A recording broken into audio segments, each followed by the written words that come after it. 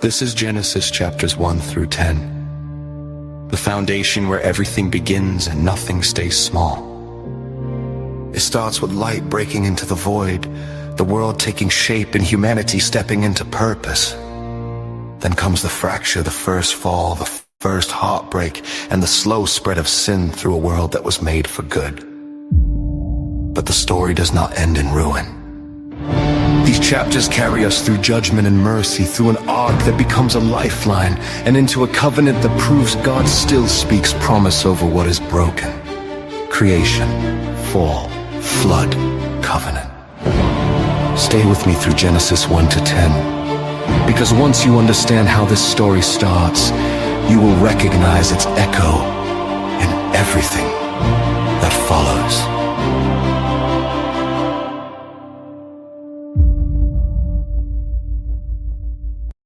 In the beginning, God created the heaven and the earth. And the earth was without form and void, and darkness was upon the face of the deep.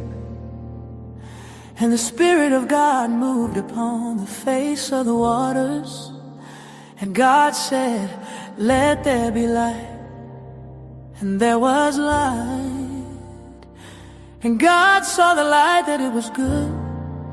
And God divided the light from the darkness, and God called the light day, and the darkness He called night, and the evening and the morning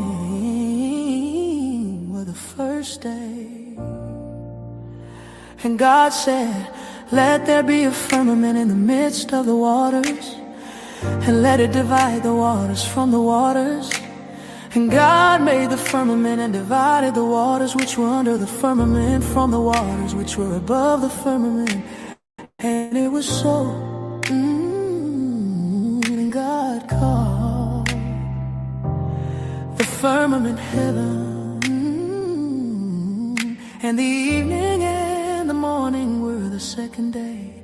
And God said, "Let the waters under the heaven be gathered together unto one place, and let the dry land appear." And it was so. And God called the dry land earth, and the gather together of the waters called He seas. And God saw that it was good. And God said, "Let the earth bring forth grass, the herb yielding seed, and the fruit tree yielding fruit after his kind, whose seed is in itself upon the earth." And it was so. And the earth brought forth grass and herb yielding seed after his kind, and the tree yielding fruit, whose seed was in itself after his kind. And God saw that it was good. The evening and the morning were the third day. And God said, "Let there be lights in the firmament of the heaven to divide the day from the night, and let them be for signs and for seasons and for days and years. And let them be for lights in the firmament of the heaven to give light upon the earth." And it was so.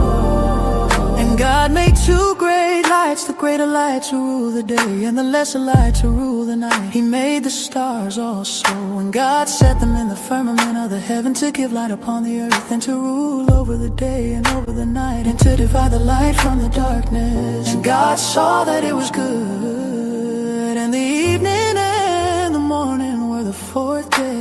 And God said, "Let there be lights in the firmament of the heaven to divide the day from the night, and let them be for signs and for seasons and for days and years. And let them be for lights in the firmament of the heaven to give light upon the earth." And it was so.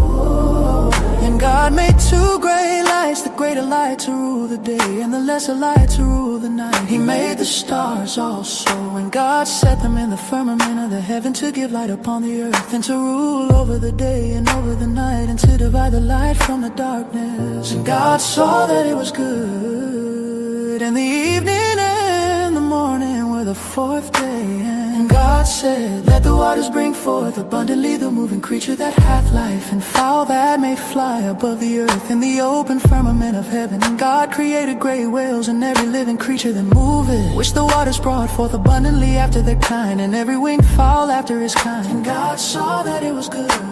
And God blessed them, saying, be fruitful and multiply, and fill the waters in the seas, and let fowl multiply in the earth. And the evening and the morning were the fifth day. And God said, let bring forth a living creature after his kind, cattle and creeping thing, and beast of the earth after his kind. And it was so. And God made the beast of the earth after his kind, and cattle after their kind, and everything that creepeth upon the earth after his kind. And God saw that it was good. And God said, let us make man in our image after our likeness, and let them have over the fowl of the air, and over the cattle, and over all the earth, and over every creeping thing that creepeth upon the earth. So God created man in his own image, in the image of God created it he him, male and female created it he them. And God blessed them, and God said unto them, be fruitful and multiply, and replenish the earth, and subdue it, and have dominion over the fish of the sea, and over the fowl of the air, and over every living thing that moveth upon the earth. And God said, behold, I have given you every herb bearing seed, which is upon the face of all the earth, and every tree, and the which is the fruit of a tree yielding seed. To you it shall be for meat, and to every beast of the earth, and to every fowl of the air, and to everything that creepeth upon the earth, wherein there is life, I have given every green herb for meat. And it was so.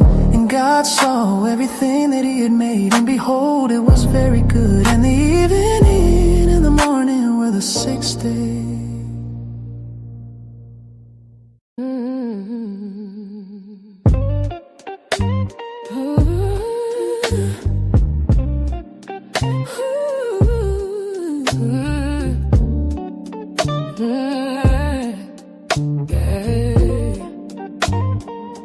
Thus the heavens and the earth were finished, and all the host of them.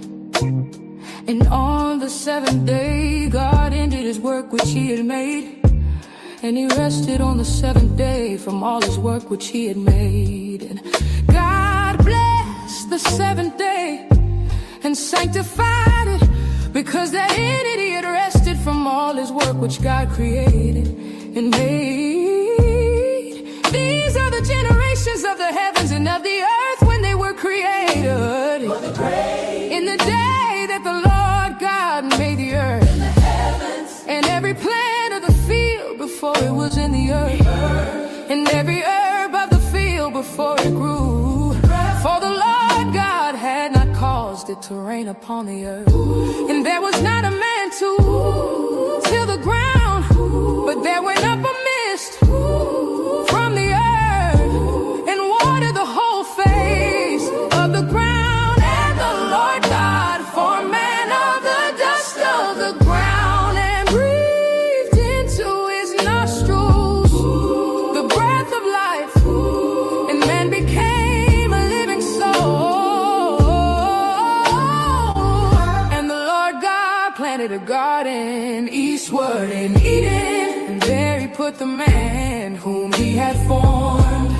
And out of the ground made the Lord God grow every tree that is pleasant to the sight and good for food, the tree of life also in the midst of the garden, and the tree of knowledge of good and evil. And a river went out of Eden to water the garden, and from thence it was parted and became into four heads. The name of the first is, that is it, which compasseth the whole land of Avila, where there is gold, and the gold of that land is good. There is billion, and the onyx stone, the same is it that compasseth, the same is it that the whole land of Ethiopia. And the name of the third river is Hiddekel, that is it, which goeth toward the east of Assyria.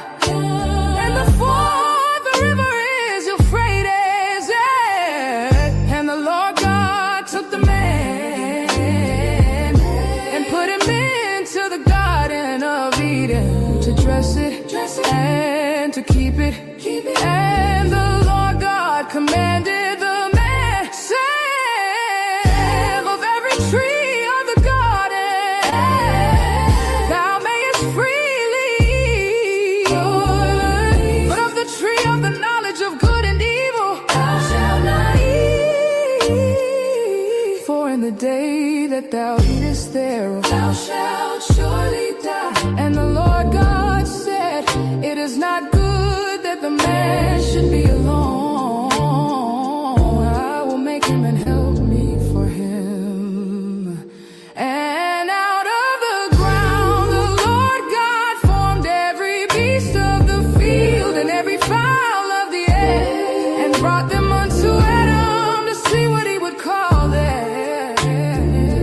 And whatsoever Adam called every living creature, that was the name thereof. And Adam gave names to all cattle, and to the fowl of the air, and to every beast of the field.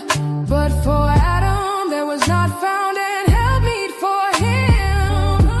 And the Lord God caused a deep sleep to fall upon him, and he took one of his ribs and closed up the flesh instead thereof. And the rib which the Lord God had taken from man made he a woman, and brought her unto the man. And Adam said, this is now bone of my bones and flesh of my flesh. She shall be called woman, because she was taken out of man. Therefore shall a man leave his father and his mother, and shall cleave unto his wife, and they shall be one flesh. And they were both naked, the man and his wife, and were not his wife, and were not ashamed.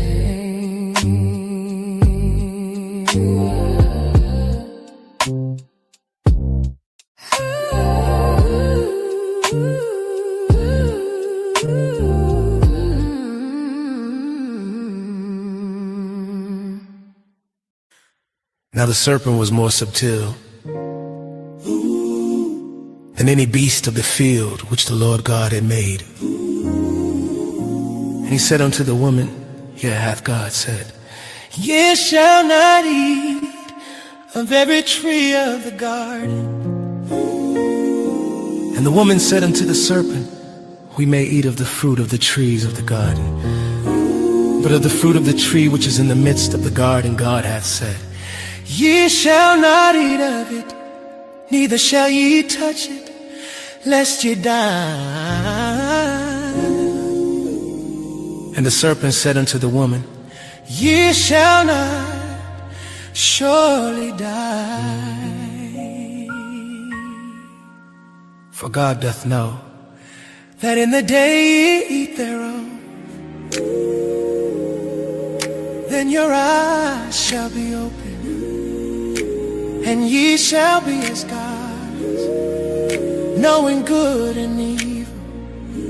And when the woman saw that the tree was good for food, and that it was pleasant to the eyes, and a tree to be desired to make one wise, she took of the fruit thereof, and did eat, and gave also unto her husband with her, and he did eat, and the eyes of them both were open, and they knew that they were naked, and they sewed fig leaves together, and made themselves aprons. And they heard the voice of the Lord God walking in the garden in the cool of the day.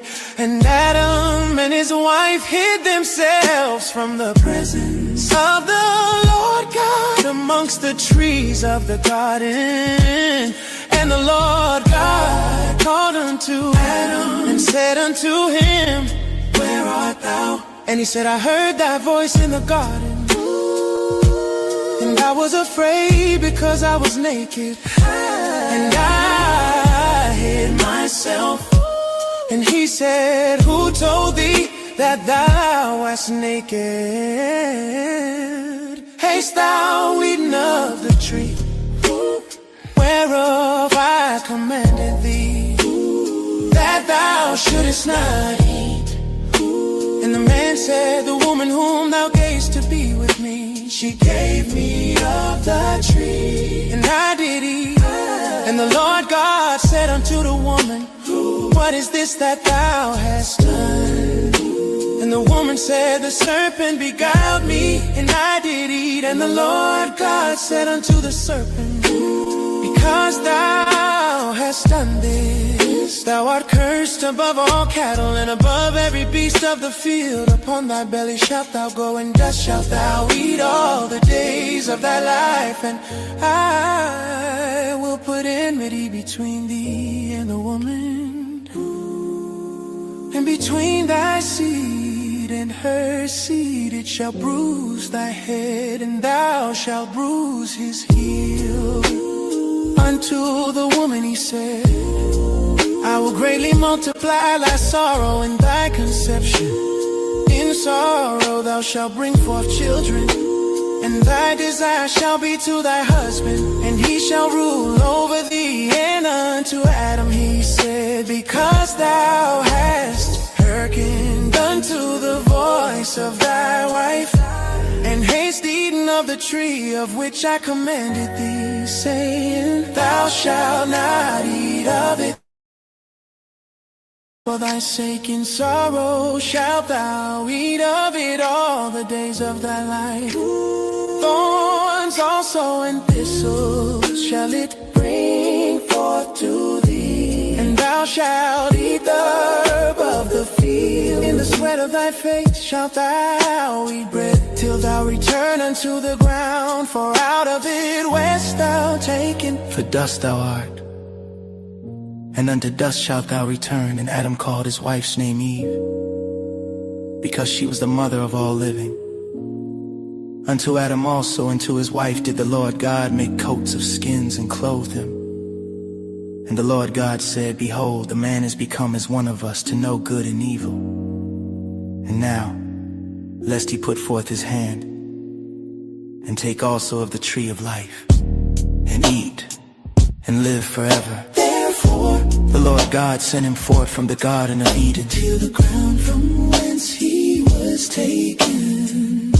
So he drove out the man, and he placed at the east of the Garden of Eden cherubims and a flaming sword which turned every way to keep the way of the tree of life.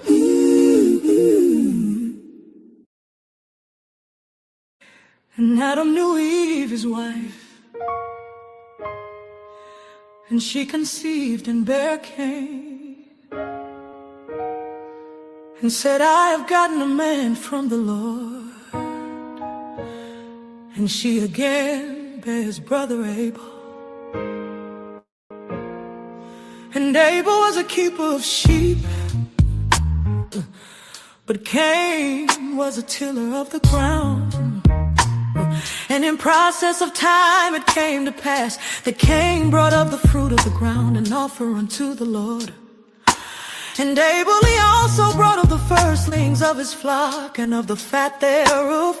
And the Lord had respect unto Abel and to his offering, but unto Cain and to his offering he had not respect. And Cain was very wroth, and his countenance fell. And the Lord said unto Cain, why art thou wroth, and why is thy countenance fallen? If thou dost well, shalt thou not be accepted. And if thou dost not well, sin lieth at the door, and unto thee shall be his desire, and thou shalt rule over him.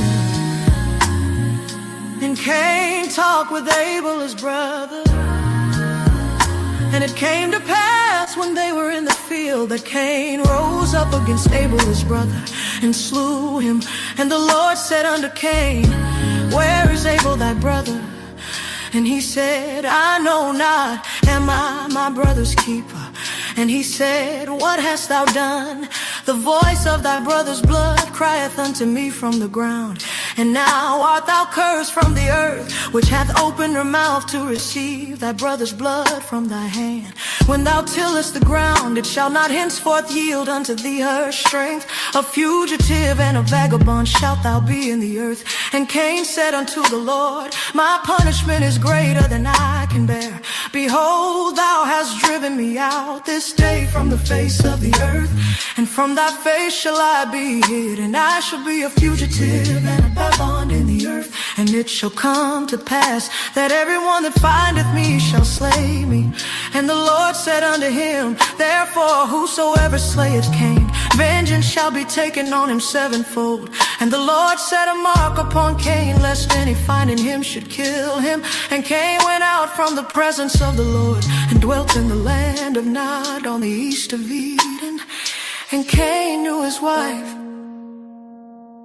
and she conceived and bare. And he builded a city, and called the name of the city after the name of his son Enoch. And unto Enoch was born Ad, and Arad begat Mehuel, and Mehuel begat, and Methuselah begat Methuel begat, and Lamech took unto him 2 wives. The name of the one was Ada, and the name of the other Zillah. And Ada bare Jabir. He was the father of such as dwell in tents, and of such as have cattle. And his brother's name was Jubal. He was the father of all such as handle the harp and organ. And Zillah, she also bare Tubal-Cain, an instructor of every artificer in brass and iron. And the sister of Tubal-Cain was Naamah. And Lamech said unto his wives, Ida and Zillah, hear my voice, ye wives of Lamech, hearken unto my speech. For I have slain a man to my wounding, and a young man shall be avenged sevenfold. Truly Lamech 70 and sevenfold. And Adam knew his wife again, and she bare a son, and called his name. For God said, she hath appointed me another seed instead of Abel, whom Cain slew. And to Seth, to him also there was born a son, and he called his name. Then began men to call upon the name of the Lord. This is the book of the generations of Adam. In the day that God created man, in the likeness of God made he him. Male and female created he them, and blessed them, and called their name Adam.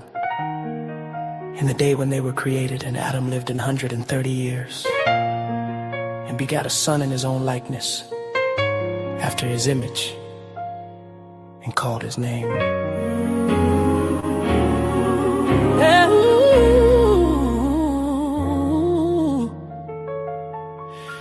And the days of Adam, after he had begotten Seth, were 800 years. And he begat sons and daughters. And all the days that Adam lived were 930 years. And he died. And Seth lived 105 years. And Seth lived after he begat. Lived after he begat. 807 years. And all the days of Seth were 912 years. And he died, and Enos lived 90 years. And Enos lived after he begat. After he begat. 815 years. 115 years.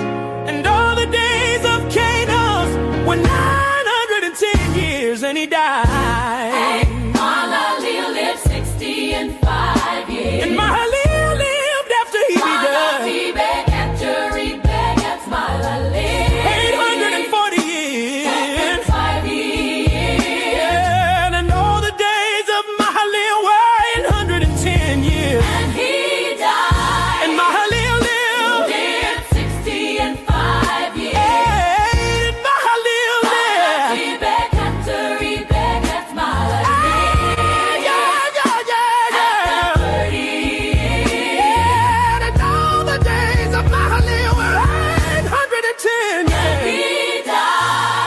And Enoch lived 65 years, and he began. Pilate lived after Enoch later in.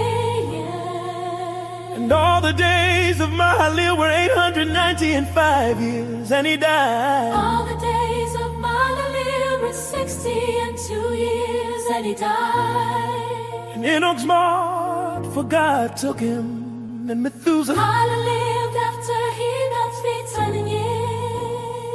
And Methuselah lived after he begat Lamech 780 and 2 years, and he died. All the days of Methuselah were 969 years, and he died. And Enoch lived 60 and 5 years. Enoch killed Enoch's mother.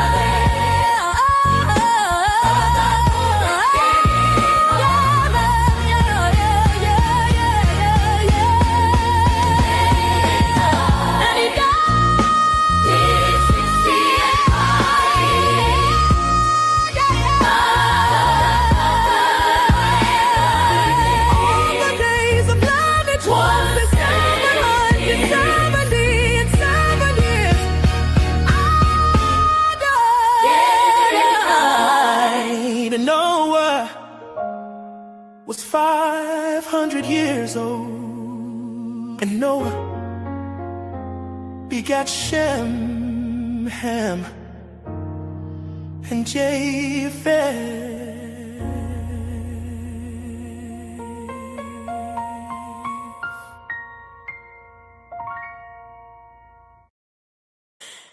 And it came to pass, when men began to multiply on the face of the earth, and daughters were born unto them, that the sons of God saw the daughters of men, that they were fair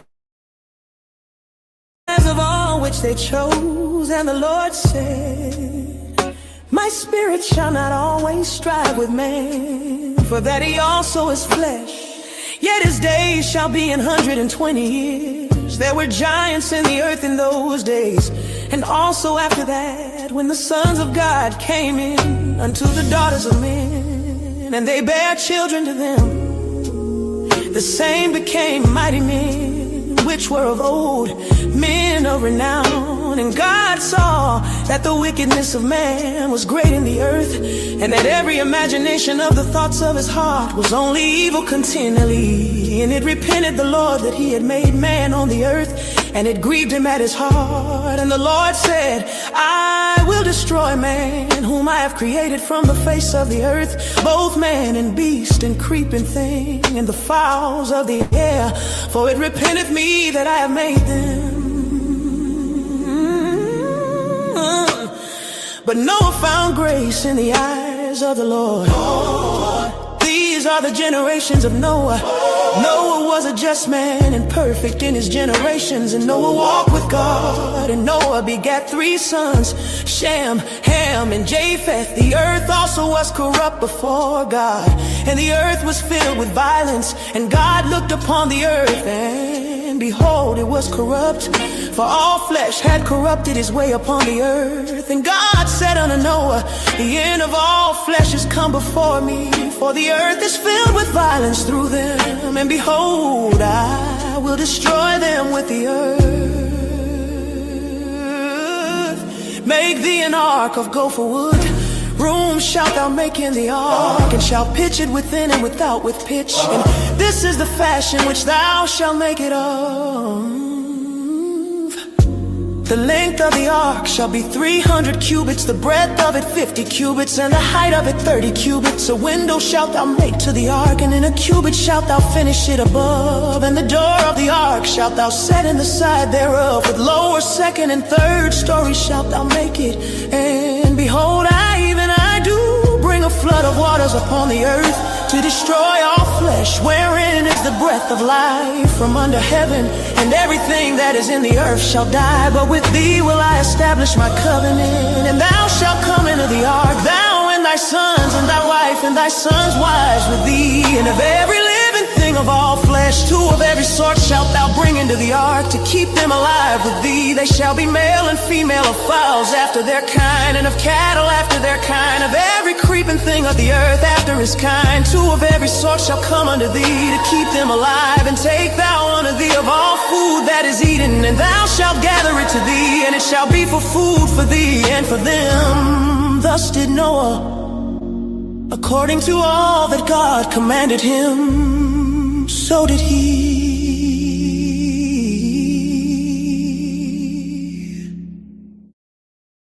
The Lord said unto Noah, come thou and all thy house into the ark. For thee have I seen righteous before me in this generation.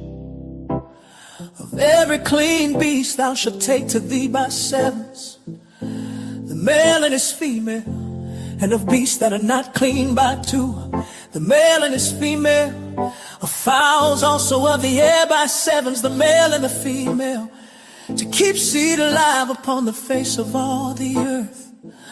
For yet 7 days, and I will cause it to rain upon the earth 40 days and 40 nights, and every living substance that I have made will I destroy from off the face of the earth. And Noah did according unto all that the Lord commanded him. And Noah was 600 years old when the flood of waters was upon the earth. And Noah went in, and his sons and his wife and his sons' wives with him into the ark, because of the waters of the flood, of clean beasts and of beasts that are not clean, and of fowls and of everything that creepeth upon the earth. There went in 2 and 2 unto Noah into the ark, the male and the female, as God had commanded Noah. And it came to pass after 7 days that the waters of the flood were upon the earth. In the 600 year of Noah's life, in the 2nd month, the 17th day of the month, the same day were all the fountains of the great deep broken up, and the windows of heaven were opened, and the rain was upon the earth 40 days and 40 nights. Answered Noah and Shem and Ham, and made the sons of Noah, and Noah's wife, and the 3 wives of his sons with them into the ark. And every beast after his kind, and all the cattle after their kind, and every creeping thing that creepeth upon the earth, and after his kind, and every fowl after his kind, every bird of every sort. And they went in unto Noah into the ark, 2 and 2 of all flesh, wherein is the breath of life. And they that went in, male and female of all flesh, as God had commanded him. And the Lord shut him in. And the flood was 40 days upon the earth, and the waters increased and bare up the ark, and it was lift up above the earth, and the waters prevailed and were increased greatly upon the earth. And the ark went upon the face of the waters, and the waters prevailed exceedingly upon the earth. And all the high hills that were under the whole heaven were covered. 15 cubits upward did the waters prevail. And the mountains were covered, and all flesh died that moved upon the earth, both of fowl and of cattle and of beast, and of every creeping thing that creepeth upon the earth. And every man, all in whose nostrils was the breath of life, of all that was in the dry land died, and every living substance was destroyed which was upon the face of the ground, both man and cattle and the creeping things, and the fowl of the heaven, and they were destroyed from the earth. And Noah only remained alive, and They that were with him in the ark, and the waters prevailed upon the earth. And 150 days.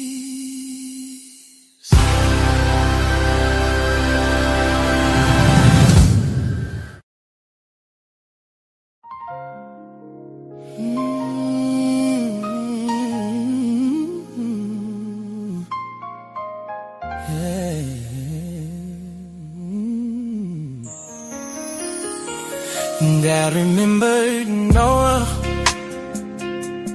and every living thing, and all the cattle that was with him in the ark.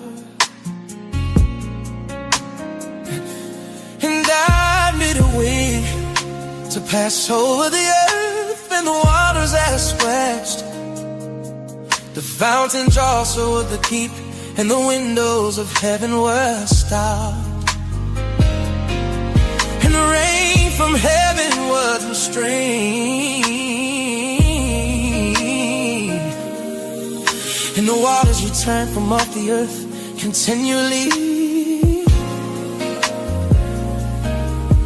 And after the end of the 150 days, the waters were abated, and the ark rested in the 7th month, on the 17th day of the month,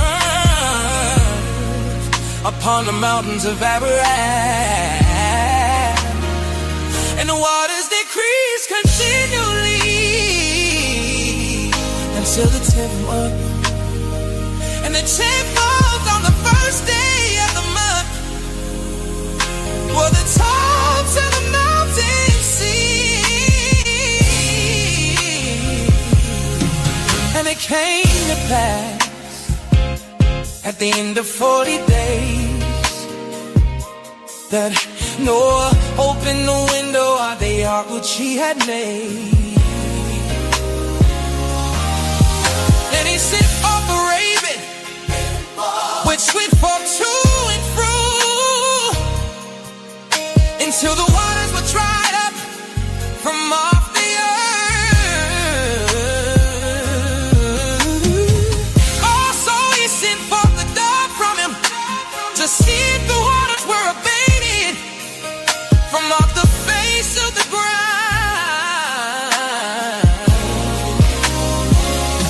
But the dove found no rest for the sole of her foot, and she returned unto him into the ark. For the waters were on the face of the whole earth. Then he put forth his hand and to pour him into the ark. And he spake it over 7 days. And again he sent forth the dove out of the ark. And the dove came into in the evening, and lo, in her mouth was an olive leaf plucked off. So Noah knew that the waters were abated from off the earth.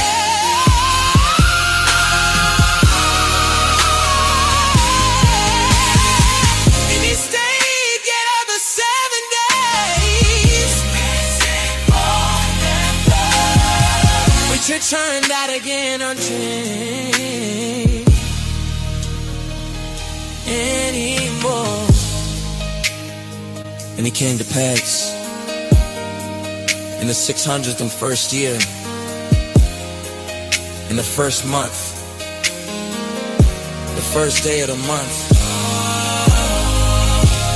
the waters were dried up from off the earth. And Noah removed the covering of the ark, and looked, and behold, the face of the ground was dry. And in the 2nd month, in the 27th day of the month, was the earth dry. And God spake unto unto Noah, saying, go forth of the ark, thou and thy wife and thy sons and thy sons' wife with thee. Bring forth with thee every living thing that is with thee, of all flesh, both the fowl and the cattle, and of every creeping thing that creepeth upon the earth, that they may breed abundantly in the earth, and be fruitful and multiply upon the earth. And Noah went forth, and his sons, and his wife, and his sons' wives with thee. Every beast, every creeping thing, and every fowl, and whatsoever creepeth upon the earth,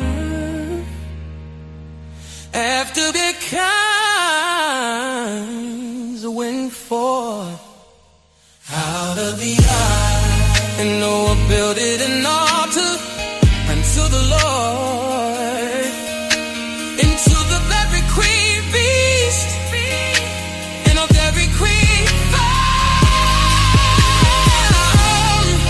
and offered burnt offerings on the altar. And the Lord smelled a sweet savor. And the Lord said in his heart, I will not again curse the ground anymore for man's sake. For the imagination of man's heart is evil from his youth. Neither will I again smite anymore everything living as I have done,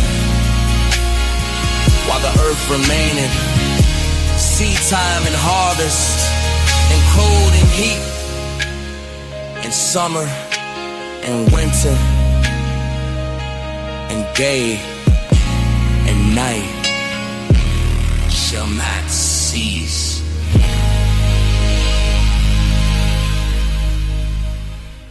God blessed Noah and his sons, and said unto them, be fruitful and multiply, and replenish the earth.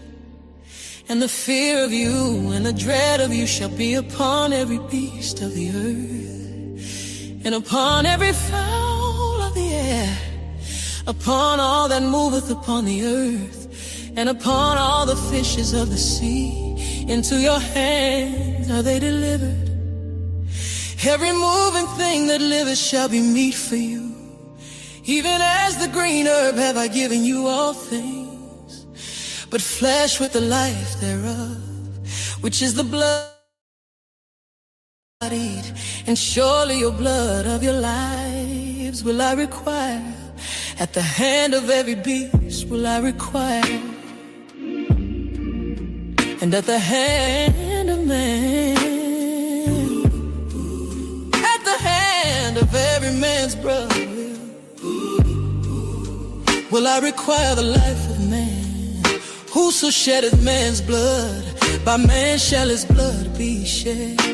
For in the image of God made he man, and you be fruitful and multiply, bring forth abundantly in the earth, and multiply therein. And God spake unto Noah and to his sons with him, saying, and I, behold, I establish my covenant with you, and with your seed after you, and with every living creature that is with you, of the fowl, of the cattle, and of every beast of the earth with you, from all that go out of the ark, to every beast of the earth. And I will establish my covenant with you. Neither shall all flesh be cut off anymore by the waters of a flood, neither shall there anymore be a flood to destroy the earth. And God said, this is the token of the covenant which I make between me and you and every living creature that is with you. For perpetual generations I do set my bow in the cloud, and it shall be for a token of a covenant between me and the earth. And it shall come to pass when I bring a cloud over the earth, that the bull shall be seen in the cloud. And I will remember my covenant which is between me and you and every living creature of all flesh. And the water shall no more become a flood to destroy all flesh. And the bow shall be in the cloud, and I will look upon it, that I may remember the everlasting covenant between God and every living creature of all flesh that is upon the earth. And God said unto Noah, this is the token of the covenant which I have established between me and all flesh that is upon the earth.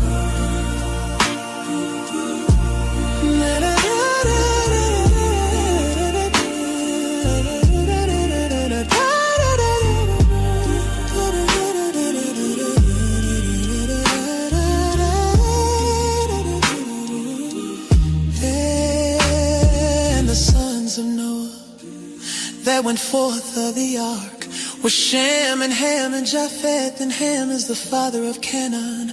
These are the three sons of Noah, and of them was the whole earth overspread. And Noah began to be an husbandman, and he planted a vineyard, and he drank of the wine and was drunken, and he was uncovered within his tent. And Ham, the father of Canaan, saw the nakedness of his father and told his two brethren without. And Shem and Japheth took a garment and laid it upon both their shoulders, and went backward and covered the nakedness of their father. And their faces were backward, and they saw not their father's nakedness. And Noah awoke from his wine and knew what his younger son had done unto him. And he said, cursed be Canaan, a servant of servants shall he be unto his brethren. And he said, blessed be the Lord God of Shem, and Canaan shall be his servant. God shall enlarge Japheth, and he shall dwell in the tents of Shem, and Canaan shall be his servant.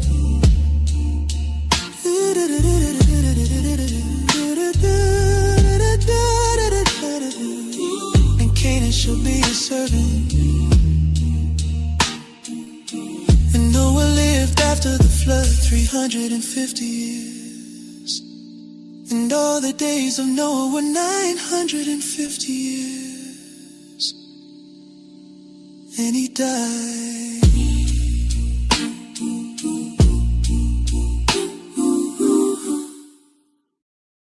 Now these are the generations of the sons of Noah, Shem, Ham, and Japheth. And unto them were sons born after the flood, the sons of Japheth, Gomer and Magog and Madai and Javan and Tubal and Meshech and Tiras. And the sons of Gomer, Ashkenaz and Riphath and Togarmah. And the sons of Javan, Elisha and Tarshish, Kittim and Dadanam. By these were the isles of the Gentiles, divided in their lands, everyone after his tongue, after their families and their nations. And the sons Cush and Mizraim and Phut and Canaan. And the sons of Cush, Seba and Havilah and Sapta and Ramah and Sapticha. And the sons of Ramah, Sheba and Dedan. And Cush begat Nimrod. He began to be a mighty one in the earth. He was a mighty hunter before the Lord. Wherefore it is said, even as Nimrod, the mighty hunter before the Lord. And the beginning of his kingdom was Babel, and Eresh and Akkad and Calneh in the land of Shinar. Out of that land went forth Asher, and building it at May, and the city Rehoboth and Calah, and Rezin between Nineveh. The same is a great city, and Mizraim begat Ludum, and Anamim, and Lehabim, and Naphtuhim, and Pathrasim, and Casluhim, and Caphtorim, and Canaan begat Sidon, his firstborn, and Heth, and the Jebusite, and the Amorite, and the Girgasite, and the Hivite, and the Archite, and the Sinanite, and the Arvadite, and the Zamorite, and the Hamathite. And afterward were the families of the Canaanites spread abroad, and the border of the Canaanites was from Sidon, as thou comest to Gerar unto Gaza, as thou goest unto Sodom and Gomorrah, and in Admah and Zeboim, even unto Lasha. These are the sons of Ham, after their families, after their tongues, in their countries, and in their nation. Unto Shem also, the father of all the children of Eber, the brother of Japheth the elder, even to him were children born.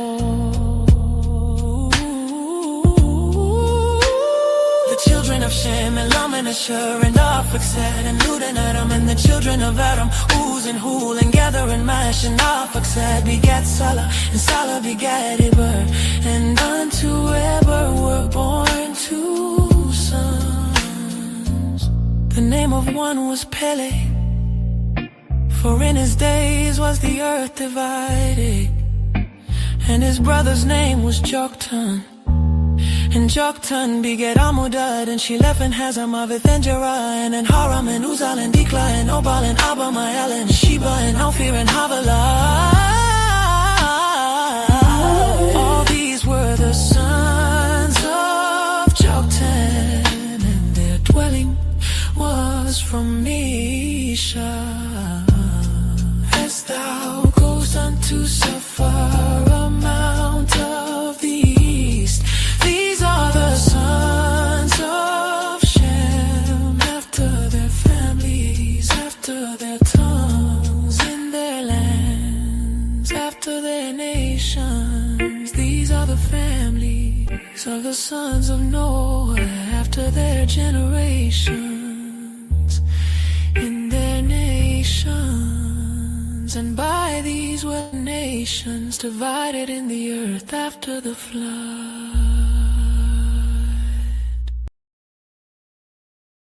Genesis chapters 11 through 20 begins with people scattering in every direction. And then it follows one life that won't let the story go. It starts with a world that tries to rise together, only to break apart in confusion. Out of that spread and shattered world, the story tightens to Abram, called away from the familiar into the unknown with a promise that sounds impossible. The road turns rough fast, hunger presses in, fear complicates decisions, and growing wealth sparks conflict that forces a painful separation. Then war erupts, Lot is taken, and Abram races into danger to bring him back. In the quiet after, a strange blessing and a sacred moment hint that heaven is moving in the background. Night falls, stars blaze, and a covenant is sealed in darkness.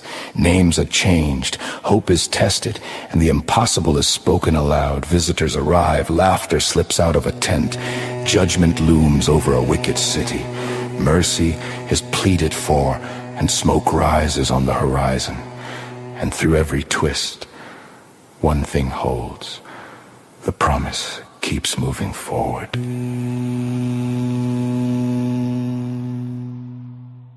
The whole earth was of one language and of one speech.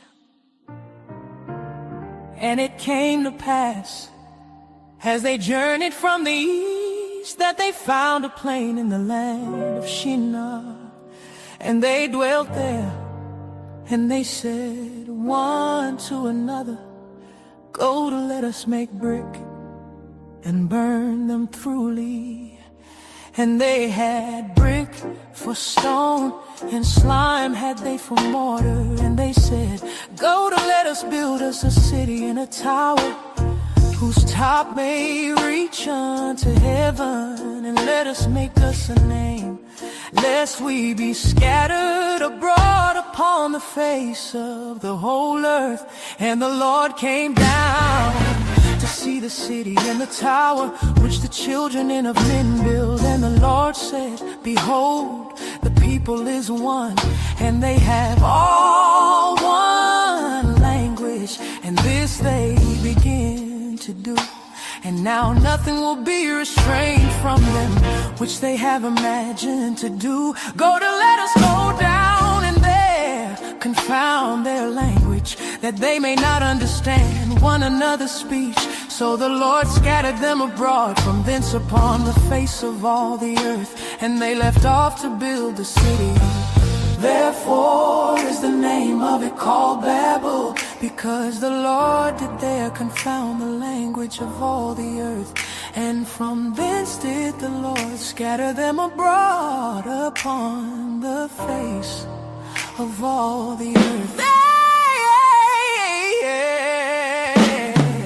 These are the generations of Shem. Was 100 years old and begat Arphaxad 2 years after the flood. And Shem lived after he begat Arphaxad 500 years and begat sons and daughters. And Arphaxad lived 35 years and begat Seth. And Arphaxad lived after he begat Salah 400 years. Arphaxad lived and begat sons and daughters. And Salah lived 30 years and begat Eber 403 years and begat sons and daughters. Eber lived 430 years and begat Eligid. And Eber lived after he begat Peleg 430 years and begat sons and daughters. And Peleg lived 30 years and begat. And Peleg lived after he begat Real 200 and daughters. Eber lived 230 years and begat sons and daughters. Eber lived after he begat Serug 207 years and begat sons and daughters. And Serug lived 30 years and begat. And Serug lived after he begat Nar 200 years and begat sons and daughters. And 9 and 20 years and begat. And Nar lived after he begat Terah 119 years and begat sons and daughters. And Terah lived 70 years and begat Abram, Noah, and Haran. And Haran and Haran begat Lot. And Haran died before his father Terah in the land of his nativity, in Ur of the Chaldees. And Abram and Noah took them wives. The name of Abram's wife was Sarai, and the name of Noah's wife Milcah, the daughter of Haran,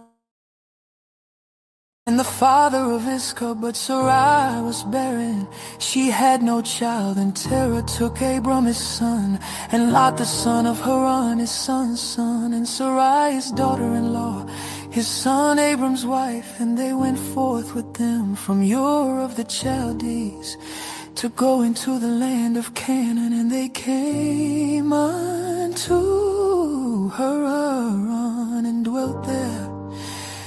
And the days of Terah were 205 years, and Terah died in Haran.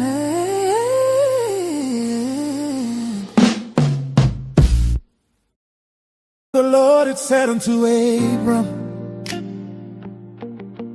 get thee out of thy country, and from thy kindred, and from thy father's house, unto a land that I will shew thee. And I will make of thee a great nation, and I will bless thee, and make thy name great, and thou shalt be a blessing. And I will bless them that bless thee, and curse him that curseth thee. And in thee shall all families of the earth be blessed. So Abram departed, as the Lord had spoken unto him, and Lot went with him. And Abram was 75 years old when he departed out of Haran. And Abram took Sarai his wife, and Lot his brother's son, and all their substance that they had gathered, and the souls that they had gotten in Haran. And they went forth to go into the land of Canaan, and into the land of Canaan they came. And Abram passed through the land unto the place of Sichem, unto the plain of Moreh. And the Canaanite was then in the land. And the Lord appeared unto Abram and said, unto thy seed will I give this land. And there builded he an altar unto the Lord, who appeared unto him. And he removed from thence unto a mountain on the east of Bethel, and pitched his tent, having Bethel on the west and Hai on the east. And there he builded an altar unto the Lord, and called upon the name of the Lord. Abram journeyed, and there was a famine in the land, and Abram went down into Egypt to sojourn there. For the famine was grievous in the land. And it came to pass, when he was come near to enter into Egypt, that he said unto Sarai his wife, behold, now I know that thou art a fair woman to look upon. Therefore it shall come to pass, when the Egyptians shall see thee, that they shall say, this is his wife. And they will kill me, but they will save thee alive. Say, I pray thee, thou art my sister, that it may be well with me for thy sake. And my soul shall live because of thee. And it came to pass, that when Abram was come into Egypt, the Egyptians beheld the woman, and she was very fair. The princes also of Pharaoh saw her, and commended her before all. The woman was taken into Pharaoh's house, and he entreated Abram well for her sake. And he had sheep and oxen, and he asses, and men servants, and maid servants, and she asses, and camels. And the Lord plagued Pharaoh and his house with great plagues, because of Sarai, Abram's wife. And Pharaoh called Abram and said, what is this that thou hast done unto me? Why didst thou not tell me that she was thy wife? Why saidst thou, she is my sister, so I might have taken her to me to wife? Now therefore, behold thy wife, take her and go thy way. And Pharaoh commanded his men concerning him, and they sent him away, and his wife, and all that he had. And Abram went up out of Egypt, he and his wife, and all that he had, and Lot with him into the south. And Abram was very rich in cattle, and silver, and in gold. And he went on his journeys from the south even to Bethel, unto the place where his tent had been at the beginning, between Bethel and Hai, unto the place of the altar which he had made there at the first. And there Abram called on the name of the Lord. And Lot also, which went with Abram, had flocks and herds and tents, and the land was not able to bear them, that they might dwell together, for their sons not dwell together. And there was a strife between the herdmen of Abram's cattle and the herdmen of Lot's cattle. And the Canaanite and the Perizzite dwelled then in the land. And Abram said unto Lot, let there be no strife, I pray thee, between me and thee, and between my herdmen and thy herdmen. For we be brethren, is not the whole land before thee? Separate thyself, I pray thee, from me. If thou wilt take the left hand, then I will go to the right. Or if thou depart to the right hand, then I will go to the left. And Lot lifted up his eyes, and beheld all the plain of Jordan, that it was well watered everywhere, before the Lord destroyed Sodom and Gomorrah, even as the garden of the Lord, like the land of Egypt, as thou comest unto Zoar. Then Lot chose him all the plain of Jordan, and Lot journeyed east, and they separated themselves, the one from the other. Abram dwelled in the land of Canaan, and Lot dwelled in the cities of the plain, and pitched his tent toward Sodom. But the men of Sodom were wicked and sinners before the Lord exceedingly. And the Lord said unto Abram, After that Lot was separated from him, lift up now thine eyes and look from the place where thou art northward and southward and eastward and westward. For all the land which thou seest, to thee will I give it, and to thy seed forever. And I will make thy seed as the dust of the earth, so that if a man can number the dust of the earth, then shall thy seed also be numbered. Arise,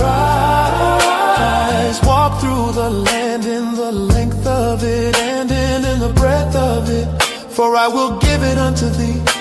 Then Abram removed his tent and came and dwelt in the plain of Mamre, which is in Hebron, and built there an altar unto the Lord.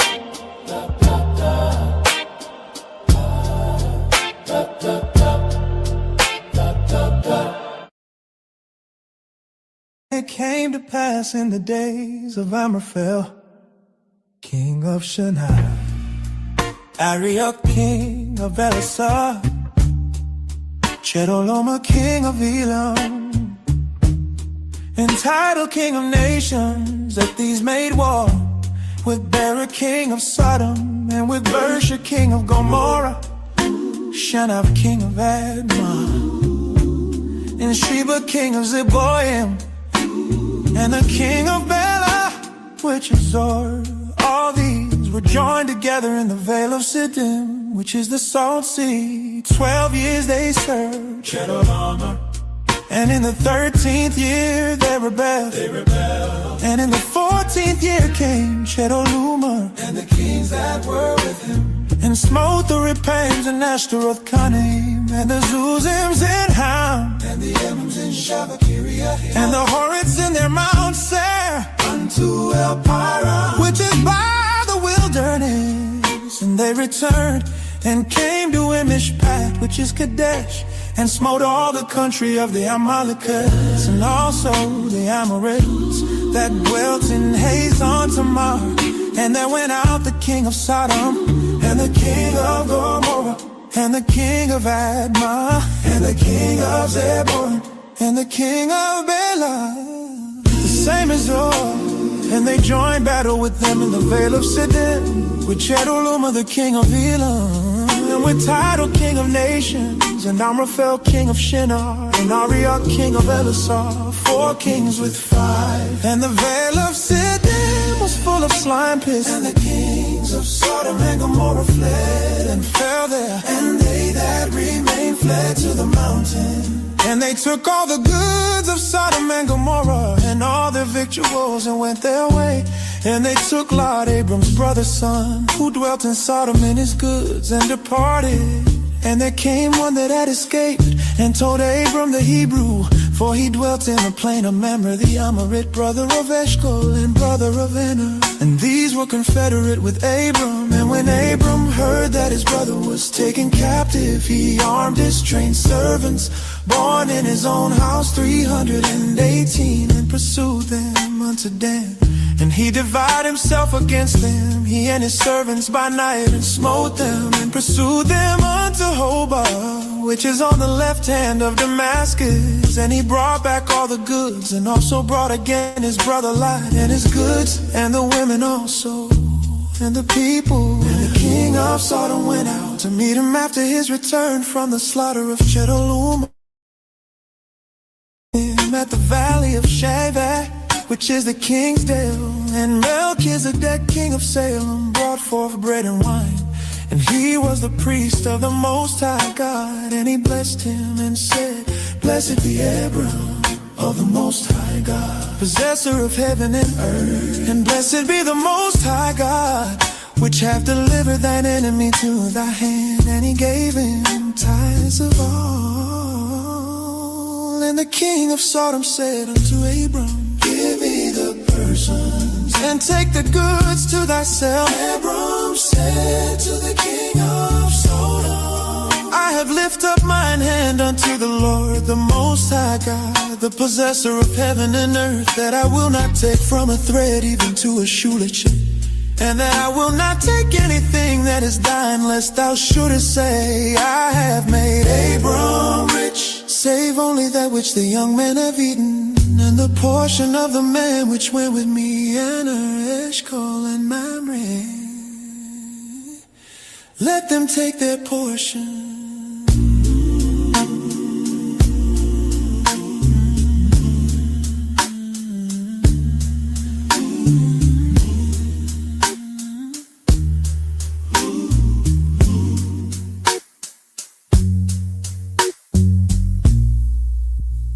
After these things, the word of the Lord came unto Abram in a vision, saying, Fear not, Abram, I am thy shield and thy exceeding great reward. And Abram said, Lord God, what wilt thou give me, seeing I go childless, and the steward of my house is this Eliezer of Damascus?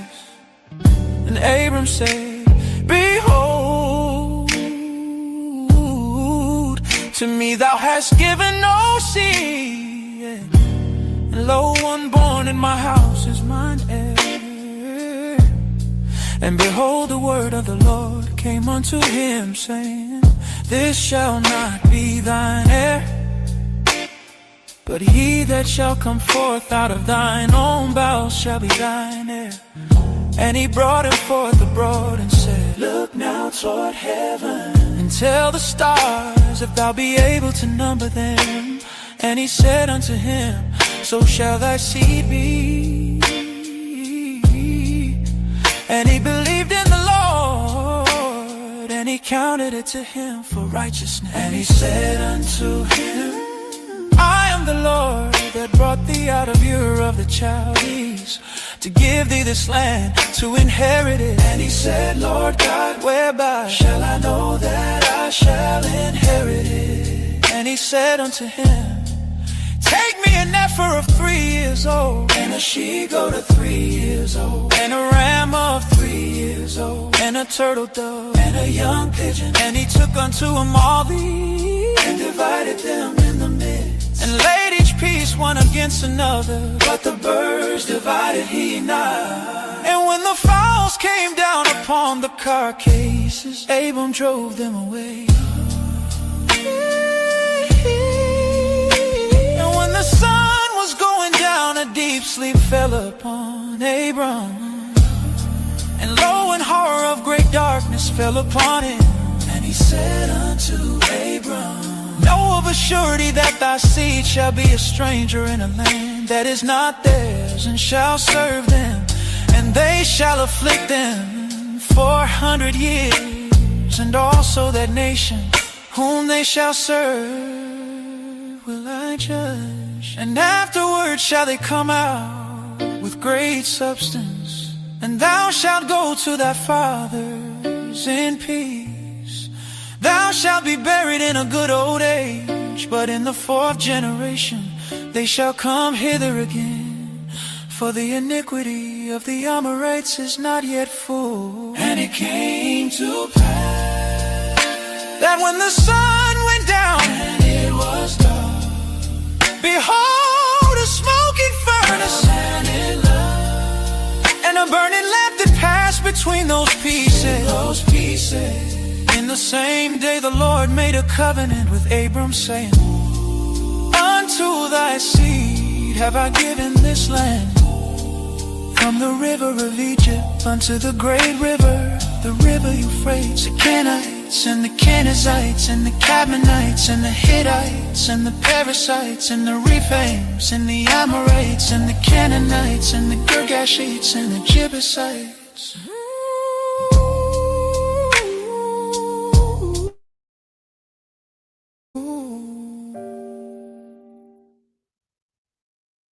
Sarai, Abram's wife, bare him no children, and she had a handmaid, an Egyptian, whose name was Hagar. And Sarai said unto Abram, Behold now, the Lord hath restrained me from bearing. I pray thee, go in unto my maid. It may be that I may obtain children by her. And Abram hearkened to the voice of Sarai. And Sarai, Abram's wife, took Hagar, her maid, the Egyptian. After Abram had dwelt 10 years in the land of Canaan, and gave her to a husband, Abram, to be his wife. And he went in unto Hagar, and she conceived. And when she saw that she had conceived, her mistress was despised in her eyes. And Sarai said unto Abram, my wrong be upon thee. I have given my maid into thy bosom. And when she saw that she had conceived, I was despised in her eyes. The Lord judge between me and thee. But Abram said unto Sarai, behold, thy maid is in thy hand. Do to her as it please thee. And when Sarai dealt hardly with her, she fled from her face. And the angel of the Lord found her by a fountain of water in the wilderness, by the fountain in the way to Shur. And he said, Hagar, Sarai's maid, whence camest thou? And whither wilt thou go? And she said, I flee from the face of my mistress Sarai. And the angel of the Lord said unto her, return to thy mistress, and submit thyself under her hands. And the angel of the Lord said unto her, I will multiply thy seed exceedingly, that it shall not be numbered for multitude. And the angel of the Lord said unto her, behold, thou art with child, and shall bear a son, and shall call his name Ishmael, because the Lord hath heard thy affliction. And he will be a wild man, his hand will be against every man, and every man's hand against him. And he shall dwell in the presence of all his brethren. And she called the name of the Lord that spake unto her, thou God seest me. For she said, have I also here looked after him that seeth me? Wherefore the well was called Beer-lahai-roi. Behold, it is between Kadesh and Beer. And Hagar bare Abram a son, and Abram called his son's name, which Hagar bare Ishmael. And Abram was 86 years old when Hagar bare Ishmael to Abram. When Abram was 90 years old and 9, the Lord appeared to Abram and said unto him, I am the Almighty God. Walk before me and be thou perfect. And I will make my covenant between me and thee, and will multiply thee exceedingly. And Abram fell on his face, and God talked with him, saying, as for me, behold, my covenant is with thee, and thou shalt be a father of many nations. Neither shall thy name any more be called Abram, but thy name shall be Abraham. For a father of many nations have I made thee, and I will make thee exceeding fruitful. And I will make nations of thee, and kings shall come out of thee. And I will establish my covenant between me and thee, and thy seed after thee, and their generations for an everlasting covenant, to be a God unto thee, and to thy seed after thee. And I will give unto thee, and to thy seed after thee, the land wherein thou art a stranger, land of Canaan, for an everlasting possession. And I will be their God. And God said unto Abraham, thou shalt keep my covenant, therefore thou and thy seed after thee in their generations. This is my covenant, which ye shall keep between me and you, and thy seed after thee. Every man-child among you shall be circumcised, and ye shall circumcise the flesh of your foreskin, and it shall be a token of the covenant betwixt me and you.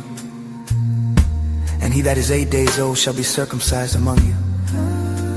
Every man-child in your generations, he that is born in the house or bought with money of any stranger, which is not of thy seed, he that is born in thy house and he that is bought with thy money must needs be circumcised. And my covenant shall be in your flesh for everlasting covenant. And the uncircumcised man-child whose flesh of his foreskin is not circumcised, the soul shall be cut off from his people. He hath broken my covenant. And God said unto Abraham, as for Sarai thy wife, thou shalt not call her name Sarai, but Sarah shall her name be. And I will bless her, and give thee a son also of her. Yeah, I will bless her, and she shall be a mother of nations. Kings of people shall be her tongue. Every man-child among you shall be circumcised, and ye shall circumcise the flesh of your foreskin, and it shall be a token of the covenant betwixt me and you. And he that is 8 days old shall be circumcised among you. Every man-child in your generations, he that is born in the house or bought with money of any stranger, which is not of thy seed, he that is born in thy house and he that is bought with thy money must needs be circumcised. And my covenant shall be in your flesh for an everlasting covenant. And the uncircumcised man-child whose flesh of his foreskin is not circumcised, that soul shall be cut off from his people. He hath broken my covenant. And God said unto Abraham, as for Sarai thy wife, thou shalt not call her name Sarai, but Sarah shall her name be. And I will bless her, and give thee a son also of her. Yea, I will bless her, and she shall be a mother of nations. Kings of people shall be of her. Then Abraham fell upon his face, and laughed, and said in his heart, shall a child be born unto him that is 100 years old? And shall Sarah that is 90 years old bear? And Abraham said unto God, O that Ishmael might live before thee. And God said, Sarah thy wife shall bear thee a son indeed, and thou shalt call his name Isaac. And I will establish my covenant with him for an everlasting covenant, and with his seed after him. And as for Ishmael, I have heard thee. Behold, I have blessed him, and will make him fruitful, and will multiply him exceedingly. 12 princes shall he beget, and I will make him a great nation. But my covenant will I establish with Isaac, which Sarah shall bear unto thee at the set time in the next year. And he left off talking with him, and God went up from Abraham. And Abraham took Ishmael his son, and all that were born in his house, and all that were bought with his money, every male among the men of Abraham's house, and circumcised the flesh of their foreskin in the selfsame day, as God had said unto him. And Abraham was 90 years old and 9 when he was circumcised in the flesh of his foreskin. And Ishmael his son was 13 years old when he was circumcised in the flesh of his foreskin. In the selfsame day was Abraham circumcised, and Ishmael his son, and all the men of his house, born in the house and bought with money of the stranger, were circumcised with him.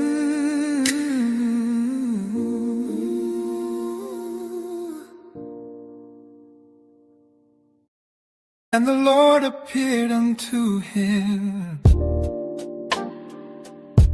in the plains of Manged, and he sat in the tent door in the heat of the day. And he lifted up his eyes and looked, and lo, 3 men stood by him. And when he saw them, he ran to meet them from the tent towards the ground and said, My Lord, if now I have found favor in thy sight, pass not away, I pray thee, from thy servant. Let a little water, I pray you, be fetched, and wash your feet, and rest yourselves under the tree. And I will fetch a morsel of bread, and comfort ye your hearts. After that ye shall pass on. For therefore are ye come to your servant. And they said, So do as thou hast said.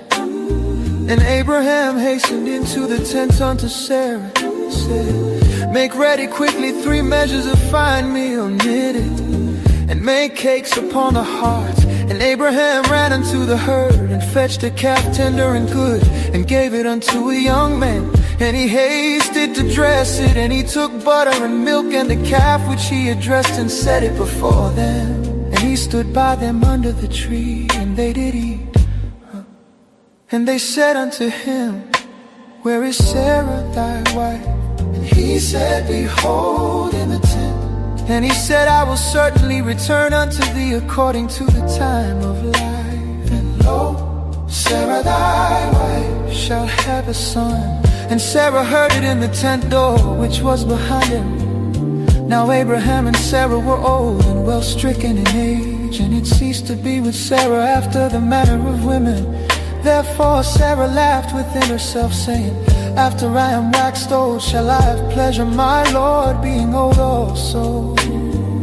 And the Lord said unto Abraham, Wherefore did Sarah laugh, saying, Shall I of a surety bear a child which am old? Is anything too hard for the Lord? At the time appointed I will return unto thee according to the time of life. And Sarah shall have a son. Then Sarah denied, saying, I laugh not, for she was afraid. And he said, Nay, but thou didst laugh. And the men rose up from thence, and looked toward Sodom. And Abraham went with them to bring them on the way. And the Lord said, Shall I hide from Abraham that thing which I do, seeing that Abraham shall surely become a great and mighty nation, and all the nations of the earth shall be blessed in him? For I know him, that he will command his children and his household after him, and they shall keep the way of the Lord, to do justice and judgment, that the Lord may bring upon Abraham that which he has spoken of him. And the Lord said, Because the cry of Sodom and Gomorrah is great, and because their sin is very grievous, I will go down now, and see whether they have done altogether according to the cry of it, which is come unto me. And if not, I will know. And the men turned their faces from thence, and went towards Sodom. But Abraham stood yet before the Lord. And Abraham drew near, and said, Wilt thou also destroy the righteous with the wicked? Peradventure there be 50 righteous within the city. Wilt thou also destroy, and not spare the place for the 50 righteous that are therein?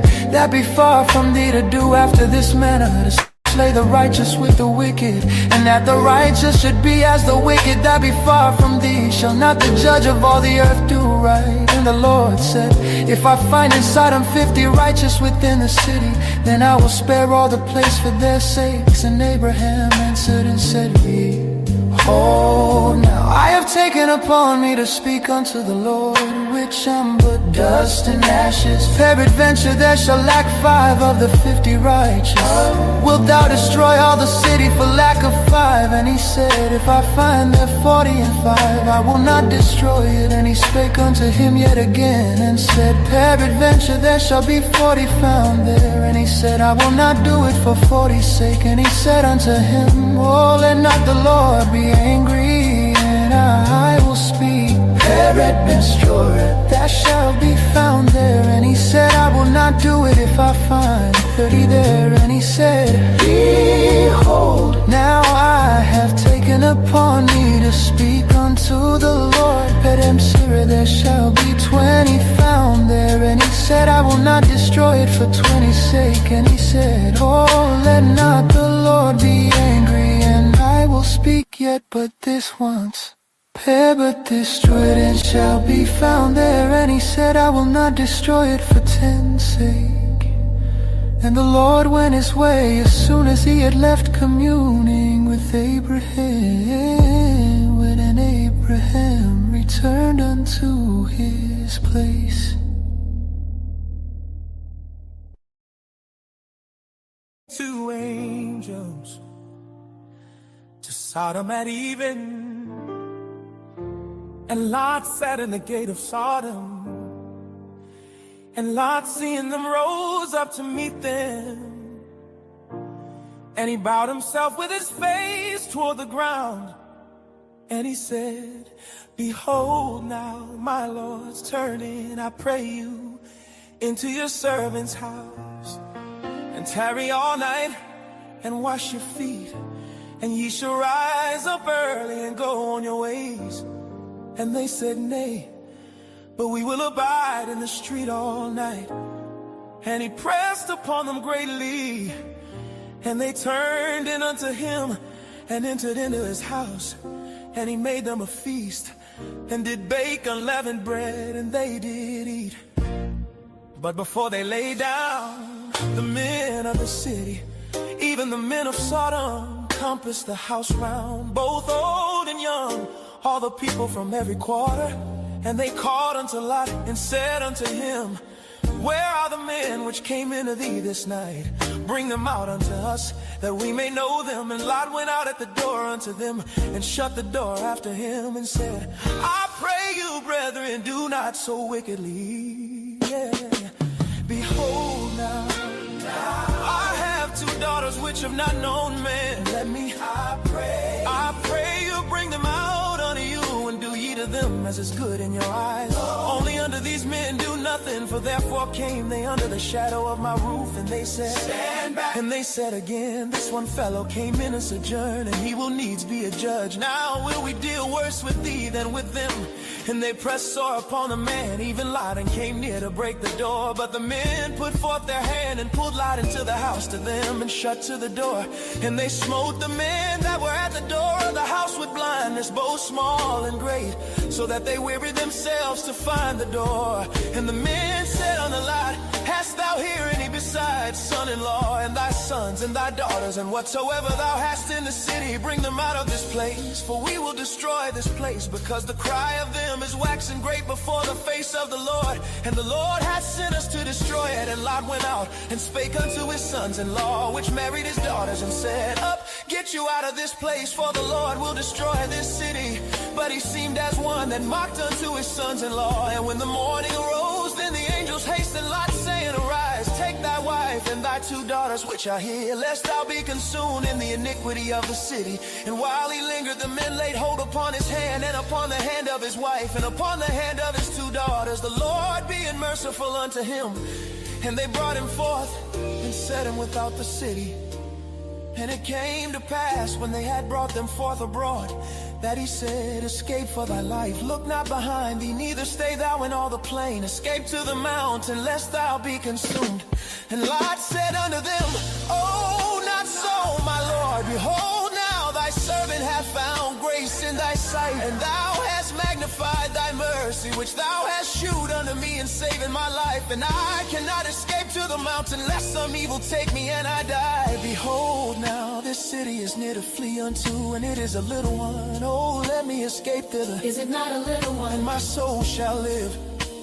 And he said unto him, see, I have accepted thee concerning this thing also, that I will not overthrow this city, for the which thou hast spoken. Haste thee, escape thither, for I cannot do anything till thou be come thither. Therefore the name of the city was called Zoar. The sun was risen upon the earth when Lot entered into Zoar. Then the Lord rained upon Sodom and upon Gomorrah brimstone and fire from the Lord out of heaven. And he overthrew those cities, and all the plain, and all the inhabitants of the cities, and that which grew upon the ground. But his wife looked back from behind him, and she became a pillar of salt. And Abraham got up early in the morning to the place where he stood before the Lord. And he looked toward Sodom and Gomorrah, and toward all the land of the plain, and beheld, and lo, the smoke of of the country went up as the smoke of a furnace. Oh, I pray you. I pray you. I pray you. I pray you. I pray you. I pray you. And it came to pass, when God destroyed the cities of the plain, that God remembered Abraham, and sent Lot out of the midst of the overthrow, when he overthrew the cities in the which Lot dwelt. And Lot went up out of Zoar, and dwelt in the mountain, and his 2 daughters with him. For he feared to dwell in Zoar, and he dwelt in a cave, he and his 2 daughters. And the firstborn said unto the younger, Our father is old, and there is not a after the manner of all the earth.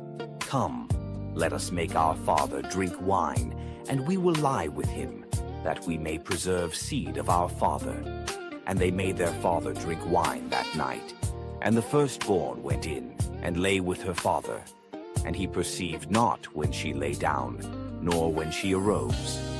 And it came to pass on the morrow, that the firstborn said unto the younger, Behold, I lay yesternight with my father. Let us make him drink wine this night also, and go thou in and lie with him, that we may preserve seed of our father. And they made their father drink wine that night also. And the younger arose and lay with him. And he perceived not when she lay down, nor when she arose. Thus were both the daughters of Lot with child by their father. And the firstborn bare a son, and called his name Moab. The same is the father of the Moabites unto this day. And the younger she also bare a son, and called his name Benami. The same is the father of the children of Ammon unto this day. And Abraham journeyed from thence toward the south country, and dwelled between Kadesh and Shur, and sojourned in Gerar. And Abraham said of Sarah his wife, She is my sister. And Abimelech king of Gerar sent and took Sarah. But God came to Abimelech in a dream by night, and said to him, Behold, thou art but a dead man, for the woman which thou hast taken, for she is a man's wife. But Abimelech had not come near her. And he said, Lord, wilt thou slay also a righteous nation? Said he not unto me, She is my sister. And even she herself said, He is my brother. In the integrity of my heart and innocency of my hands have I done this. And God said unto him in a dream, I know that thou didst this in the integrity of thy heart. For I also withheld thee from sinning against me. Therefore suffered I thee not to touch her. Now therefore restore the man his wife. For he is a prophet, and he shall pray for thee, and thou shalt live. And if thou restore her not, know thou that thou shalt surely die.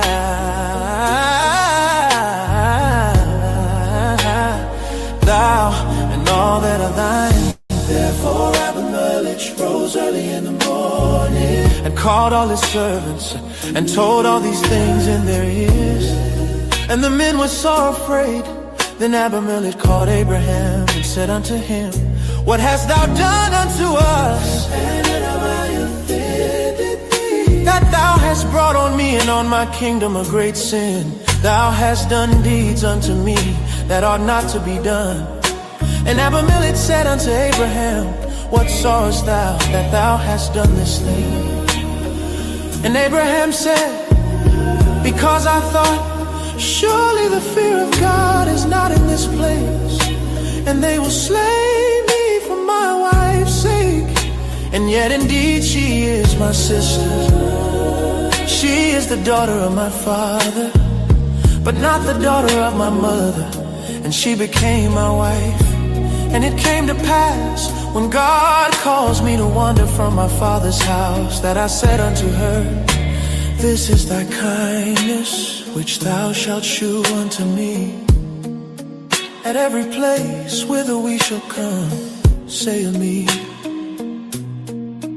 he is my brother. And Abimelech took sheep and oxen and men servants and women servants, and gave them unto Abraham, and restored him Sarah his wife. And Abimelech said, behold, my land is before thee, dwell where it pleaseth thee. And unto Sarah he said, behold, I have given thy brother 1,000 pieces of silver. Behold, he is to thee a covering of the eyes unto all that are with thee, and with all other. Thus she was reproved. So Abraham prayed unto God, and God healed Abimelech and his wife and his maidservants, and they bare children. For the Lord had fast closed up all the wombs of the house of Abimelech, because of Sarah, Abraham's wife.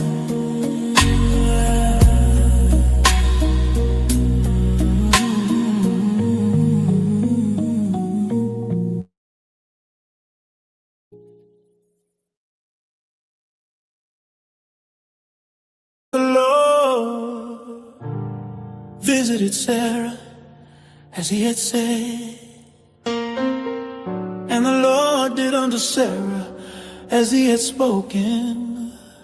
For Sarah conceived and bare Abraham a son in his old age, at the set time of which God had spoken to him. And Abraham called the name of his son that was born unto him, whom Sarah bare to him, Isaac. And Abraham circumcised his son Isaac, being 8 days old, as God had commanded him. And Abraham was 100 years old when his son Isaac was born unto him. And Sarah said, God hath made me to laugh, so that all that hear will laugh with me. And she said, who would have said unto Abraham that Sarah should have given children suck? For I have borne him a son in his old age. And the child grew and was weaned, and Abraham made a great feast the same day that Isaac was weaned. And Sarah saw the son of Hagar the Egyptian, which she had born unto Abraham, mocking.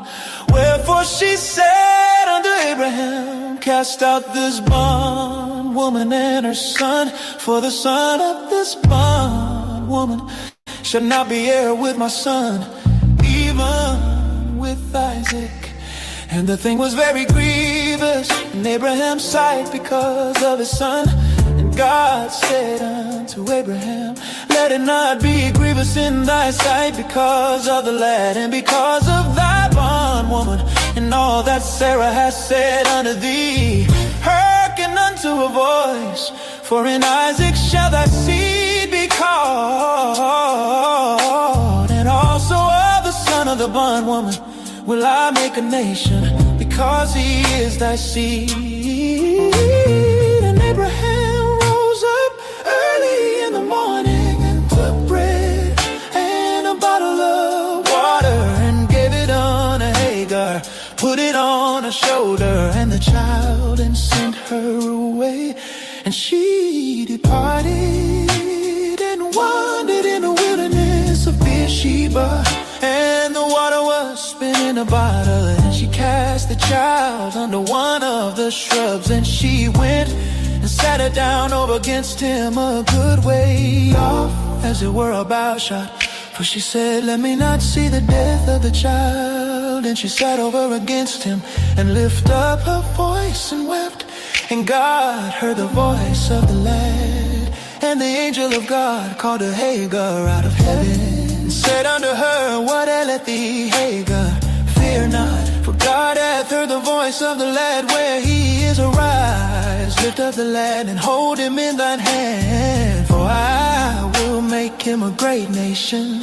And God opened her eyes, and she saw a well of water. And she went and filled the bottle with water and gave the lad drink. And God was with the lad, and he grew and dwelt in the wilderness and became an archer. And he dwelt in the wilderness of Paran. And his mother took him a wife out of the land of Egypt. And it came to pass at that time that Abimelech and Phicol, the chief captain of his host, spake unto Abraham, saying, God is with thee in all that thou dost. Now therefore swear unto me here by God that thou wilt not deal falsely with me, nor with my son, nor with my son's son, but according to the kindness that I have done unto thee, thou shalt do unto me, and to the land wherein thou hast sojourned. And Abraham said, I will swear. Abraham reproved Abimelech because of a well of water which Abimelech's servants had violently taken away.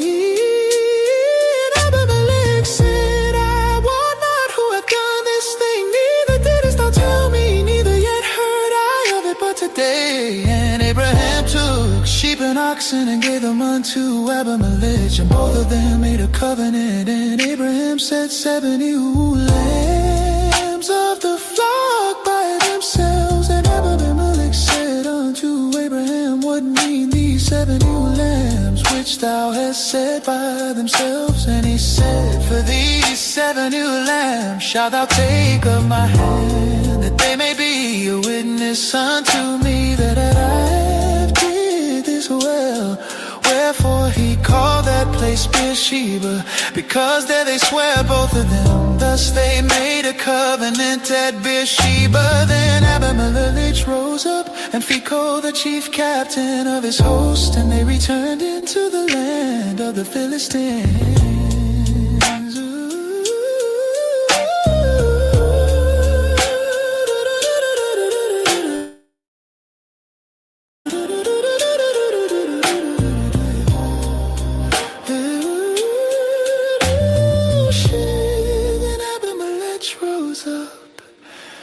Phicol, the chief captain of his host, and they returned into the land of the Philistines.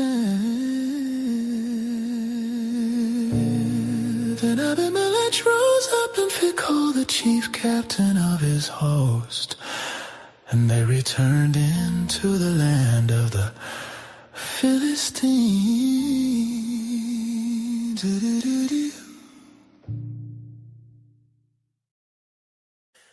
And it came to pass after these things that God did tempt Abraham and said unto him, here I am. And he said, behold, here I am. And he said, take now thy son, thine only son, Isaac, whom thou lovest, and get thee into the land of Moriah, and offer him there for a burnt offering upon one of the mountains which I will tell thee of.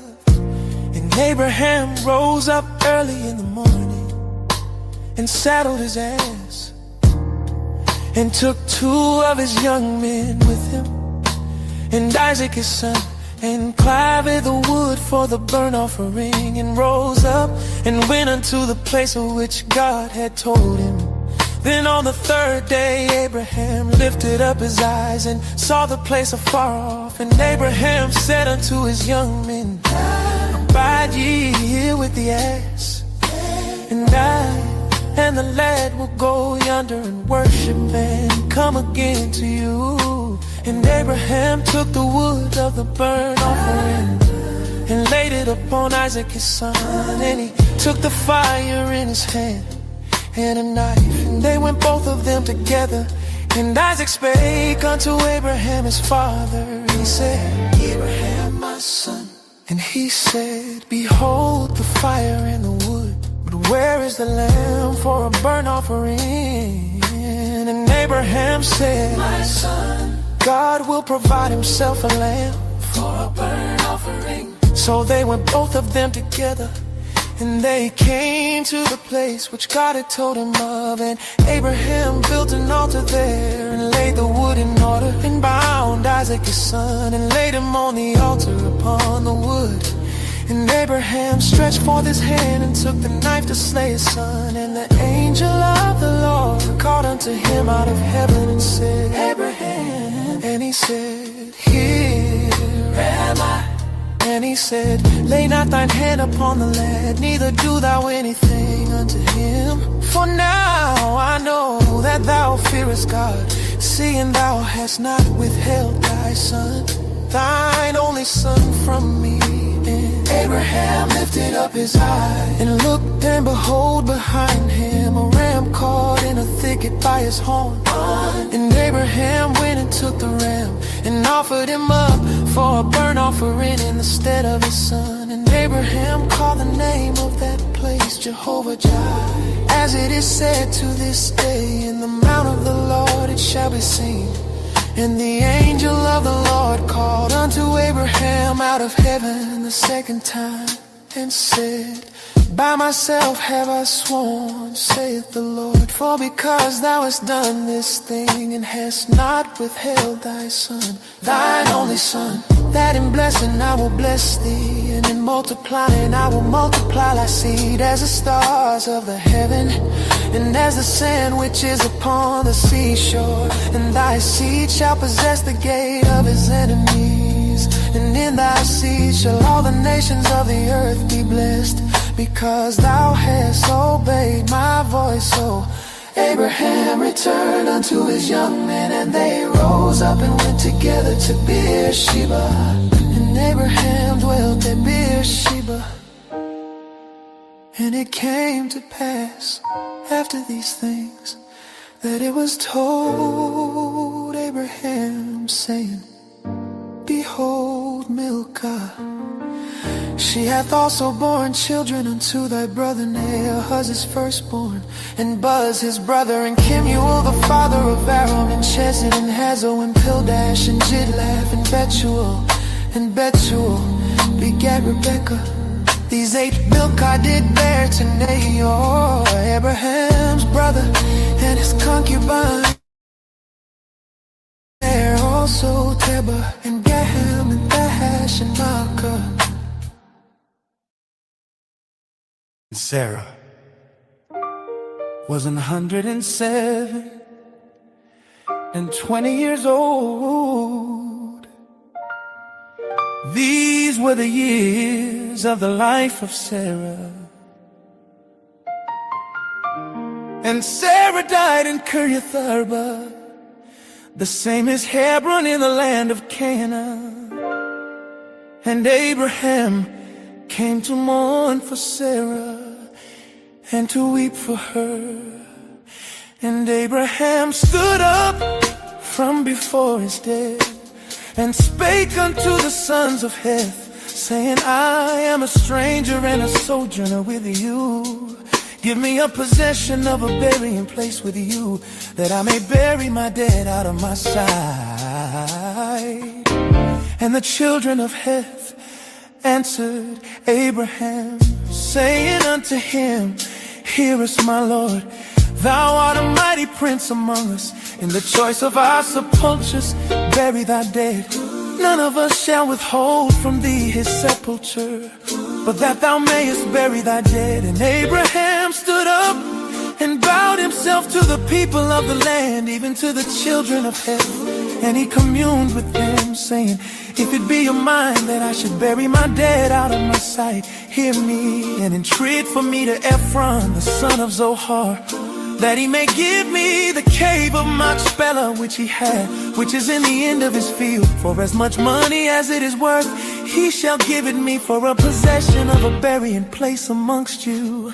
And Ephron dwelt among the children of Heth. And Ephron the Hittite answered Abraham in the audience of the children of Heth. even of all that went in at the gate of his city, saying, Nay, my Lord, hear me. The field give I thee, and the cave that is therein I give it thee. In the presence of the sons of my people give I thee. Bury thy dead. And Abraham bowed down himself before the people of the land, and he spake unto Ephron in the audience of the people of the land, saying, But if thou wilt give it, I pray thee, hear me. I will give thee money for the field. Take it of me, and I will bury my dead there. Abraham, saying unto him, My Lord, hearken unto me. The land is worth 400 shekels of silver. What is that betwixt me and thee? Bury therefore thy dead. And Abraham hearkened unto Ephron. And Abraham weighed to Ephron the silver, which he had named in the audience of the sons of Heth, 400 shekels of silver, current money with the merchant. And the field of Ephron, which was in Machpelah, which was before Mamre of the field, and the cave which was therein, and all the trees that were in the field, that were in all the borders round about, were made sure unto Abraham for a possession in the presence of the children of Heth, before all that went in at the gate of his city. And after this Abraham buried Sarah his wife in the cave of the field of Machpelah.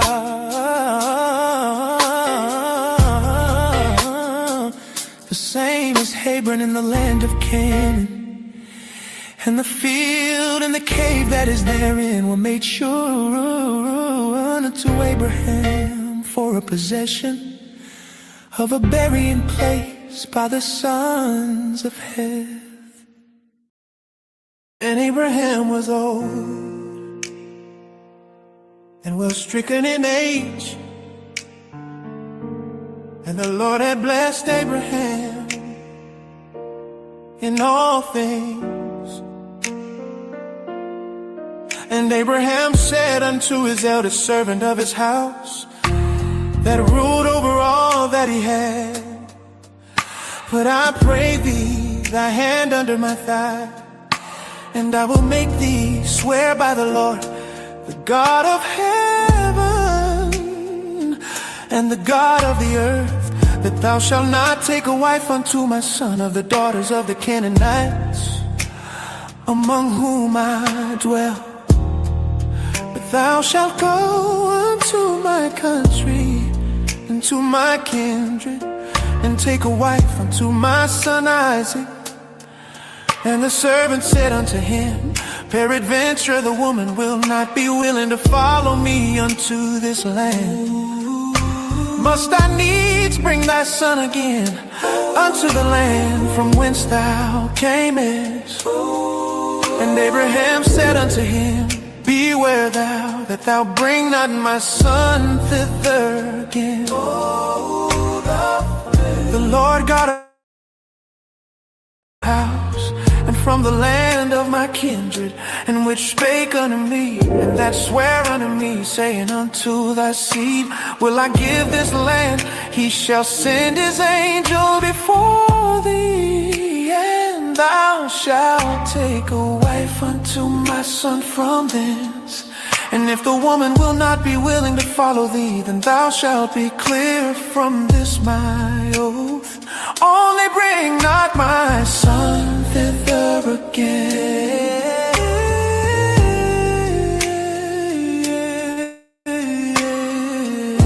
And the servant put his hand under the thigh of Abraham his master, and swore to him concerning that matter. And the servant took 10 camels of the camels of his master, and departed, for all the goods of his master were in his hand. And he arose and went to Mesopotamia, unto the city of Nahor. And he made his camels to kneel down without the city by a well of water, at the time of the evening, even the time that women go out to draw water. And he said, O Lord God of my master Abraham, I pray thee, send me good speed this day, and shew kindness unto my master Abraham. Behold, I stand here by the well of water, and the daughters of the men of the city come out to draw water. And let it come to pass that the damsel to whom I shall say, let down thy pitcher, I pray thee that I may drink. And she shall say, drink, and I will give thy camels drink also. Let the same be she that thou hast appointed for thy servant Isaac. And thereby shall I know that thou hast shewed kindness unto my master. And it came to pass, before he had done speaking, that behold, Rebekah came out, who was born to Bethuel, son of Milcah, the wife of Nahor, Abraham's brother, with a pitcher upon her shoulder. And the damsel was very fair to look upon, a virgin, neither had any man known her. And she went down to the well and filled her pitcher and came up.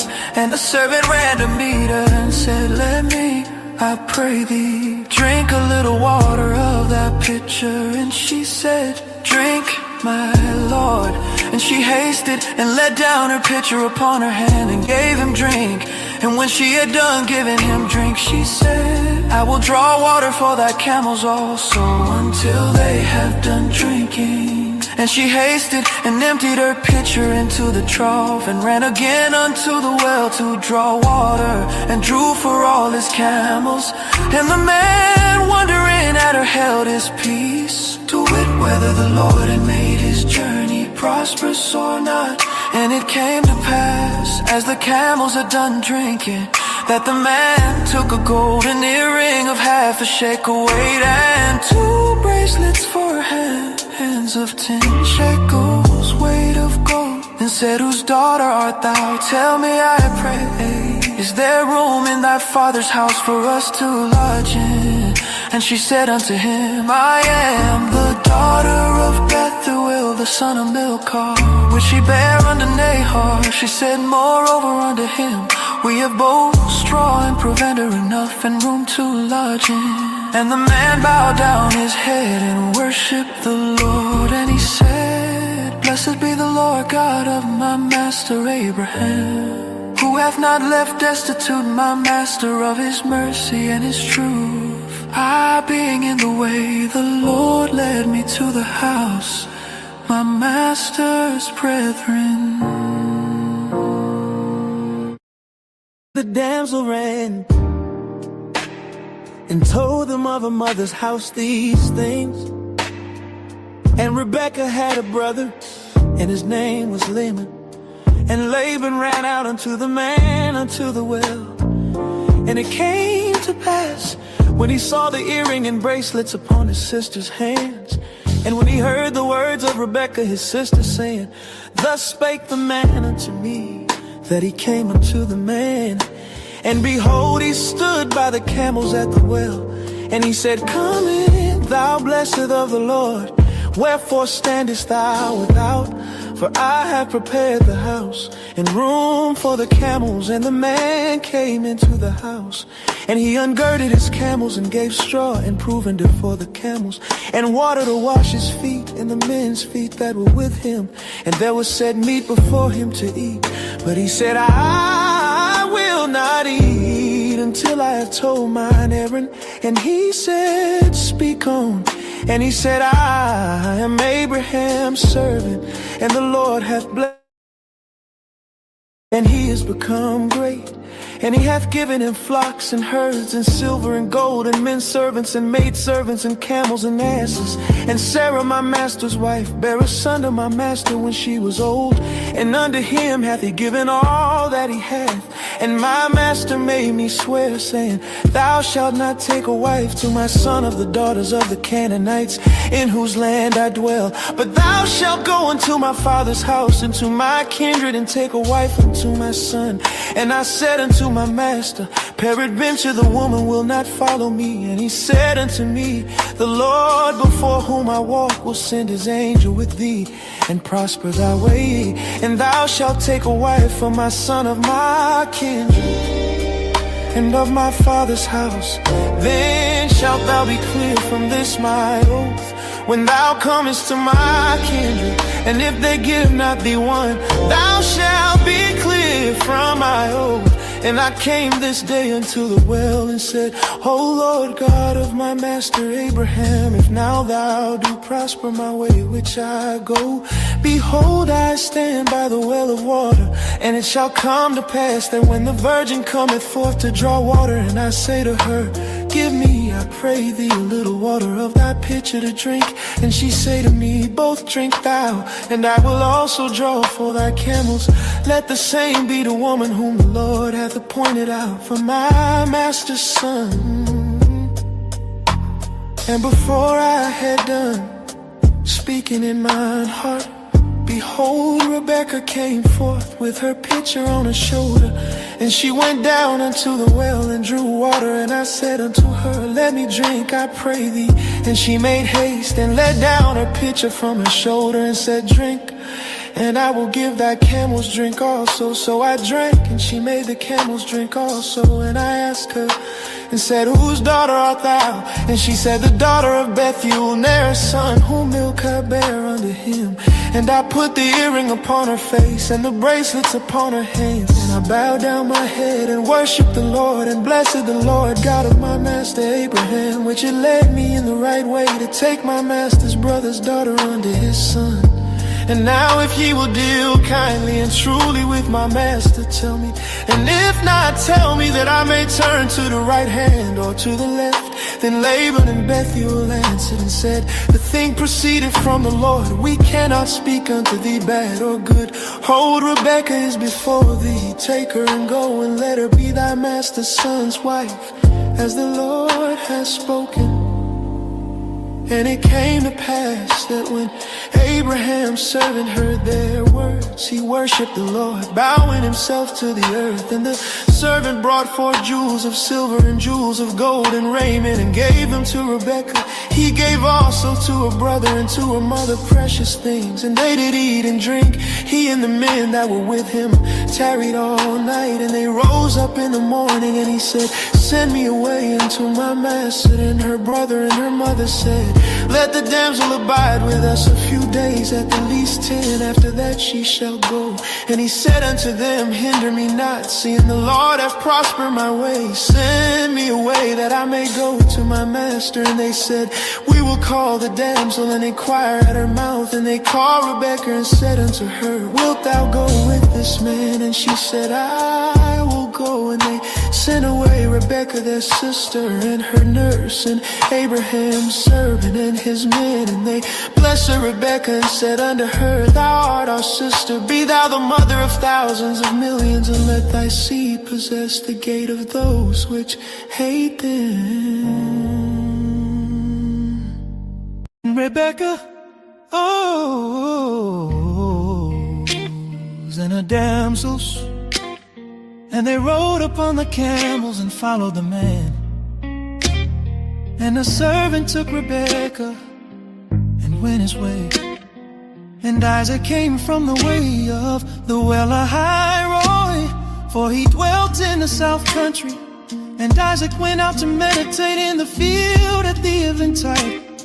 And he lifted up his eyes and saw, and behold, the camels were coming. And Rebekah lifted up her eyes, and when she saw Isaac, she lighted off the camel. For she had said unto the servant, what man is this that walketh in the field to meet us? And the servant had said, it is my master. Therefore she took a veil and covered herself. And the servant told Isaac all things that he had done. And Isaac brought her into his mother Sarah's tent, and took Rebekah, and she became. And he loved her, and Isaac was comforted after his mother's death.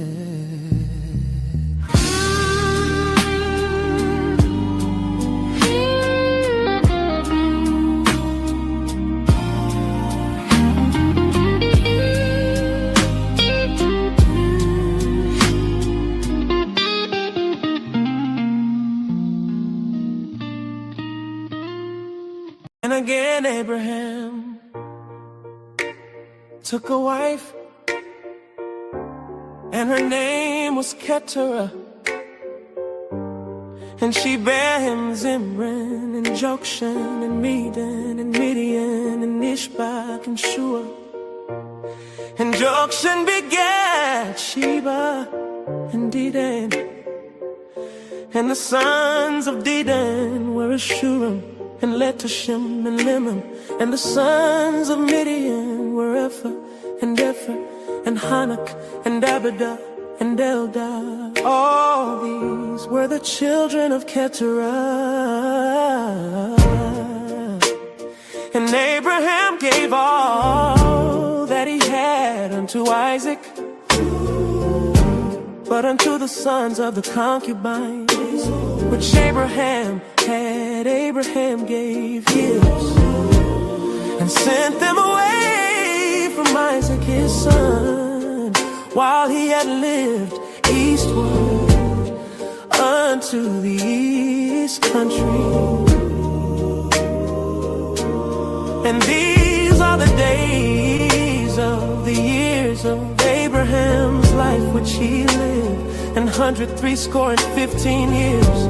Then Abraham gave up the ghost and died in a good old age, an old man and full of years, and was gathered to his people and his sons Isaac and Ishmael, buried him in the cave of Machpelah, in the field of Ephron, the son of Zohar the Hittite, which is before Mamre, the field which Abraham purchased of the sons of Heth.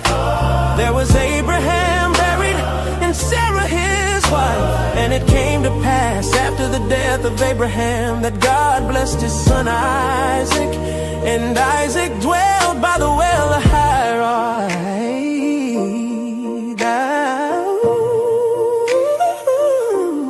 Now these are the generations of Ishmael, Abraham's son, whom Hagar the Egyptian, Sarah's handmaid, bare unto Abraham. And these are the names of the sons of Ishmael by their names, according to their generation. The firstborn of Ishmael, Nabahath, and Kedar, and Adbil, and Mibsam, and Mishma, and Duma, and Massa, Hadad, and Timah, Jitor, Naphish, and Kedema.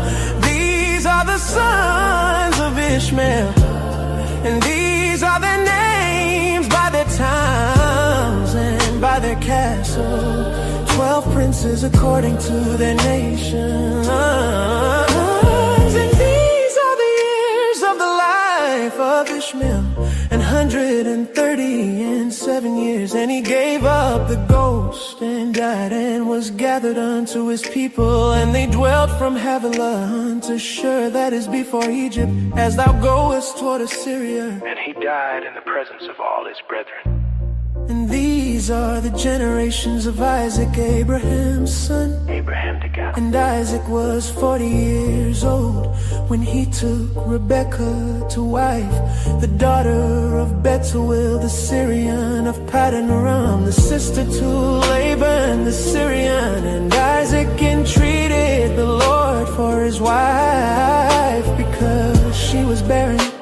And the Lord was entreated of him, and Rebekah his wife conceived.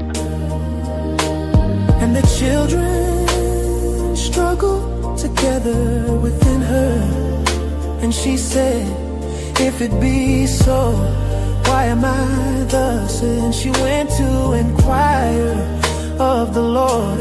And the Lord said unto her, 2 nations are in thy womb, and 2 manner of people shall be separated from thy bowels, and the one people shall be stronger than the other people, and the elder shall serve the younger. And when her days to be delivered were fulfilled, behold, there were twins in her womb, and the first came out red all over like an hairy garment, and they called his name Esau. And after that came his brother out, and his hand took hold on Esau's heel, and his name was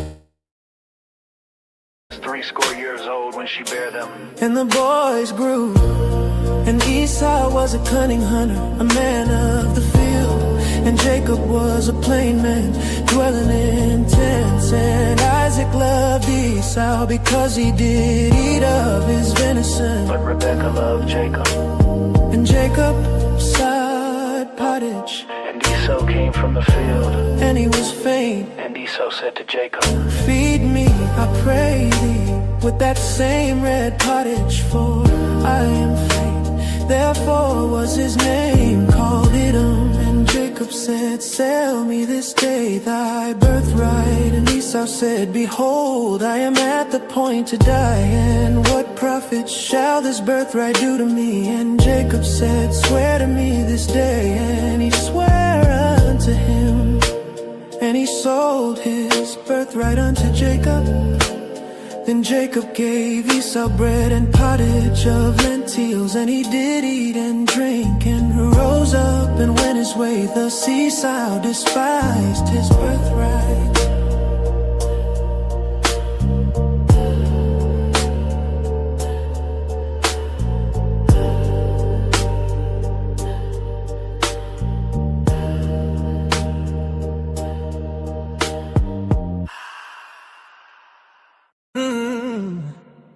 And there was a famine in the land, beside the first famine that was in the days of Abraham. And Isaac went unto Abimelech, king of the Philistines, unto Gerar. And the Lord appeared unto him, and said, Go not down into Egypt, dwell in the land which I shall tell thee of. Sojourn in this land, and I will be with thee, and will bless thee. For unto thee and unto thy seed I will give all these countries, and I will perform the oath which I swore to Abraham thy father. And I will make thy seed to multiply as the stars of heaven, and will give unto thy seed all these countries. And in thy seed shall all the nations of the earth be blessed, because that Abraham obeyed my voice and kept my charge, my commandments, my statutes, and my laws. And Isaac dwelt in Gerar. And the men of the place asked him of his wife, and he said, She is my sister. For he feared to say, She is my wife, lest, said he, the men of the place should kill me for Rebekah, because she was fair to look upon. And it came to pass, when he had been there a long time, that Abimelech, king of the Philistines, looked out at a window and saw, and behold, Isaac was sporting with Rebekah his wife. And Abimelech called Isaac and said, Behold, of a surety she is thy wife. And how saidst thou, She is my sister? And Isaac said unto him, Because I said, Lest I die for her. And Abimelech said, What is this thou hast done unto us? One of the people might lightly have lying with thy wife, and thou shouldest have brought guiltiness upon us. And Abimelech charged all his people, saying, He that toucheth this man or his wife shall surely be put to death.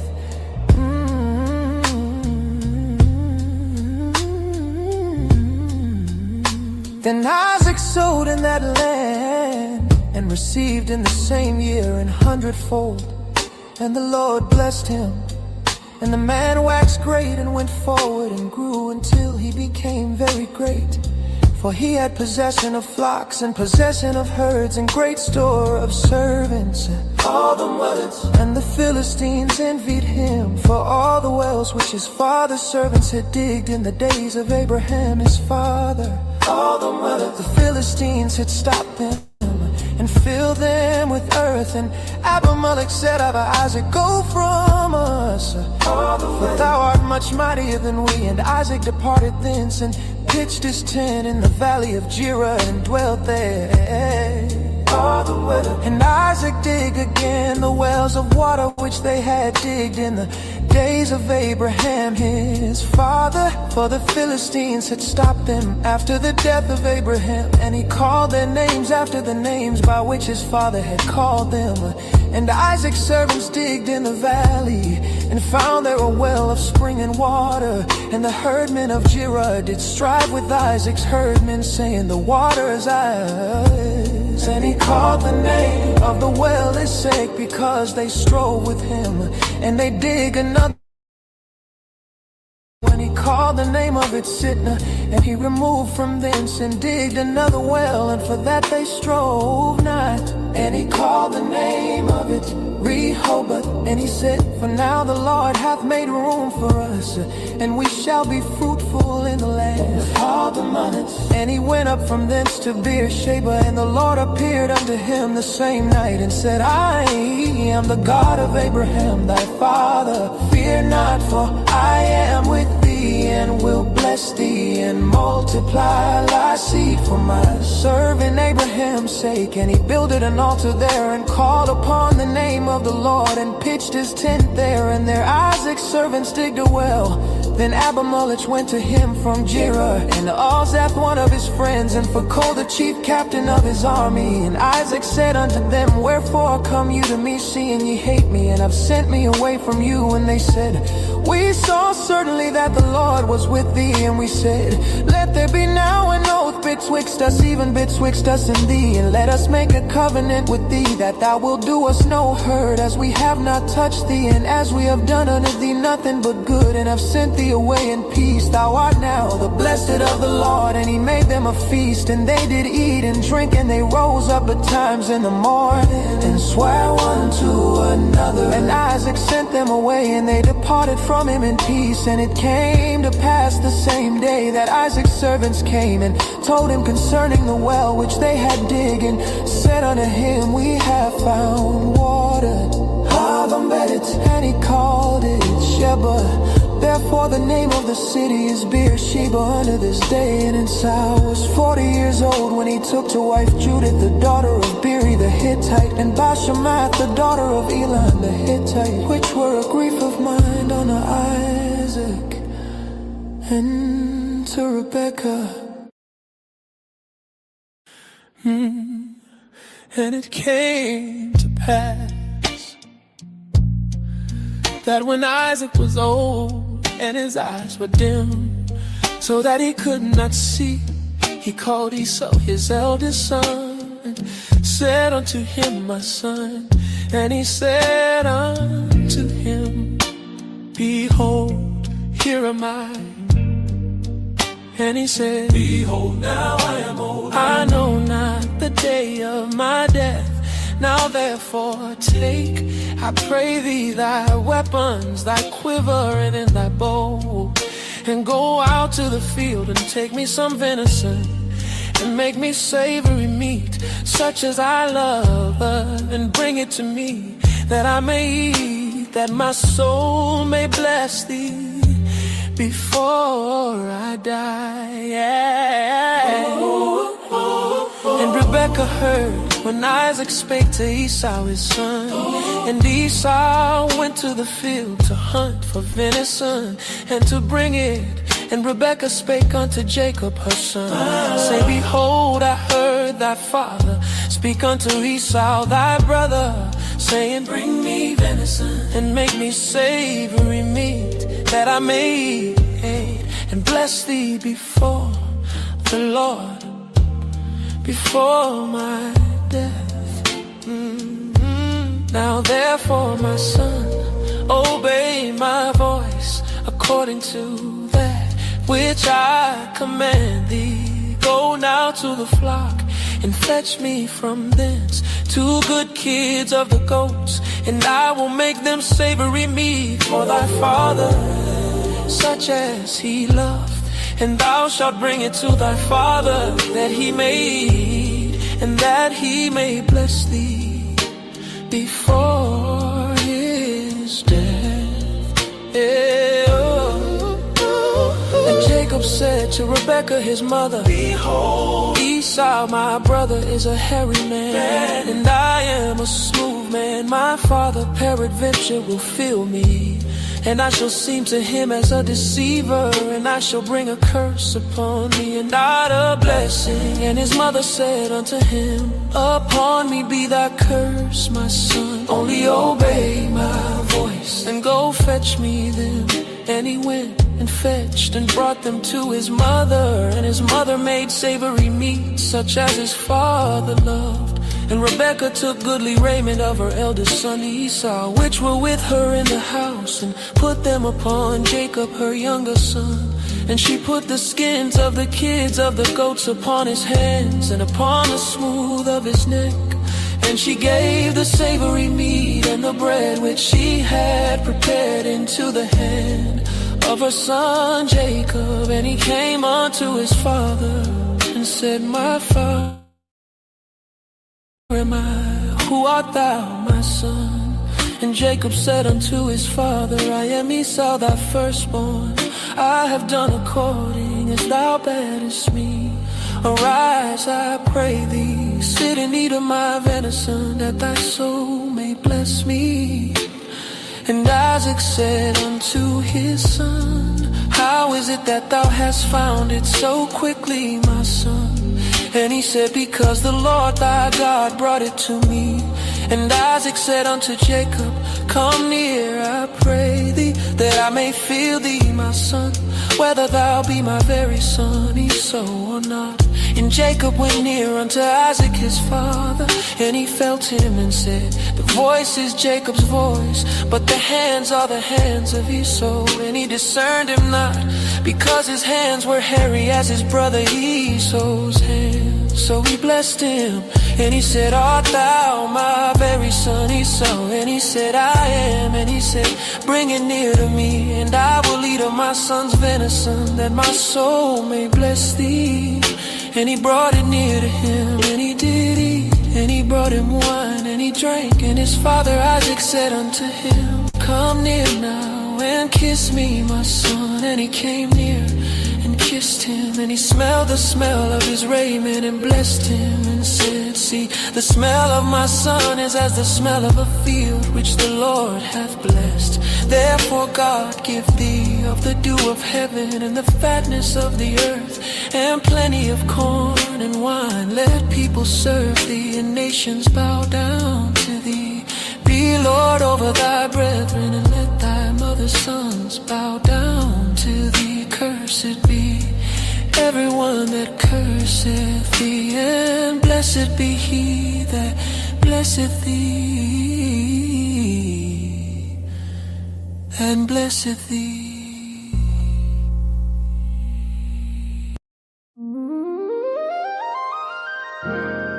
And it came to pass, as soon as Isaac had made an end of blessing Jacob, and Jacob was yet scarce gone out from the presence of Isaac his father,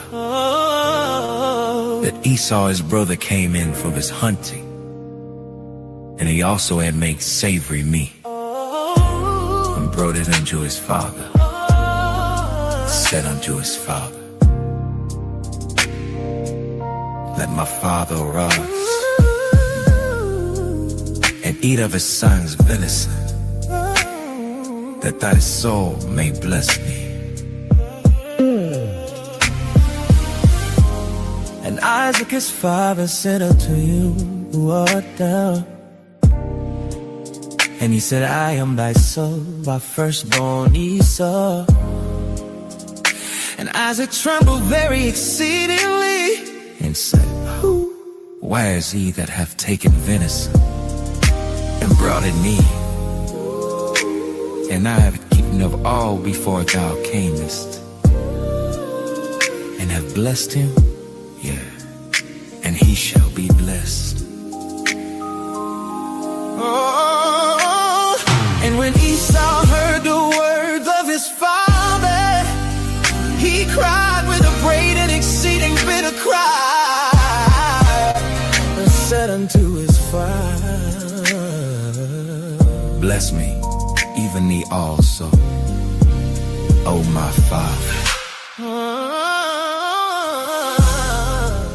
And he said, Thy brother came with subtlety, and hath taken away thy blessing. And he said, Is not he rightly named Jacob? For he has supplanted me these 2 times. He took away my birthright, And behold, now he hath taken away my blessing.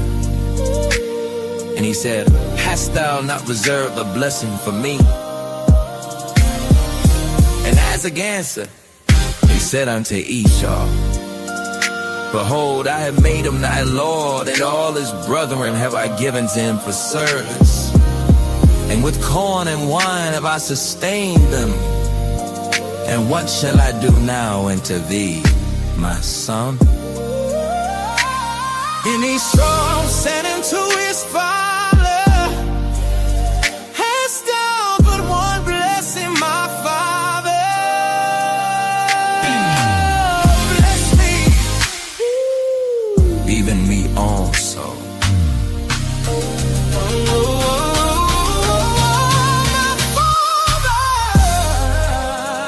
And Esau lifted up his voice and wept.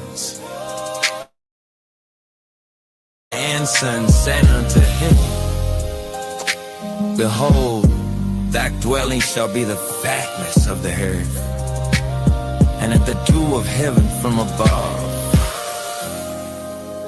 And by thy sword shalt thou live, and shalt serve thy brother.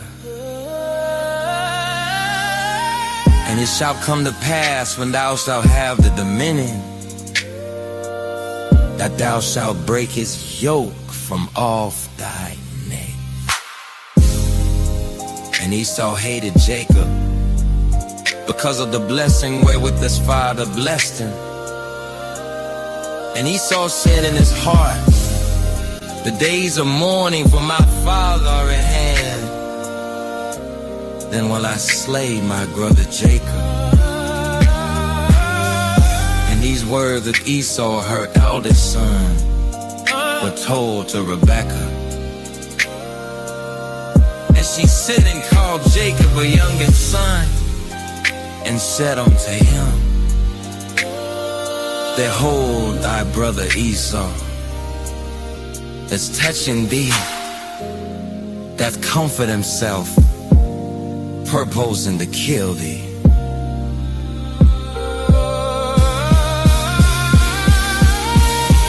Therefore, my son, obey my voice, and arise. Flee thou to Laban my brother to Moran, and tarry with him a few days, until thy brother's fury turn away, until thy brother's anger turn away from thee, and he forget that which thou hast done to him. And I will send and fetch thee from thence. Why should I be deprived also of you both in one day?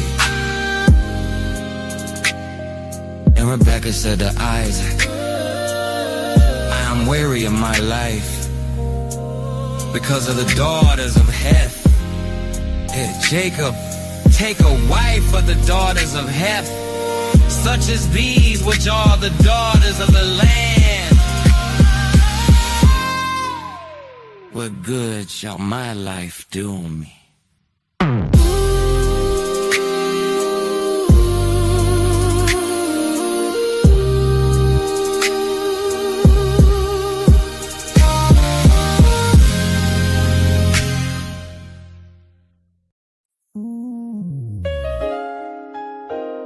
And Isaac called Jacob, and blessed him, and charged him, and said unto him,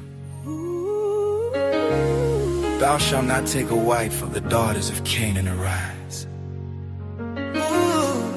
go to Padan Aram, to the house of the through her mother's father, and take thee a wife from thence of the daughters of Laban, thy mother's brother. And God Almighty bless thee, and make thee fruitful, and multiply thee, and thou mayest be a multitude of people, and give thee the blessing of Abraham to thee, and to thy seed with thee, that thou mayest inherit the land wherein thou art a stranger, which God gave unto Abraham. And Isaac sent away Jacob,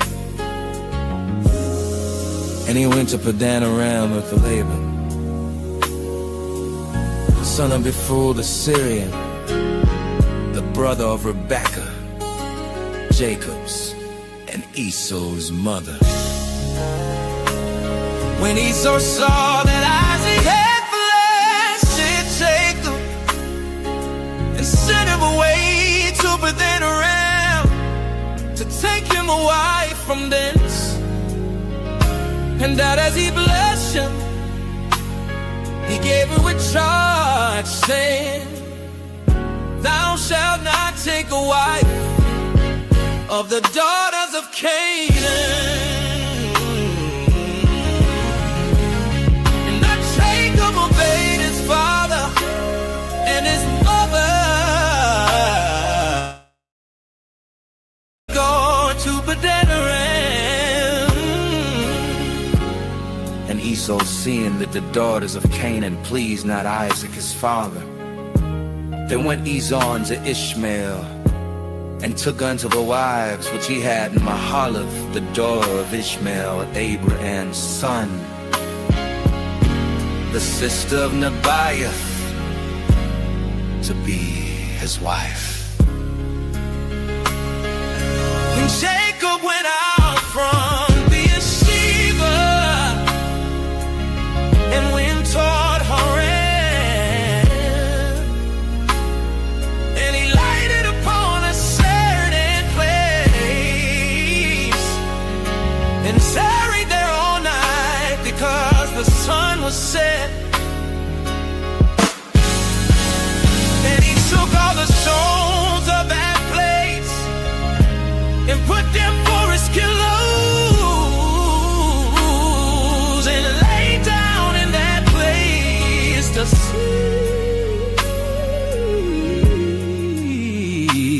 Then he dreamed,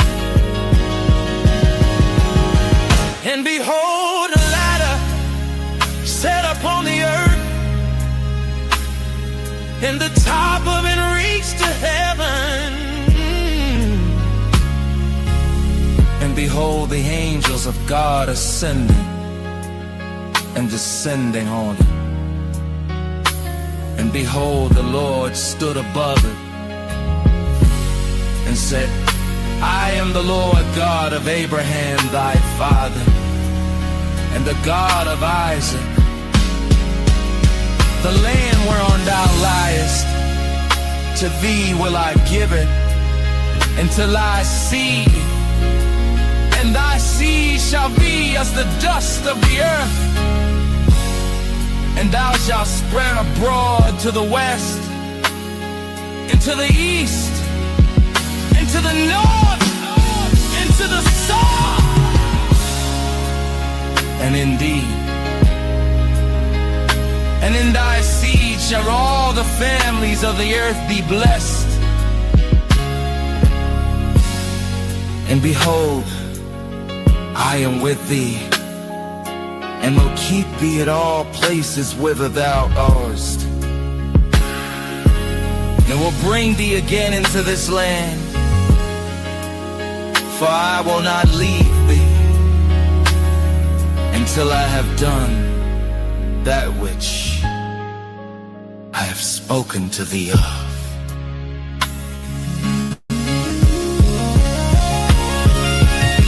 And Jacob awaked out of his sleep, and he said, surely the Lord is in this place. And I knew it not. And he was afraid and said, how dreadful is this place? This is none other but the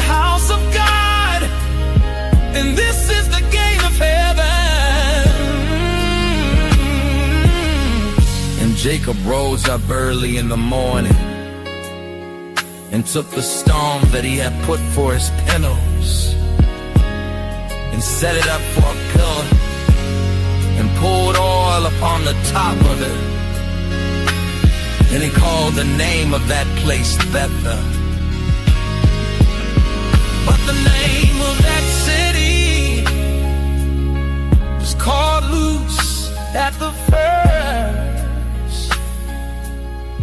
And Jacob vowed a vow, saying,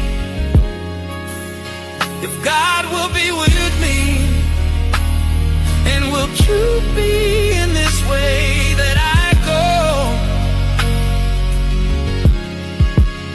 and will give me bread to eat and raiment to put on,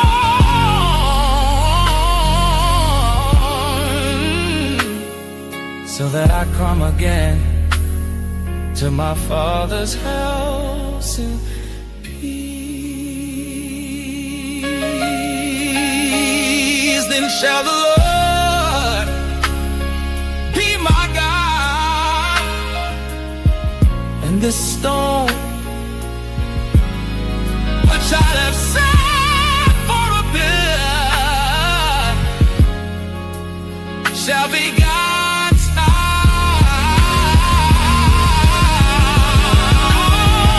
and all that thou shalt give me, only give the tenth unto thee. Jacob went on his journey and came into the land of the people of the east.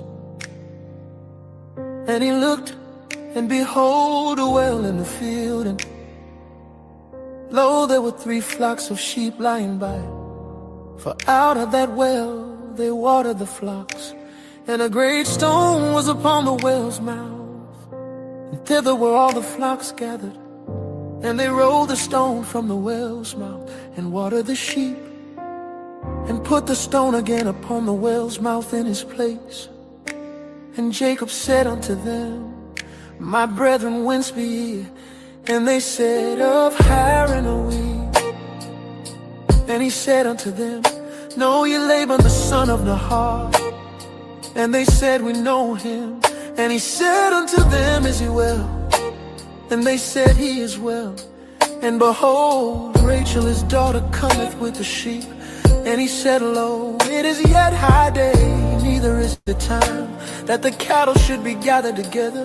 Water ye the sheep, and go and feed them. And they said, we cannot until all the flocks be gathered together, until they roll the stone from the well's mouth. Then we water the sheep.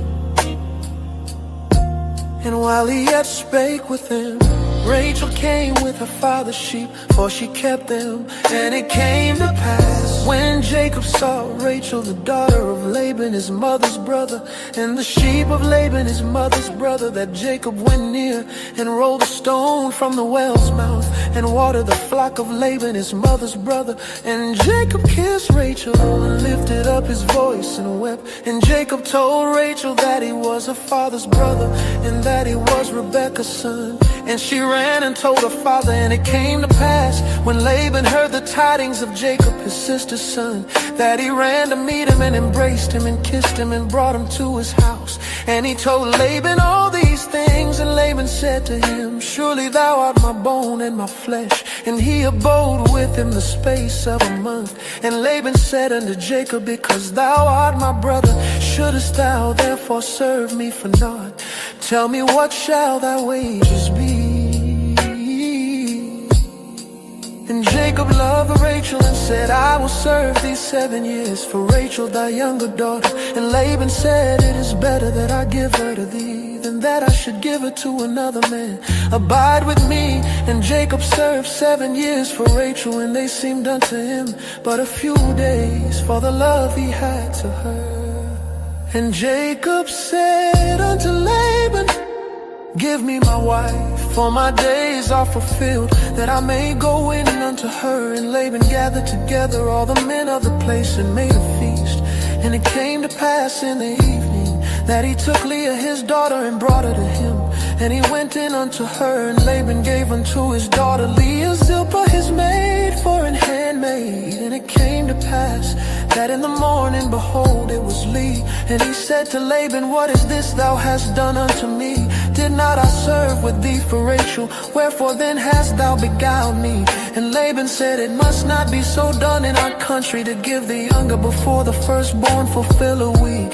And we will give thee this also for the service which thou shalt serve with me at 7 other years. And Jacob did so, and fulfilled her week. And he gave him Rachel his daughter to wife also. And Laban gave to Rachel his daughter Bilhah his handmaid to be her maid. And he went in also unto Rachel, and he loved also Rachel more than Leah, served with him yet 7 other years.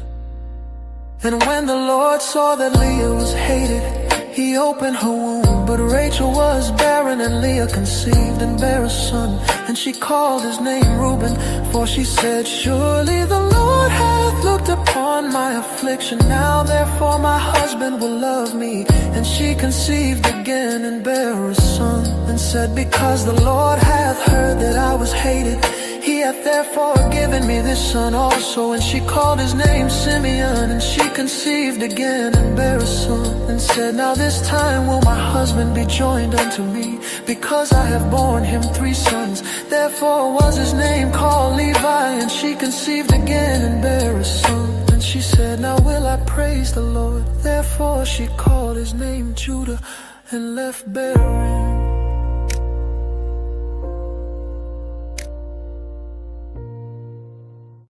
And when Rachel saw that she bare Jacob no children, Rachel envied her sister, and said unto Jacob, give me children, or else his anger was kindled against Rachel. And he said, am I in God's stead, who hath withheld from thee the fruit of the womb? And she said, behold, my maid Bilhah, going unto her, and she shall bear upon my knees, that I may also have children by her. And she gave him Bilhah her handmaid to wife. And Jacob went in unto her, and Bilhah conceived, and bare Jacob a son. And Rachel said, God hath judged me, and had also heard my voice, and hath given me a son. Therefore called she his name Dan. And Bilhah Rachel's maid conceived again, and bare Jacob a second son. And Rachel said, with great wrestlings have I wrestled with my sister, and I have prevailed. And she called his name Naphtali. When Leah saw that she had left bearing, she took Zilpah her maid, and gave her Jacob to wife. Zilpah Leah's maid bare Jacob a son, and Leah said, a troop cometh. And she called his name Gad. And Zilpah Leah's maid bare Jacob a second son, and Leah said, happy am I, for the daughters will call me blessed. And she called his name Asher. And Reuben went in the days of wheat harvest, and found mandrakes in the field, and brought them unto his mother Leah. Then Rachel said to Leah, give me, I pray thee, of thy sons mandrakes. And she said unto her, is it a small matter that thou hast taken my husband? And wouldest thou take away my son's mandrakes also? And Rachel said, therefore he shall lie with thee tonight, for thy son's mandrakes. And Jacob came out of the field in the evening, and Leah went out to meet him, and said, thou must come in unto me, for surely I have hired thee with my son's mandrakes.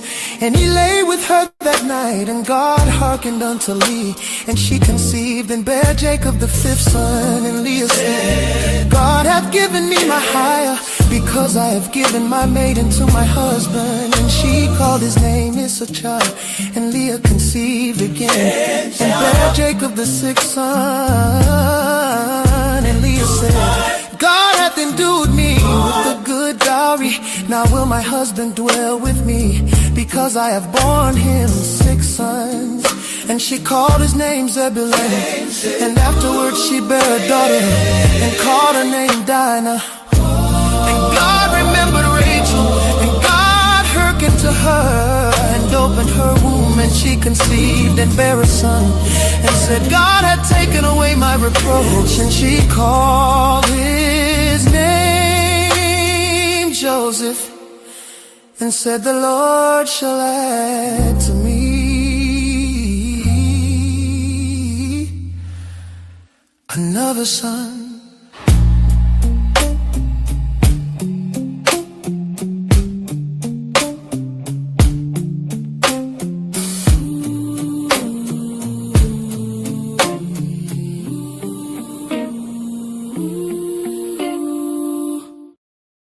It came to pass when Rachel had born Joseph, that Jacob said unto Laban, send me away, that I may go unto mine own place and to my country. Give me my wives and my children, for whom I have served thee, and let me go, for thou knowest my service which I have done thee. And Laban said unto him, I pray thee, if I have found favor in thine eyes, tarry. For I have learned by experience that the Lord hath blessed me for thy sake. And he said, appoint me thy wages, and I will give it. And he said unto him, thou knowest how I have served thee, and how thy cattle was with me, for it was little which thou hadst before I came, and it is now increased unto a multitude. And the Lord hath blessed thee since my coming. And now when shall I provide for mine own house also? And he said, what shall I give thee? And Jacob said, thou shalt not give me anything. If thou wilt do this thing for me, I will again feed and keep thy flock. I will pass through all thy flock today, removing from thence all the speckled and spotted cattle, and all the brown cattle among the sheep, and the spotted and speckled among the goats. And of such shall be my hire, so shall my righteousness answer for me in time to come, when it shall come for my hire before thy face.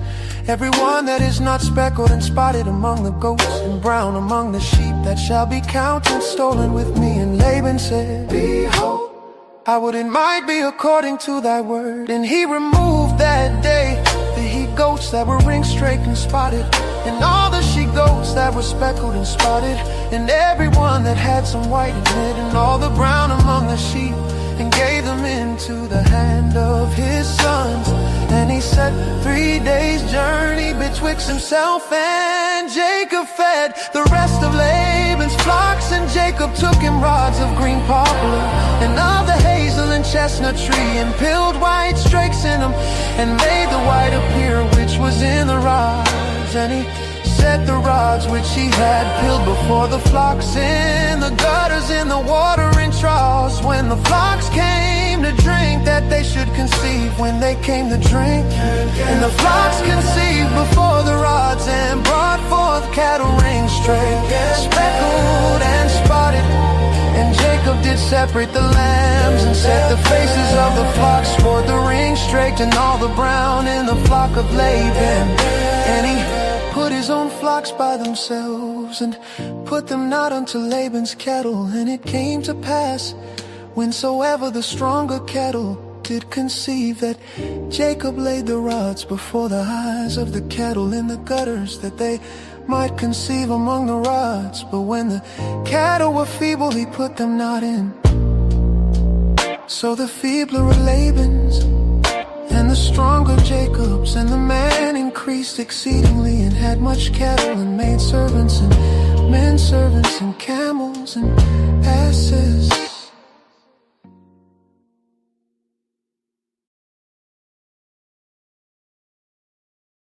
And it came to pass, when Laban had gone to shear his sheep, that Rachel had stolen the images that were her father's, And Jacob stole away unawares to Laban the Syrian, and that he told him not that he fled. So he fled with all that he had, and he rose up and passed over the river and set his face toward the Mount Gilead. And it was told Laban on the third day that Jacob was fled. And he took his brethren with him and pursued after him 7 days' journey. And they overtook him in the Mount Gilead. And God came to Laban the Syrian in a dream by night, and said unto him, take heed that thou speak not to Jacob either good or bad. Then Laban overtook Jacob, and Laban overtook Jacob. Now Jacob had pitched his tent in the mount. Jacob had pitched his tent in the mount. And Laban with his brethren pitched in the Mount of Gilead. And Laban said to Jacob, what hast thou done, that thou hast stolen away unawares to me, and carried away my daughter as captives taken with the sword? Wherefore didst thou flee away secretly, and steal away from me, and didst not tell me, that I might have sent thee away with mirth, and with songs, with tabret and with harp, and hast not suffered me to kiss my sons and my daughters? Thou hast now done foolishly, in so doing it is in the power of my hand to do you hurt. But the God of your father spake unto me yesternight, saying, take thou heed that thou speak not to Jacob either good or bad. And now, though thou wouldest needs be gone, because thou sore longest after thy father's house, yet wherefore hast thou stolen my gods? And Jacob answered and said to Laban, because I was afraid, for I said, peradventure thou wouldest take by force thy daughters from me. With whomsoever thou findest thy gods, let him not live, before our brethren discerned out what is thine with me, and take it to thee. For Jacob knew not that Rachel had stolen them. And Laban went into Jacob's tent, and into Leah's tent, and into the two maid servants' tents, but he found them not. Then went he out of Leah's tent and entered into Rachel's tent. Now Rachel had taken the images and put them in the camel's furniture, and sat upon them. And Laban searched all the tent, but found them not. Then she said to her father, let it not displease my lord, that I cannot rise up before thee, for the custom of women is upon me. And he searched, but found not the images. And Jacob was wroth and chode with Laban. And Jacob answered and said to Laban, what is my trespass, what is my sin, that thou hast so hotly pursued after me? Whereas thou hast searched all my stuff, what hast thou found of all the household stuff? Set it here before my brethren and thy brethren, that they may judge betwixt us both. This 20 years have I been with thee, thy ewes and thy she-goats have not cast their young, and the rams of thy flock have I not eaten. That which was torn of beasts I brought not unto thee. I bear the loss of it, of my hand didst thou require it, whether stolen by day or stolen by night.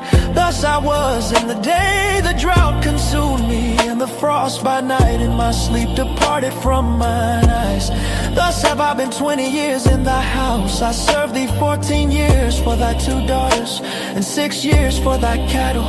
And thou hast changed my wages 10 times, except the God of my father, the God of Abraham. And the fear of Isaac had been with me, surely thou hadst sent me away. Now empty God hath seen mine affliction, and the labor of my hands, and rebuked thee yesternight. And Laban answered and said unto Jacob, these daughters are my daughters, and these children are my children, and these cattle are my cattle, and all that thou seest is mine. And what can I do this day unto these my daughters, or unto their children which they have borne? Now therefore come thou, let us make a covenant, I and thou, and let it be for a witness between me and thee. And Jacob took a stone and set it up for a pillar.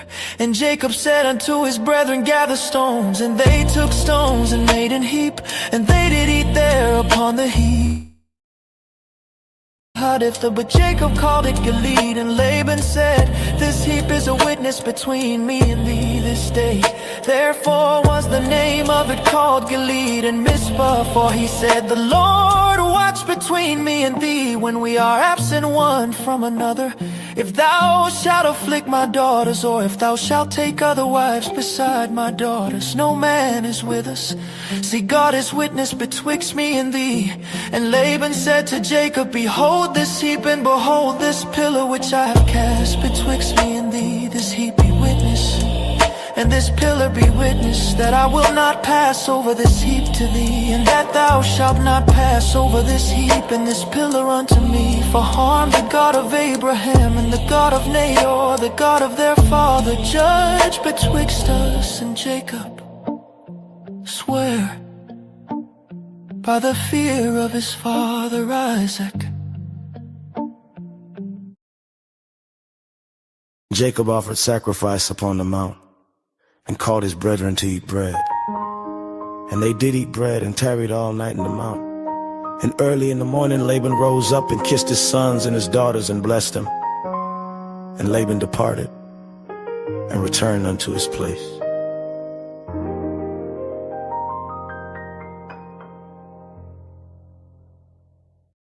And Jacob went on his way, and the angels of God met him. And when Jacob saw them, he said, this is God's host. And he called the name of that place Mahanaim. And Jacob sent messengers before him to Esau, his brother, unto the land of Seir, the country of Edom. And he commanded them, saying, thus shall you speak unto my lord Esau, thy servant Jacob saith thus, I have sojourned with Laban, and stayed there until now. And I have oxen and asses, flocks and men servants and women servants. And I have sent to tell my lord, that I may find grace in thy sight. And the messengers returned to Jacob, saying, we came to thy brother Esau, and also he cometh to meet thee, and 400 men with him. Then Jacob was greatly afraid and distressed, and he divided the people that was with him, and the flocks and herds and the camels, into 2 bands, and said, if Esau come to the one company and smite it, then the other company which is left shall escape. And Jacob said, O God of my father Abraham, and God of my father Isaac, the Lord which saidst unto me, return unto thy country and to thy kindred, and I will deal well with it. I am not worthy of the least of all the mercies, and of all the truth which thou hast shewed unto thy servant. For with my staff I passed over this Jordan, and now I am become 2 bands. Deliver me, I pray thee, from the hand of my brother, from the hand of Esau. For I fear him, lest he will come and smite me, and the mother with the children. And thou saidst, I will surely do thee good, and make thy seed as the sand of the sea, which cannot be numbered for multitude.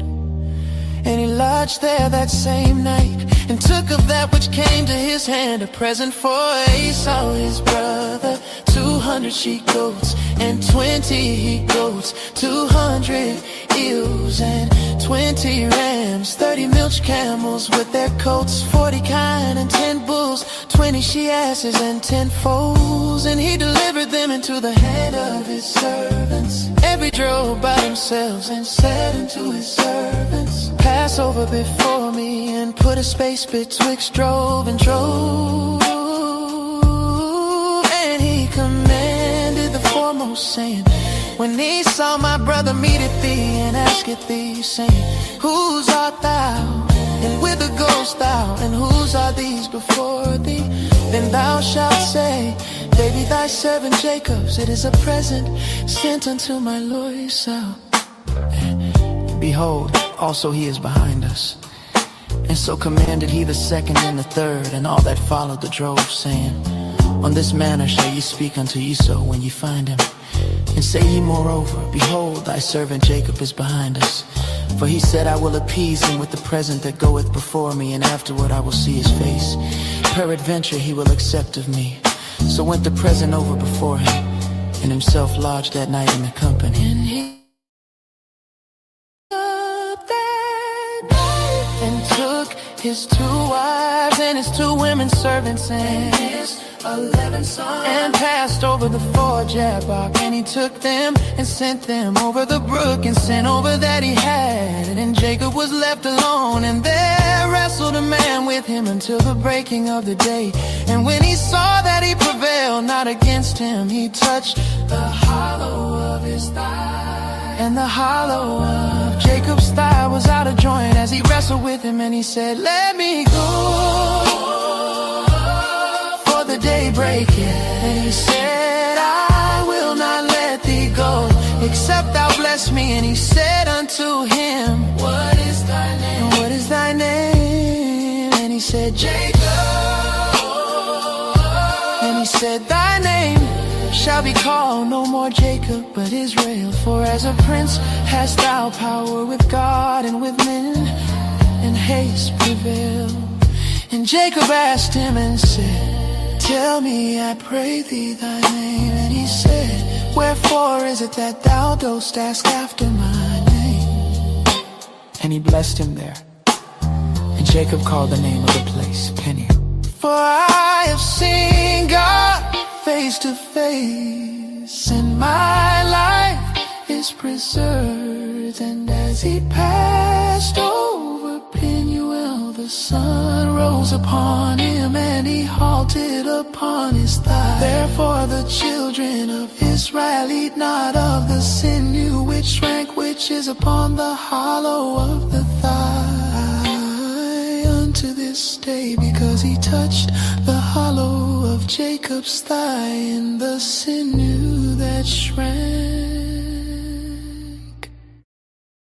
Jacob lifted up his eyes and looked.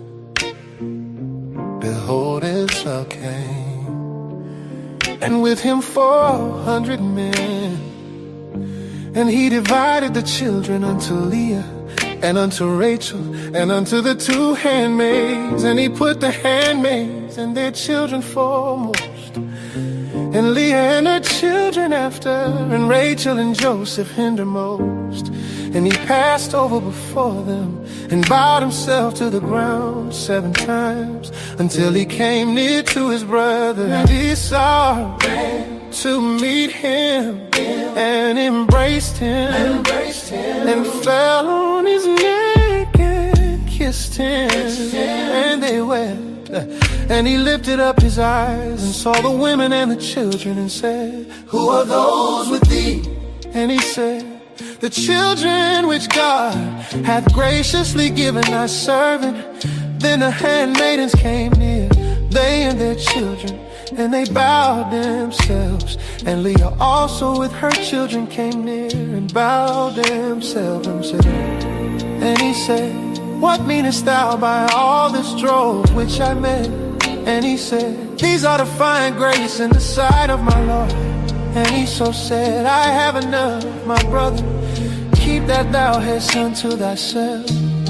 And Jacob said, Nay, I pray thee, if now I have found grace in thy sight, then receive my present at my hand. For therefore I have seen thy face, as though I had seen the face of God, and thou wast pleased with me. Take, I pray thee, my blessing that is brought to thee, because God hath dealt graciously with me, and because I have enough. He urged him, and he took it, and he said, Let us take our journey, and let us go. And I will go before thee. And he said unto him, My Lord knoweth that the children are tender, and the flocks and herds with young are with me. And if men should overdrive them, one day all the flock will die. Let my Lord, I pray thee, pass over before a serve, and I will lead on softly according as the cattle that goeth before me, and the children be able to endure until I come unto my Lord, unto Seir. And Esau said, let me now leave with thee some of the folk that are with me. And he said, what needeth it? Let me find grace in the sight of my Lord. So Esau returned that day on his way unto Seir. And Jacob journeyed to Succoth, and built him an house, and made booths for his cattle. Therefore the name of the place is called Succoth. And Jacob came to Shalem, a city of Shechem, which is in the land of Canaan, and pitched his tent before the city. And he bought a parcel of a field where he had spread his tent, at the hand of the children of Hamor, Shechem's father, for 100 pieces of money. And he erected there an altar, and called it El Elohe Israel.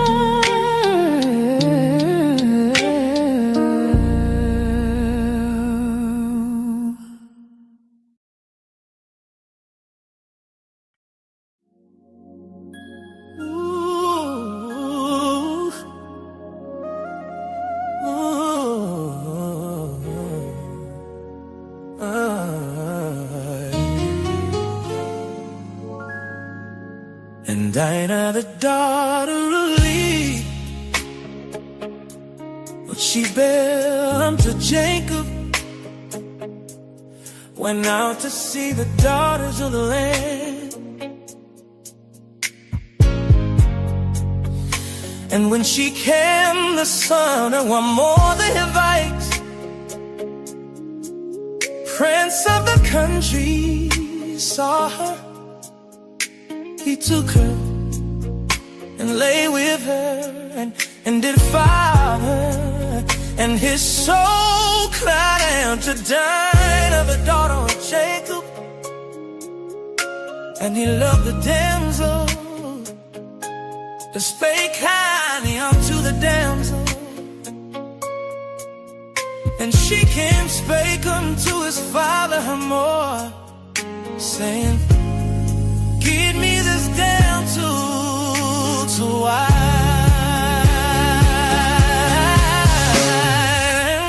And Jacob heard that he had to fall down at his daughter. Now his sons were with his cattle in the field, and Jacob held his peace until they would come. And Hamor, the fighter of Shechem, went out to Jacob to commune with him. And the sons of Jacob came out of the field when they heard it, and the mill would breathe, and they were very wroth, because he had wrought folly in Israel, and lying with Jacob's daughter, which things ought not to be done. And Hamor communed with them, saying, the soul of my son, she came longing for your daughter. I pray you give her him to wife, and make he marriages with us, and give you daughters unto us, and take our daughters unto you, and he shall dwell with us, and the land shall be before you. Dwell and trade ye therein, and get you possessions therein. And Shechem said unto her father and unto her brethren, let me find grace in your eyes. And what ye shall say unto me, I will give as me, and never so much dowry give.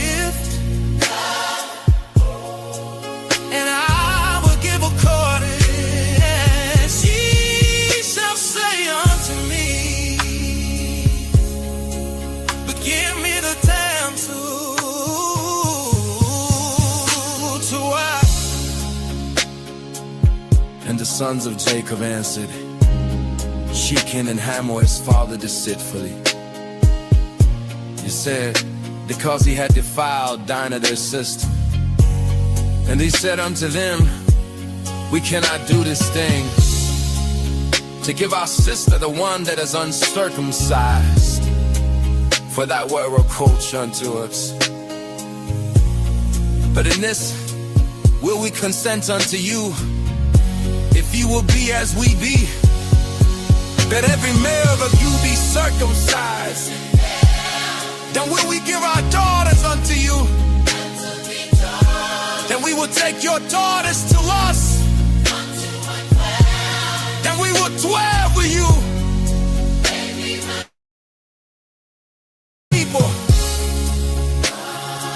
but if you will not hearken unto us to be circumcised, then will we take our daughter and we will be gone? And their words pleased her more, and Shechem Hamor's son. And the young man preferred not to do the thing, because we had delight in Jacob's daughter. He was more honorable than all the house of his father. And Hamor and Shechem his son came unto the gate of their city, and communed with the men of their city, saying, these men are peaceable with us, therefore let them dwell in the land, then trade therein. For the land, behold, it is large enough for them. Let us take their daughters to us for wives, and let us give them our daughters. Only herein will the men consent unto us, for to dwell with us, to be one people.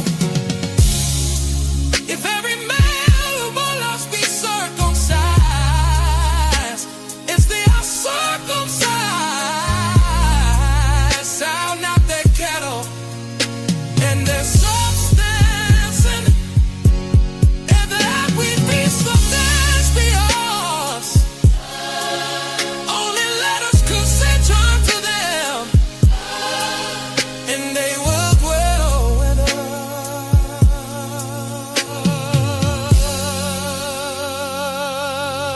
And unto Hamor and unto Shechem his son hearkened all that went out of the gate of this city, and every male was circumcised, all that went out of the gate of this city.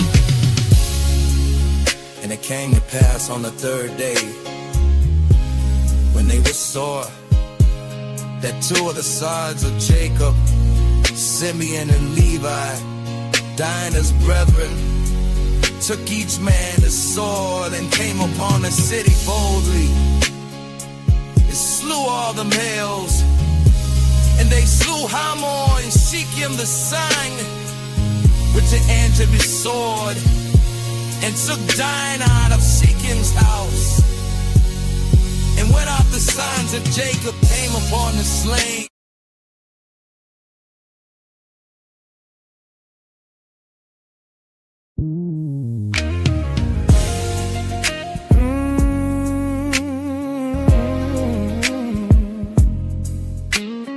And God said unto Jacob, arise, go up to Bethel, and dwell there, and make there an altar unto God, that appeared unto thee when thou fleddest from the face of Esau thy brother. Then Jacob said unto his household, and to all that were with him, put away the strange gods that are among you, and be clean, and change your garments, and let us arise, and go up to Bethel, and I will make there an altar unto God, who answered me in the day of my distress, and was with me in the way which I went. And they gave unto Jacob all the strange gods which were in their hands, and all their earrings which were in their ears. And Jacob hid them under the oak which was by Shechem. And they journeyed, and the terror of God was upon the cities that were round about them.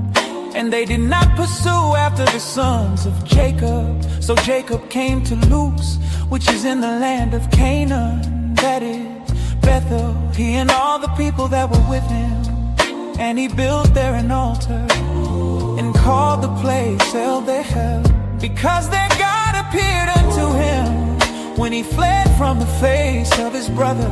But Deborah, Rebekah's nurse, died, and she was buried beneath Bethel under an oak.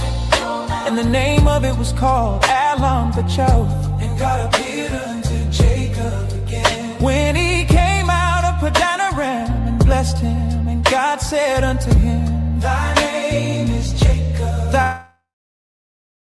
or Jacob, but Israel shall be thy name. And he called his name Israel. And God said unto him, I am God Almighty. Be fruitful and multiply, a nation and a company of nations shall be of thee, and kings shall come out of thy line. And the land which I gave Abraham and Isaac to thee, I will give it, and to thy seed after thee will I give the land. And God went up from him in the place where he talked with him, and Jacob set up a pillar in the place where he talked with him, even a pillar of stone. And he poured a drink offering thereon, and he poured oil thereon. And Jacob called the name of the place where God spake with him Bethel. And they journeyed from Bethel, and there was but a little way to come to Ephraim. And Rachel travailed, and she had hard labor. And it came to pass, when she was in hard labor, that the midwife said unto her, fear not, thou shalt have this son also. And it came to pass, as her soul was in departing, for she died, that she called his name. But his father called him Benjamin. And Rachel died, and was buried in the way to Ephraim, which is Bethlehem. Jacob set up a pillar upon her grave, that is the pillar of Rachel's grave unto this day. And Israel journeyed and spread his tent beyond the tower of Edom. And it came to pass, when Israel dwelt that land, that Reuben went and lay with Bilhah his father's concubine. And Israel heard it. Now the sons of Jacob were 12, the sons of Leah, Reuben, Jacob's firstborn, and Simeon, and Levi, and Judah, and Issachar, and Zebulun. The sons of Rachel, Joseph, and Benjamin. And the sons of Bilhah, Rachel's handmaid, Dan, and Naphtali. And the sons of Zilpah, Leah's handmaid, Gad, and Naphtali.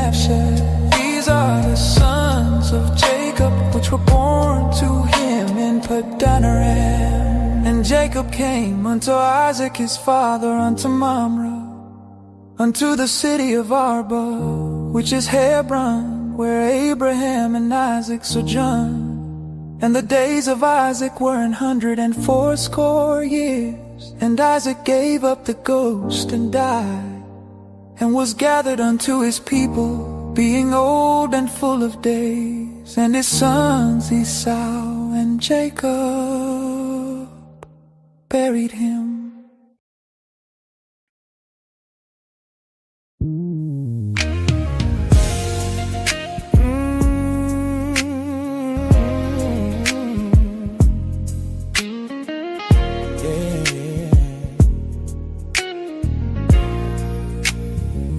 Now these are the generations of Esau.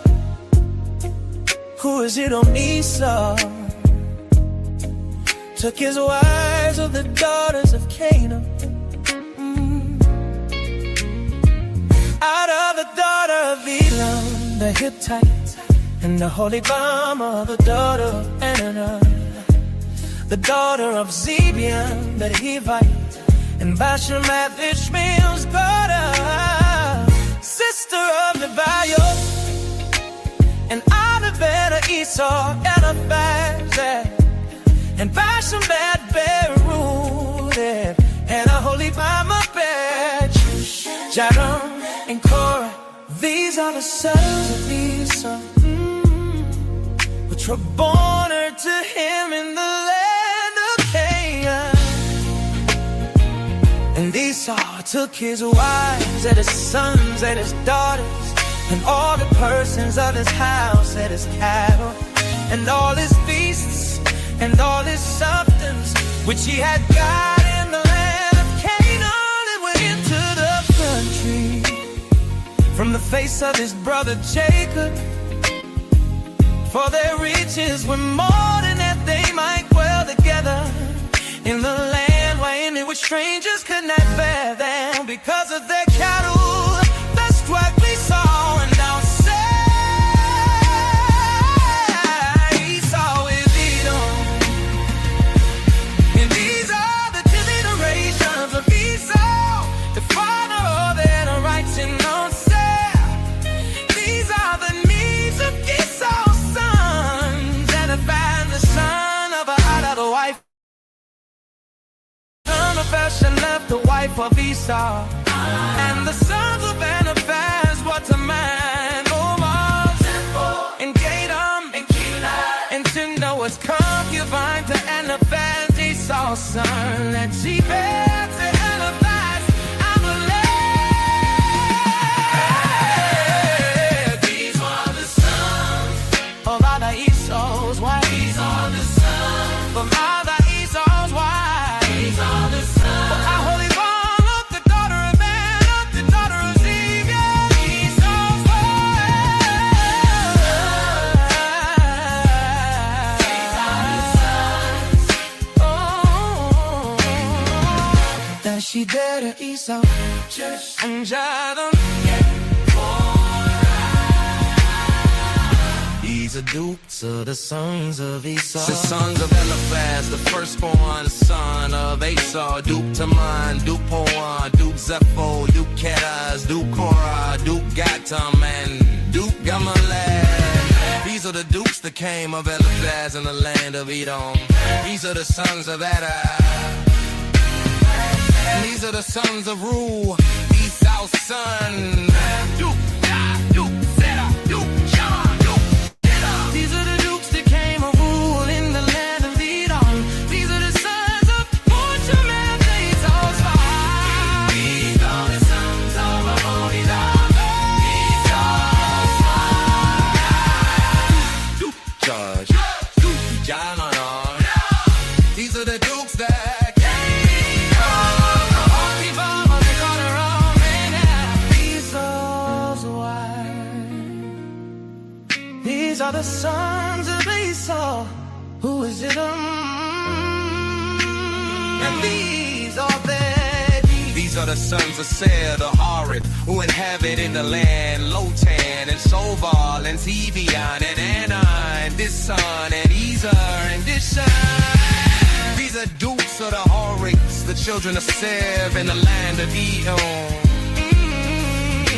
And the children of Lotan were Ori and Hema, and Lotan's sister was Timnah.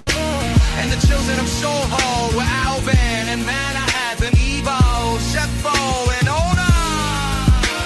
And the children of Zebion were Ajah and Anna. This was the Anna that found the mules in the wilderness. As he fed the asses of Zebion, his father, and the children of Anna were Dishon, and Aholibama, the daughter of Anna, and the children of Dishon were Hamdan, and Ashbad, and Ephraim, and Shammah. The children of these are Abishbil, and Zava, that Akkar. And the children of Dishon are these fools,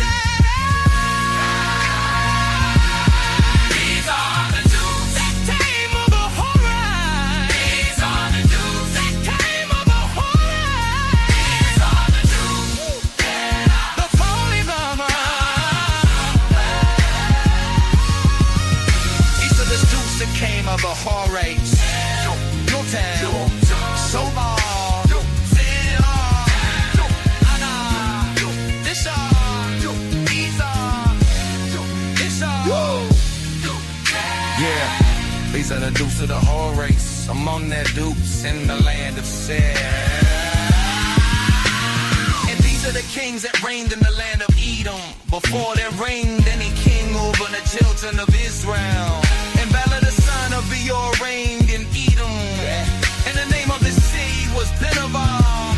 And Balabad and Jobab the son of Zerah opposed for reigned in his stead. And Jobab died, and Cushab of the land of Tamani reigned in his stead.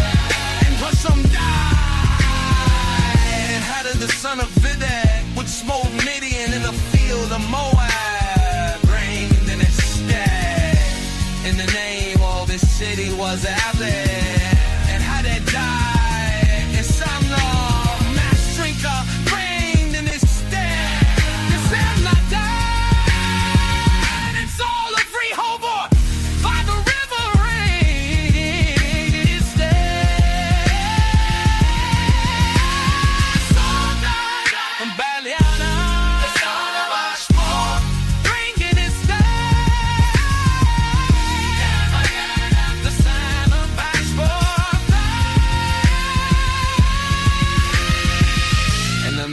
His city was Pau, and his wife's name was Mehedabel, the daughter of Mate.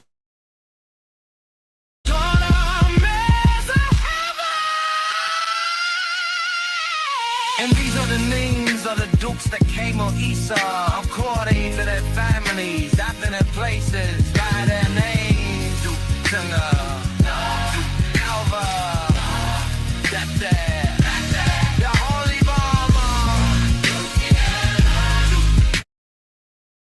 And Jacob dwelt in the land wherein his father was a stranger, in the land of Canaan.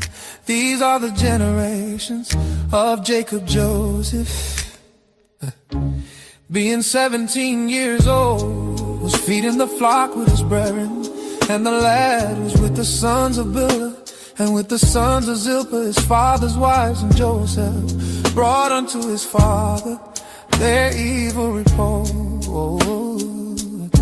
And now Israel loved Joseph more than all his children, because he was the son of his old age, and he made him a coat of many colors. And when his brethren saw that their father loved him more than all his brethren, they hated him and could not speak peaceably unto him. And Joseph dreamed a dream, and he told it his brethren, and they hated him yet the more. And he said unto them, Hear, I pray you, this dream which I have dreamed. For behold, we were binding sheaves in a field, and lo, my sheaf arose and also stood upright. And behold, your sheep stood around about and made obeisance to my sheep. And his brethren said to him, Shalt thou indeed reign over us? Or shalt thou indeed have dominion over us? And they hated him yet the more for his dreams and for his word. And he dreamed yet another dream, and told it his brethren, and said, Behold, I have dreamed a dream more. And behold, the sun and the moon and the 11 stars made obeisance to me. And he told it to his father and to his brethren. And his father rebuked him and said unto him, What is this dream that thou hast dreamed? Shall I and thy mother and thy brethren indeed come to bow down ourselves to thee to the earth? And his brethren envied him, but his father observed the saying unto. And his brethren went to feed their father's flock in Shechem. And Israel said unto Joseph, Do not thy brethren feed the flock in Shechem? Come, and I will send thee unto them. And he said to him, Here am I. And he said to him, Go, I pray thee, see whether it be well with thy brethren, or well with the flocks, and bring me word again. So he sent him out of the vale of Hebron, and he came to Shechem. And a certain man found him, and behold, he was wandering in the field. And a man asked him, saying, What seekest thou?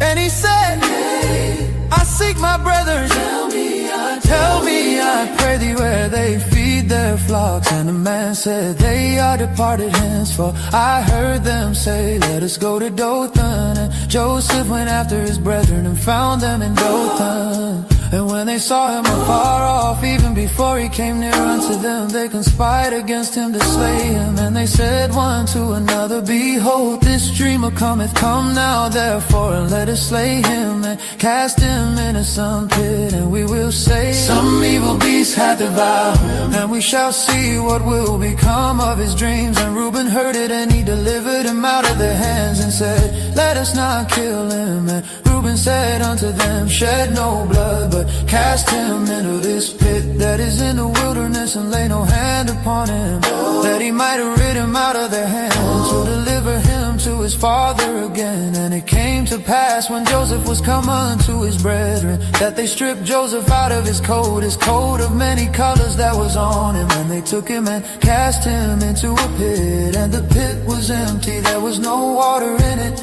And they sat down to eat bread, and they lifted up their eyes and looked, and behold, a company of Ishmaelites came from Gilead, with their camels bearing spicery and balm and myrrh, going to carry it down to Egypt. And Judah said unto his brethren, what profit is it if we slay our brother and conceal his blood? Come and let us sell him to the Ishmaelites, and let not our hand be upon him, for he is our brother and our flesh. And his brethren were content. Then there passed by Midianites merchantmen, and they drew and lifted up Joseph out of the pit, and sold Joseph to the Ishmaelites for 20 pieces of silver. And they brought Joseph into Egypt. And Reuben returned unto the pit, and behold, Joseph was not in the pit. And he rent his clothes, and he returned unto his brethren. Whither shall I go? And they took Joseph's coat, and killed a kid of the goats, and dipped the coat in the blood. And they sent the coat of many colors, and they brought it to their father, and said, this have we found. Know now whether it be thy son's coat or no. And he knew it, and said, it is my son's coat. An evil beast hath devoured him. Joseph is without doubt rent in pieces, and Jacob rent his clothes, and put sackcloth upon his loins, and mourned for his son many days. And all his sons and all his daughters rose up to comfort him, but he refused to be comforted. And he said, for I will go down into the grave unto my son mourning. Thus his father wept for him. And the Midianites sold him into Egypt under Potiphar, an officer of Pharaoh's, and captain of the guard. It came to pass at that time that Judah went down from his brethren, and turned into a certain Adullam, whose name was Hira. And Judah saw there a daughter of a certain Canaanite, whose name was Shua. And he took her and went in unto her, and she conceived and bare a son, and he called his name Er. And she conceived again and bare a son, and she called his name Onan. She had again conceived and bare a son, and called his name Shelah. And he was at Chesed when she buried him. And Judah took a wife for his firstborn, whose name was Tamar. And that Judah's firstborn was wicked in the sight of the Lord, and the Lord slew him. And Judah said unto Onan, go in unto thy brother's wife, and marry her, and raise up seed to thy brother. And Onan knew that the seed should not be his. And it came to pass, when he went in unto his brother's wife, that he spilled it on the ground, lest that he should give seed to his brother. And the thing which he did displeased the Lord, wherefore he slew him also. Then said Judah to Tamar his daughter-in-law, remain a widow at thy father's house, till shall my son be grown. For he said, lest peradventure he die also, as his brethren did. And Tamar went and dwelt in her father's house. And in process of time, the daughter of Shua, Judah's wife, died. And Judah was comforted, and went up unto his sheep shearers to Timnath, he and his friend Hira the Adullamite. And it was told Tamar, saying, behold, thy father-in-law goeth up to Timnath to shear his sheep. And she put her widow's garments off from her, and covered her with a Joseph and sat in an open place, which is by the way to Timnath. For she saw that Shelah was grown, and she was not given unto him to wife. When Judah saw her, he thought her to be an harlot, because she had covered her face. And he turned unto her by the way and said, Go to, I pray thee, let me come in unto thee. For he knew not that she was his daughter-in-law. And she said, What wilt thou give me, that thou mayest come in unto me? And he said, I will send thee a kid from the flock. And she said, Wilt thou give me a pledge till thou send it? And he said, What pledge shall I give thee? And she said, Thy signet, and thy bracelets, and thy staff that is in thine hand. And he gave it her, and came in unto her, and she conceived by him. And she arose and went away, and laid by her veil from her, and put on the garments of a widowhood. And Judah sent the kid by the hand of his friend the Adullamite to receive his pledge from the woman's hand. But he found her not.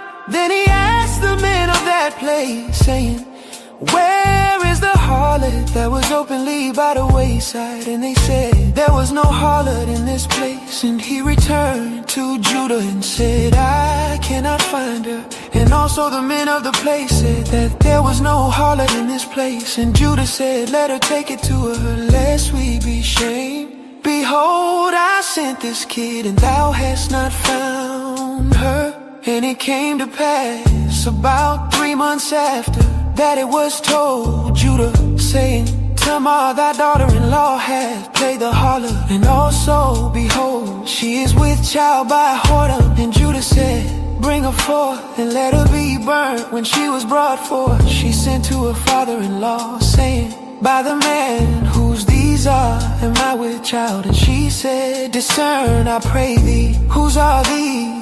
The signet and bracelets and staff. And Judah acknowledged them, and said, She had been more righteous than I. Not to Shelah, my son. And he knew her again no more. And it came to pass in the time of her travail, that behold, twins were in her womb. And it came to pass when she travailed, that the one put out his hand, and the midwife took and bound upon his hand a scarlet thread, saying, This came out first. And it came to pass, as he drew back his hand, that behold, his brother came out. And she said, How hast thou broken forth? This breach be upon thee. Therefore his name was called Pharez. And afterward came out his brother that had the scarlet thread upon his hand, and his name was called Zara.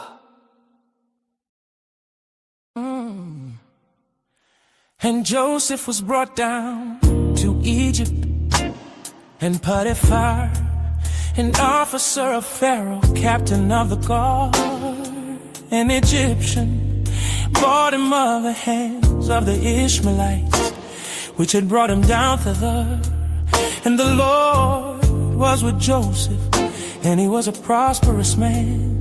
And he was in the house of his master, the Egyptian.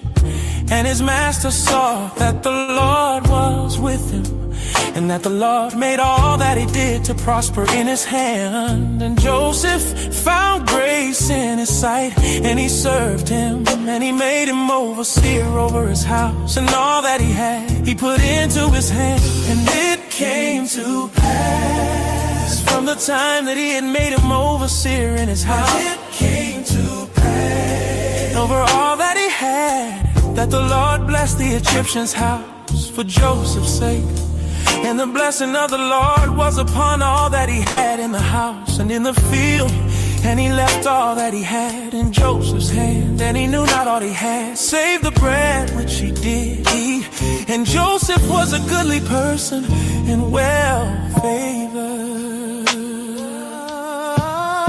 And it came to pass, after these things, that his master's wife cast her eyes upon Joseph. And she said, Lie with me. But he refused and said unto his master's wife, Behold, my master wotteth not what is with me in the house, and he hath committed all that he hath to my hand. There is none greater in this house than I. Neither hath he kept back anything from me but thee, because thou art his wife. How then can I do this great wickedness and sin against God? And it came to pass, as she spake to Joseph day by day, that he hearkened not unto her to lie by her or to be with her.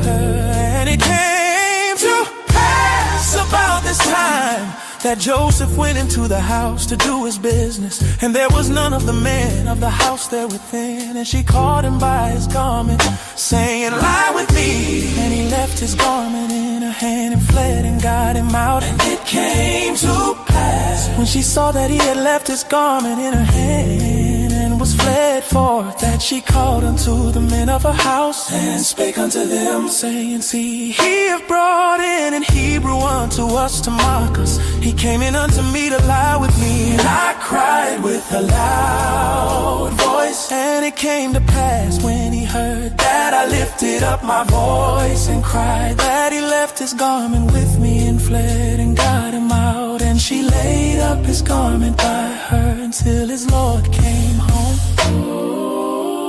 And she spake unto him according to these words, saying, the Hebrew servant which thou hast brought unto us came in unto me to mock me. And it came to pass, as I lifted up my voice and cried, that he left his garment with me and fled out. And it came to pass, when his master heard the words of his wife, which she spake unto him, saying, after this manner did thy servant to me, that his wrath was kindled. And Joseph's master took him and put him into the prison, the place where the king's prisoners were bound. And he was there in the prison, but the Lord was with Joseph and shewed him mercy, and gave him favor in the sight of the keeper of the prison. And the keeper of the prison committed to Joseph's hand all the prisoners that were in the prison. And whatsoever they did there, he was the doer of it. The keeper of the prison looked not to anything that was under his hand, because the Lord was with him, and that which he did, the Lord made it to prosper.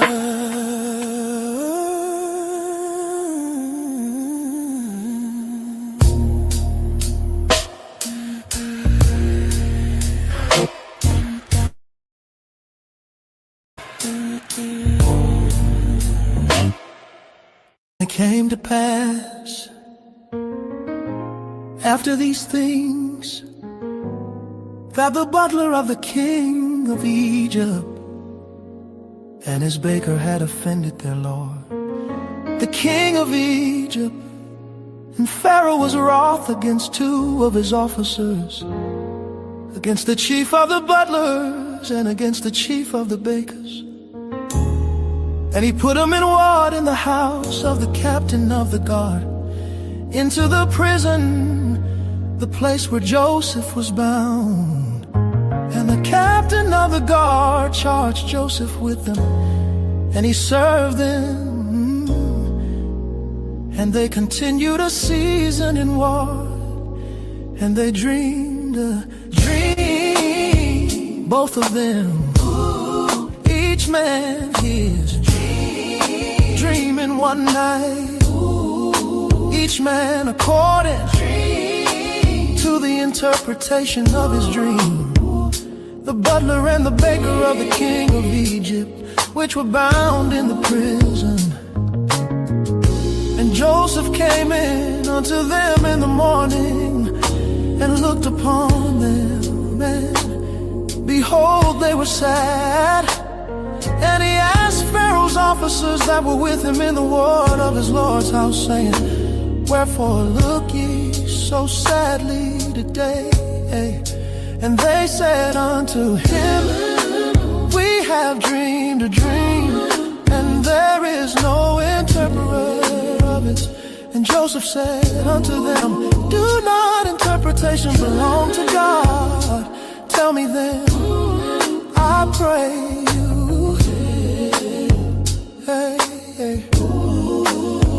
And the chief butler told his dream to Joseph, and said to him, in my dream, behold, a vine was before me, And in the vine were 3 branches, and it was as though it budded, and a blossom shot forth, and the clusters thereof brought forth ripe grapes. And Pharaoh's cup was in my hand, and I took the grapes and pressed them into Pharaoh's cup, and I gave the cup into Pharaoh's hand. And Joseph said unto him, this is the interpretation of it. The 3 branches are 3 days, yet within 3 days shall Pharaoh lift up thine head, and restore thee unto thy place, and thou shalt deliver Pharaoh's cup into his hand, after the former manner when thou wast his butler.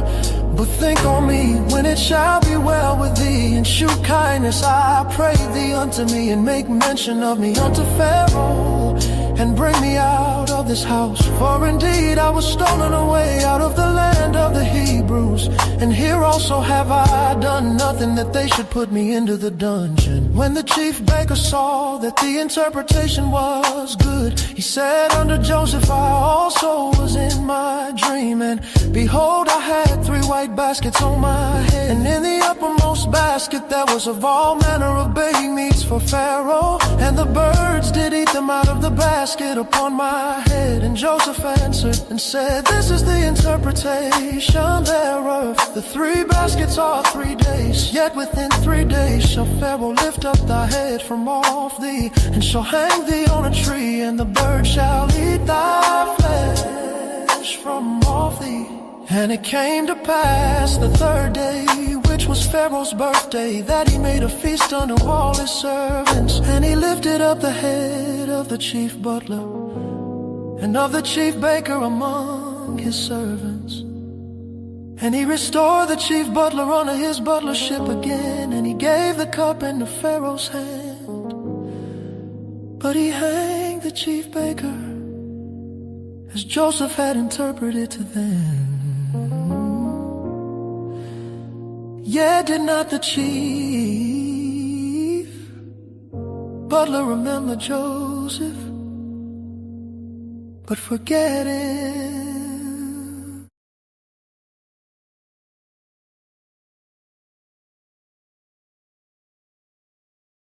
It came to pass at the end of 2 full years that Pharaoh dreamed.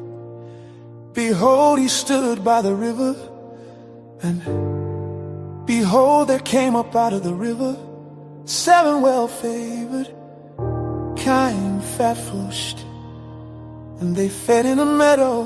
And behold, 7 other kind came up after them out of the river, ill-favored and lean-flushed, and stood by the other kind upon the brink of the river.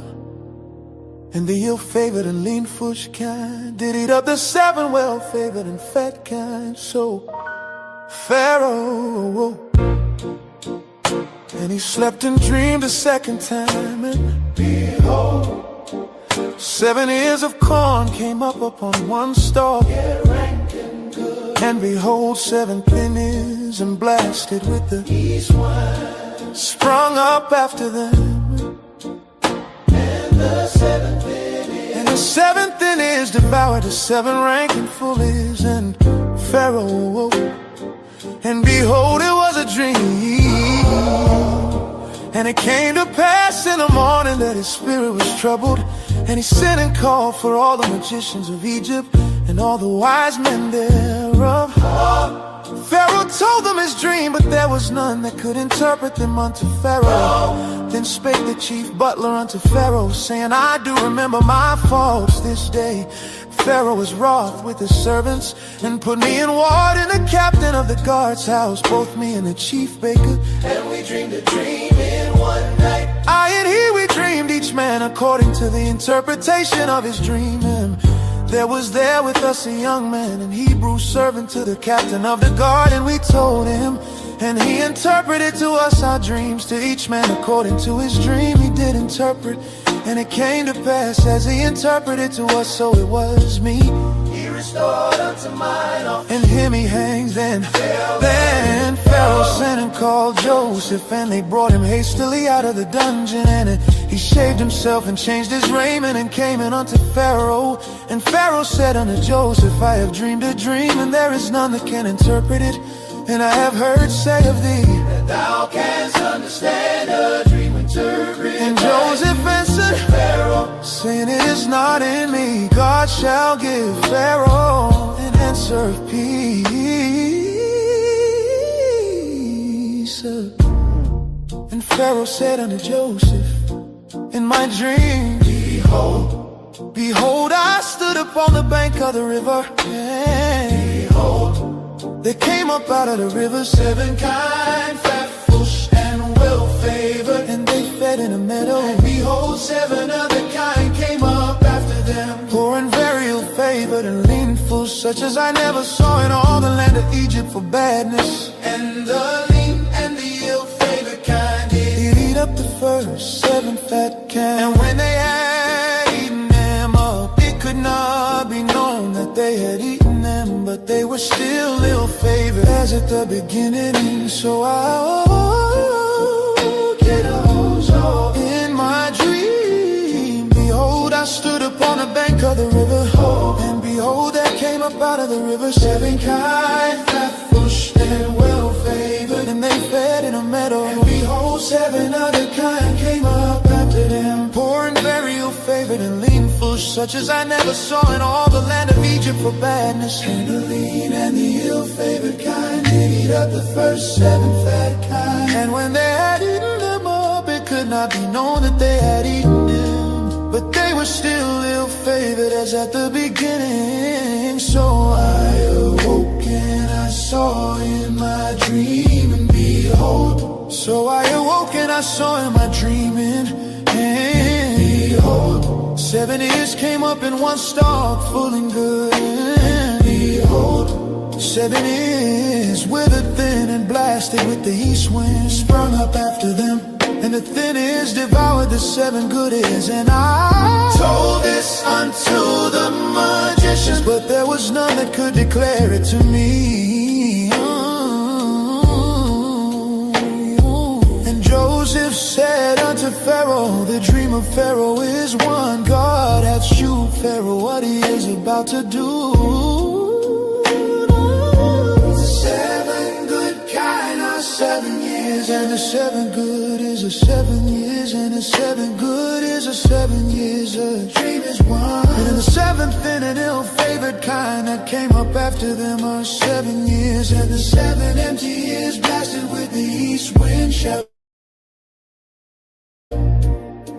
This is the thing which I have spoken unto Pharaoh. What God is about to do, she went unto Pharaoh. Behold, there come 7 years of great plenty throughout all the land of Egypt. And there shall arise after them 7 years of famine, and all the plenty shall be forgotten in the land of Egypt. And the famine shall consume the land, and the plenty shall not be known in the land by reason of that famine following. For it shall be very grievous, and for that the dream was doubled unto Pharaoh twice. It is because the thing is established by God, and God will shortly bring it to pass.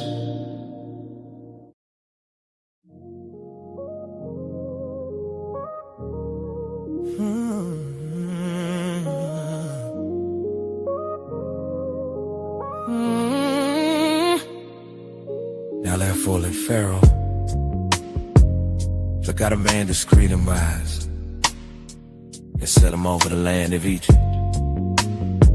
Let Pharaoh do this, and let him appointed officers over the land, and take up the 5th part of the land of Egypt in the 7 plenteous years, and let them gather all the food of those good years that come, and let them corn under the hand of Pharaoh, and let them keep food in the cities. And that food shall be for store to the land against the 7 years of famine, which shall be in the land of Egypt. Let the land perish, not through the famine. And the thing was good in the eyes of Pharaoh,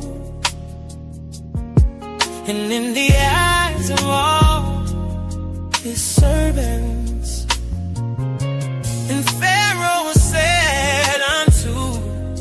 discerns. Can we find such a one as this?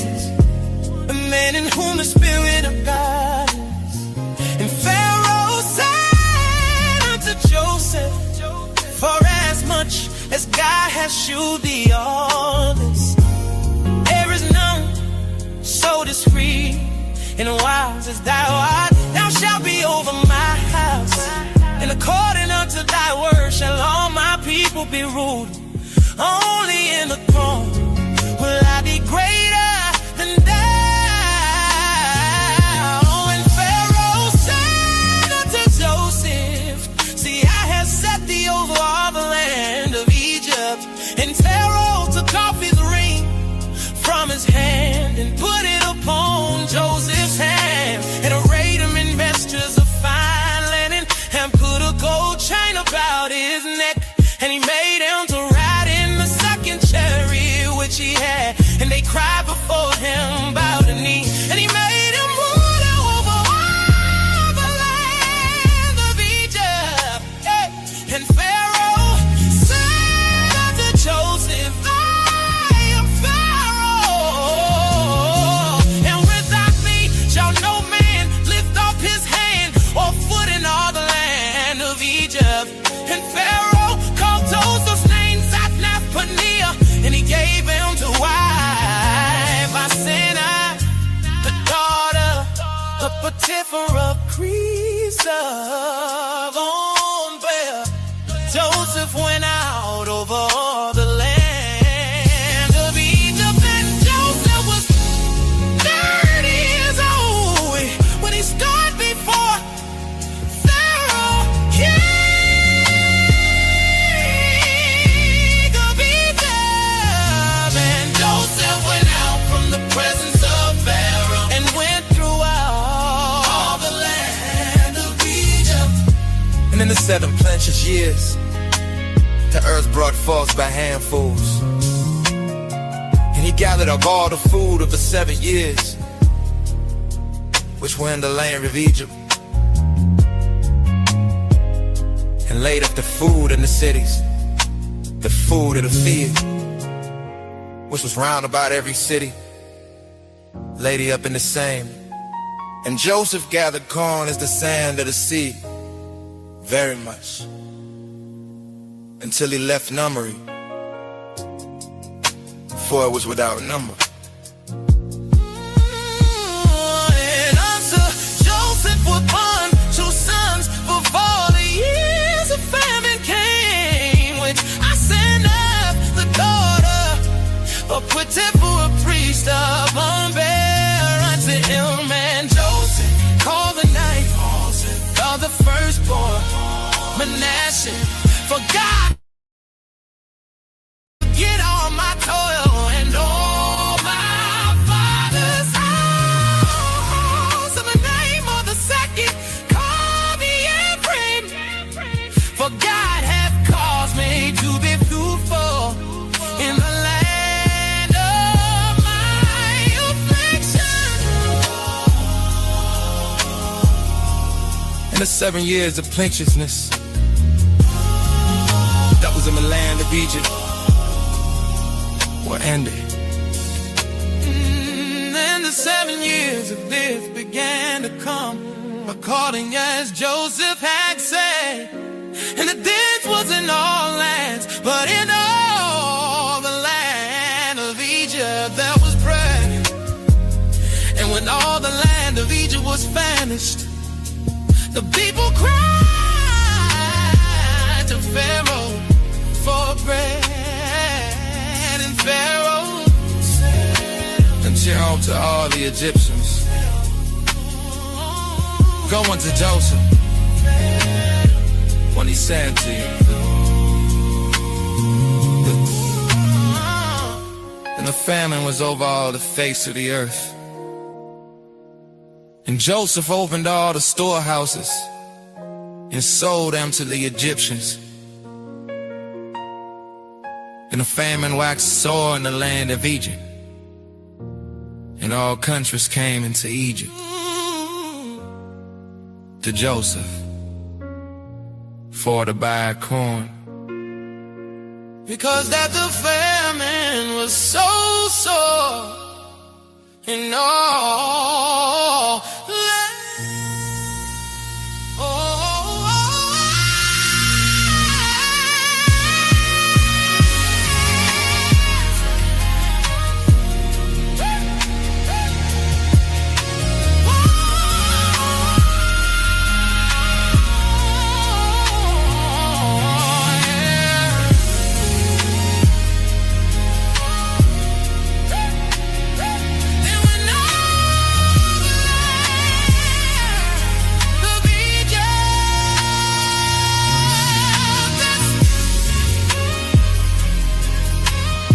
The land of Egypt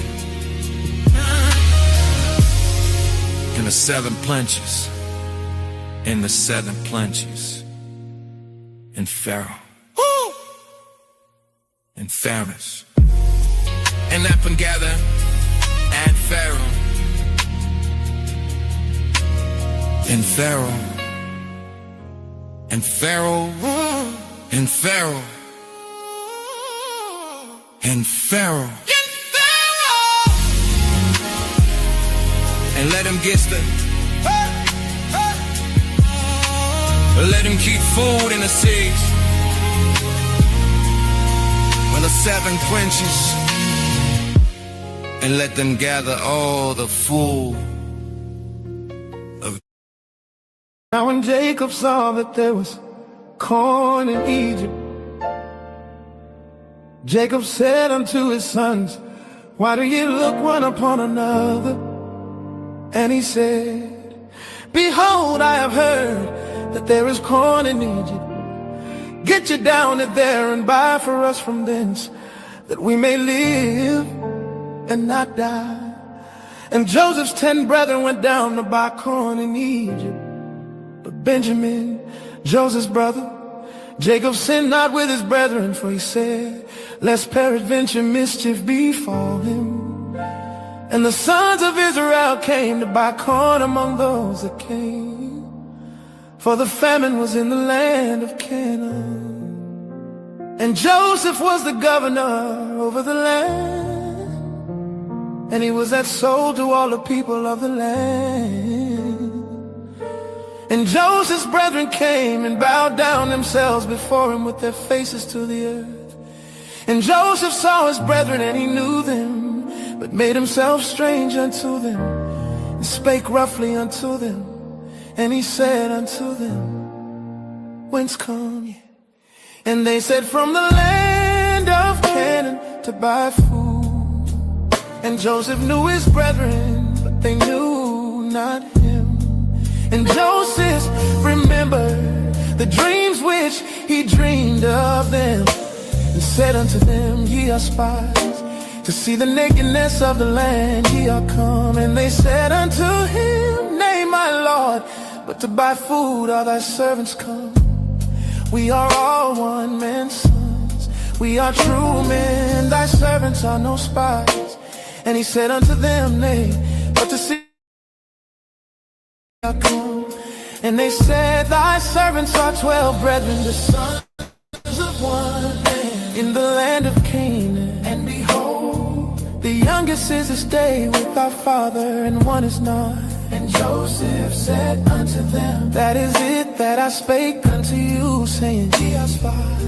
Hereby ye shall be proved. By the life of Pharaoh ye shall not go forth hence, except your youngest brother come hither. Send one of you and let him fetch your brother. And ye shall be kept in prison, that your words may be proved, whether there be any truth in you. Or else by the life of Pharaoh, surely ye are spies. And he put them all together into ward 3 days. And Joseph said unto them the 3rd day, this do and live. For I fear God, if ye be true men, let one of your brethren be bound in the house of your prison. Go ye carry corn for the famine of your houses, but bring your youngest brother unto me, so shall your words be verified, and ye shall not die. And they did so, and they said one to another, We are verily guilty concerning our brother, in that we saw the anguish of his soul when he besought us, and we would not hear. Therefore is this distress come upon us. And Reuben answered them, saying, Spake I not unto you, saying, Do not sin against the child, and ye would not hear. For behold, also his blood is required. And they knew not that Joseph understood them, for he spake unto them by an interpreter. And he turned himself about from them, and wept, and returned to them again, and communed with them, and took from them Simeon, and bound him before their eyes. Then Joseph commanded to fill their sacks with corn, and to restore every man's money into his sack, and to give them provision for the way. And thus did he unto them, and they laded their asses with the corn, and departed thence. And as one of them opened his sack to give his ass provender in the end, he espied his money, for behold, it was in his sack's mouth. And he said unto his brethren, My money is restored, and lo, it is even in my sack.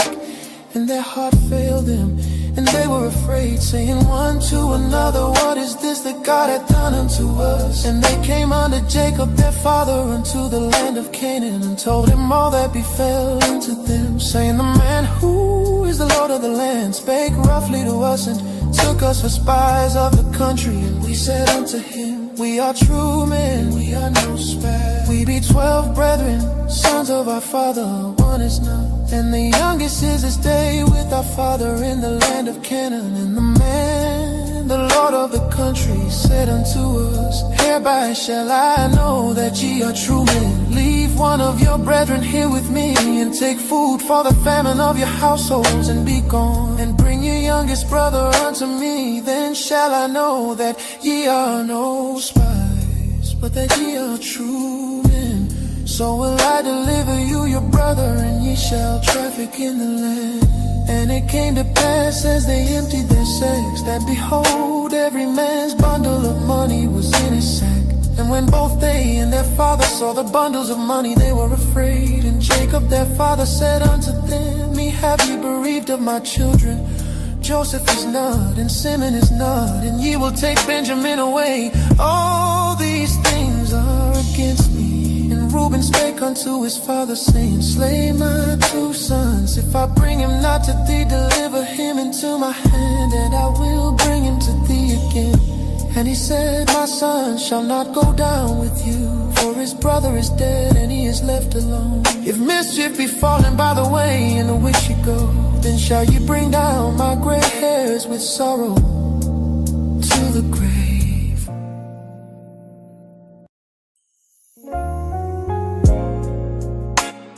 And the famine was sore in the land,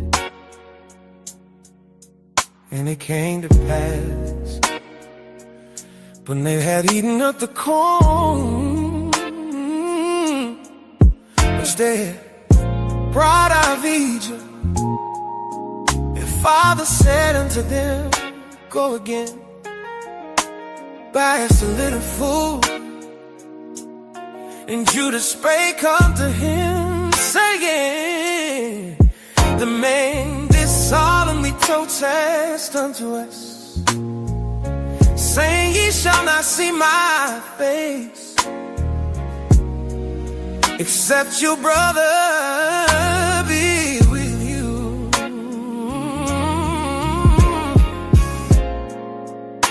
If thou wilt send thy brother with us, and buy me food,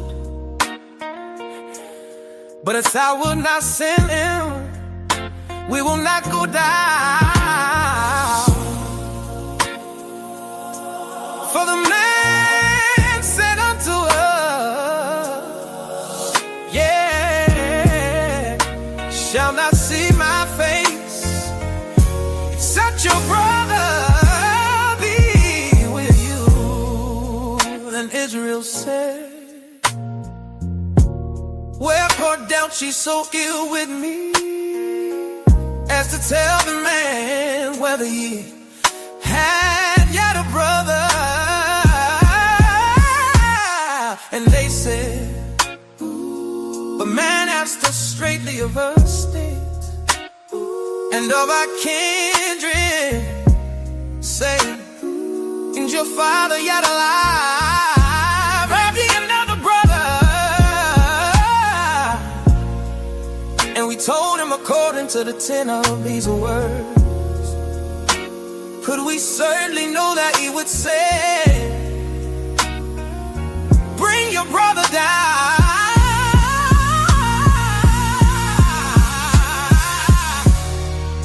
And Judah said unto Israel his father, send the lad with me, and we will arise and go, that we may live and not die. Walk free and now, and also our little ones I will be showing for him. Of my hand shalt thou require him.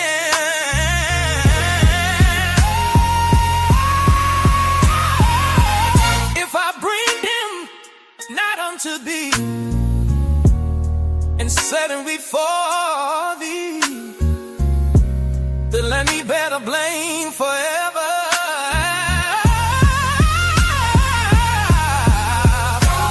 For except we had lingered, surely now we have returned the second time.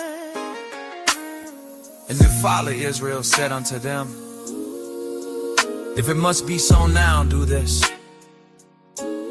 Take of the best fruits in the land in your vessels, and carry down the manna present, a little balm and a little honey, spices, and myrrh, nuts, and almonds. And take double money in your hand, and the money that was brought again in the mouth of your sex, carry it again in your hand. Peradventure it wasn't oversacked. Take also your brother, and arise, go again unto the man, and God Almighty give you mercy before the man, and he may send away your other brother and Benjamin. If I be bereaved of my children, I am bereaved. And the men took that present, and they took double money in their hand. And Benjamin and rose up and went down to Egypt and stood before Joseph. And when Joseph saw Benjamin with them, he said to the ruler of his house, bring these men home and slay and make ready, for these men shall dine with me at noon. And the man did as Joseph bade. And the man brought the men into Joseph's house. And the men were afraid because they were brought into Joseph's house. And they said, because of the money that was returned in our sacks of the first time are we brought in, that he may sink occasion against us and fall upon us and take us for bondmen at our ashes. And they came near to the steward of Joseph's house, and they communed with them at the door of the house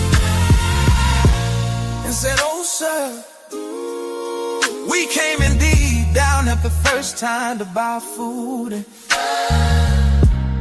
and it came to pass when we came to the end that we opened our sacks, and behold, every man's money was in the mouth of his sack, our money in full weight, that we have brought it again in our hand, that we brought down in our hands to buy food. We cannot tell who put our money in our sacks. And he said, peace be still, fear not. Your God and the God of your father has still stealing you treasure in your sacks.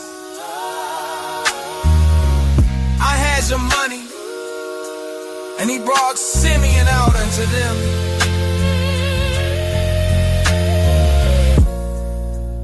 And the man brought the men into Joseph's house and gave them water, and they washed their feet. And he gave the asses provender, and they made ready the crescent against Joseph came at noon. For they heard that they should eat bread there.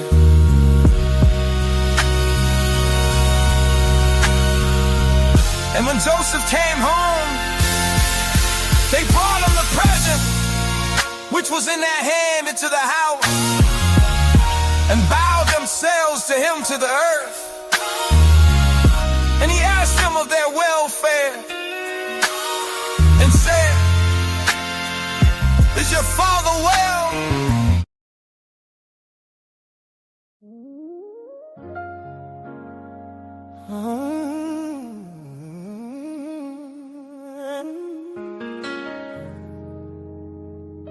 Joseph commanded the steward of his house, saying, "Fill the men's sacks with food as much as they can carry, and put every man's money in his sack's mouth, and put my cup, the silver cup, in the sack's mouth of the youngest and his corn money."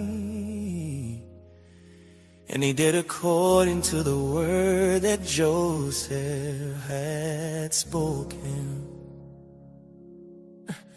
As soon as the morning was light, the men were sent away, and their eyes said,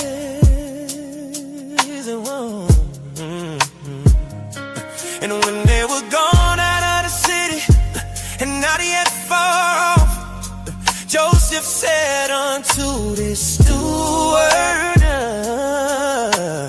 "Follow after the men, and when I just overtake them, say unto them, wherefore have ye rewarded evil for good? Is not the city in which my Lord taketh, and whereby indeed he divideth, he left not evil to so do it.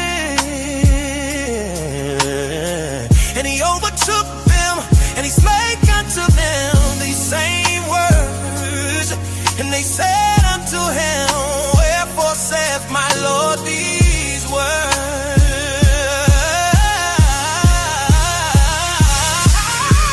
God forbid that thy servant should do according to this thing. Behold, the money which we found in our sacks' mouths, we brought again unto thee out of the lands of Canaan. How then should we steal out of thy Lord's house silver or gold? With whomsoever of thy servants should be found, both let him die, and we also will be my Lord's right then. And he said, now also let it be according unto your words. He with whom it is found shall be my servant, and he shall be blameless. Then they speedily took down every man his sack to the ground, and opened every man his sack. And he searched and began at the eldest, and left at the youngest, and the cup was found in Benjamin's sack. Then they rigged their crows and laid it every man his eyes, and returned to the city. And Judah, his brother, came to Joseph's house, for he was yet there, and they fell before him on the ground. And Joseph said unto them, what deed is this that he hath done? Watch ye not that such a man as I can certainly divide. He said, what shall we say unto my Lord?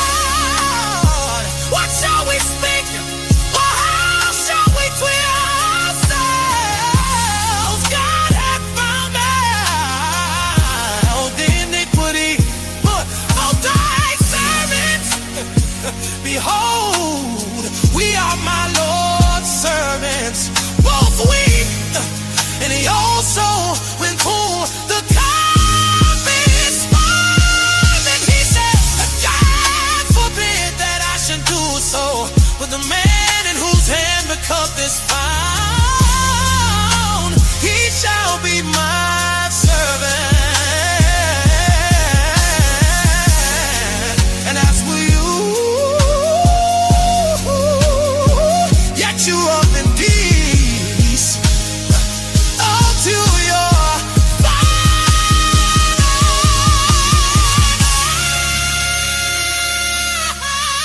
Judah came near to him and said, Oh my Lord, let thy servant, I pray thee, speak a word in my Lord's ears, and let not thine anger burn against thy servant. For thou art even as sparrow, my Lord asks his servants, saying, Have ye father?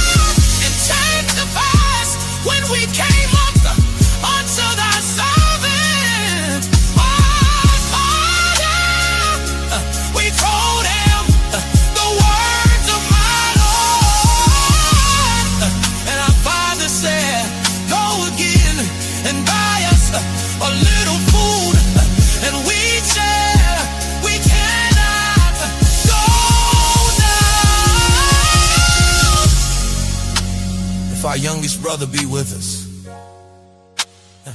and will we go down? For we may not see the man's face, except our youngest brother be with us. And answering my father said unto us, You know that my wife bare me two sons,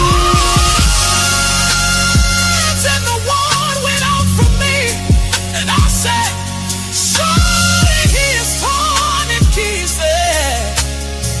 And I saw him not since. And if he takes this also from me, and mischief befall him, he shall bring down my gray hairs with sorrow to the grave. Now therefore, when I come to thy servant, my father, and the land.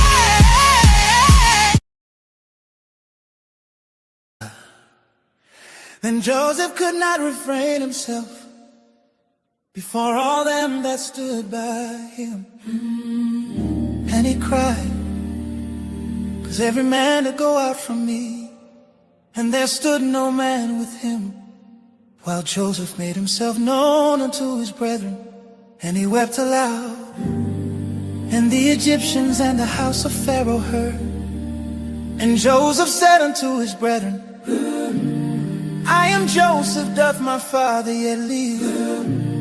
And his brethren could not answer him, for they were troubled at his presence. And Joseph said unto his brethren, Come near to me, I pray you. And they came near. He said, I am Joseph, your brother, whom you sold into Egypt. Now therefore be not grieved, nor angry with yourself that you sold me here. For God did send me before you to these 2 years had the famine been in the land. yet there are 5 years in which there shall neither be earing nor harvest. And God sent me before you to preserve your posterity in the earth, and to save your lives by a great deliverance.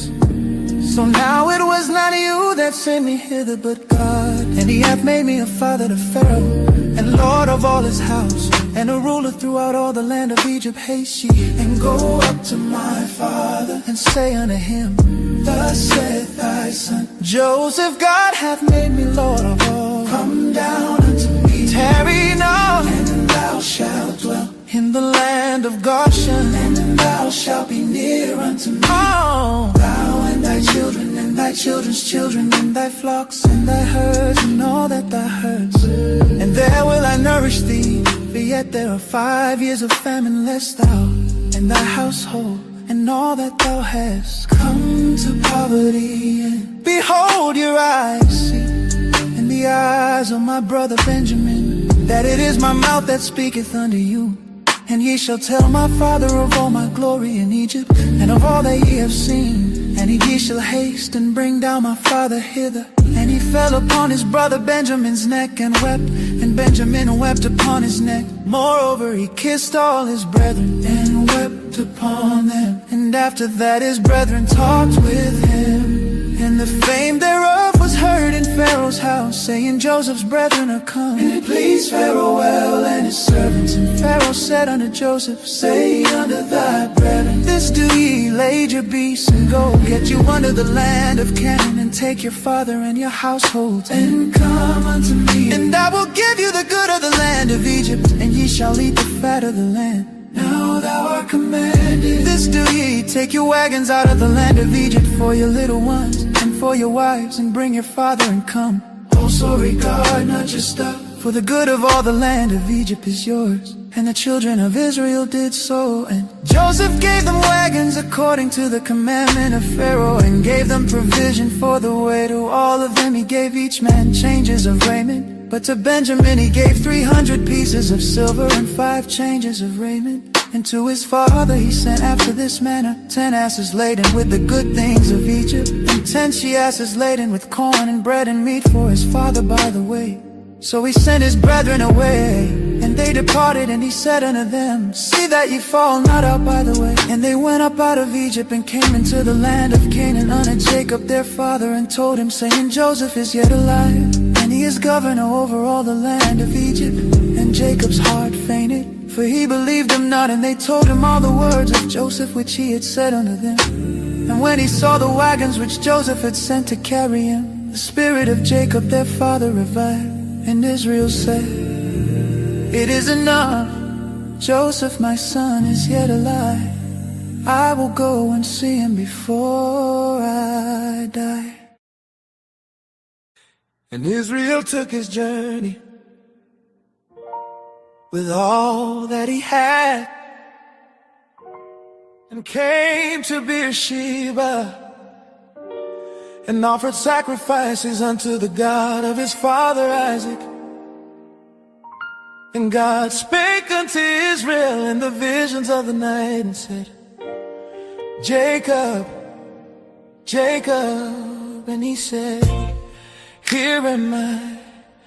And he said, I am God, the God of thy father. Fear not to go down into Egypt, for I will there make of thee a great nation. Oh, I will go down with thee into Egypt, and I will also surely bring thee up again. And Joseph shall put his hand upon thine eyes. And Jacob rose up from Beersheba, and the sons of Israel carried Jacob their father, and the little ones and their wives, and the wagons which Pharaoh had sent to carry him. And they took their cattle and their goods which they had gotten in the land of Canaan, and came into Egypt. Jacob and all his seed with him, his sons and his sons' sons with him, his daughters and his sons' daughters, and all his seed brought it with him into Egypt. And these are the names of the children of Israel, which came in Egypt, Jacob and his sons, Reuben, Jacob's firstborn. And the sons of Reuben, Hanok and Phalu and Hezron and Carmi. And the sons of Simeon, Jemuel and Jamin and Ohad and Jashin and Zohar and Shaul, the son of a Canaan and Tish woman. And the sons of Levi, Gershon, Kohath and Merari. And the sons of Judah, Onan and Shelah in the land of Canaan. And the sons of Perez were Hezron and Hamul. And the sons of Issachar, Tola and Puvah and Job and Shimron. And the sons of Zebulun, Zid and Elon and Jalil. These be the sons of Leah, which she bare unto Jacob in Paddan and Aram. All the souls of his sons and his daughters were 33. And the sons of Gad, Ziphion and Haggi and Shuni and Esben and Eri and Arodi and Areli. And the sons of Asher, Shimna and Isha and Izri and Bera and Sarah their sister. The sons of Beraiah, Heba and Malchiel. These are the sons of Zilpah, whom Laban gave to Leah his daughter. And these she bare unto Jacob, even 16 souls. Sons of Rachel, Jacob's wife, Joseph and Benjamin. And unto Joseph in the land of Egypt were born Manasseh and Ephraim, which are seen at the daughter of Potiphar, a priest of On, bare unto him. And the sons of Benjamin were Bela and Betcher and Ashbel and Jerah and Naaman and A and Bashan, Apiman and Huppim and Ad. These are the sons of Rachel, which were born to Jacob. All the souls were 14. And the sons of Dan, Husham. And the sons of Naphtali, Jazel and Guni and Jezer and Shillem. These are the sons of Bilhah, which Laban gave unto Rachel his daughter. And she bare these unto Jacob. All the souls were 7. All the souls that came with Jacob into Egypt, which came out of his loins, beside Jacob's sons' wives. All the souls were 66. And the sons of Joseph, which were born him in Egypt, were 2 souls. All the souls of the house of Jacob, which came into Egypt, were 70.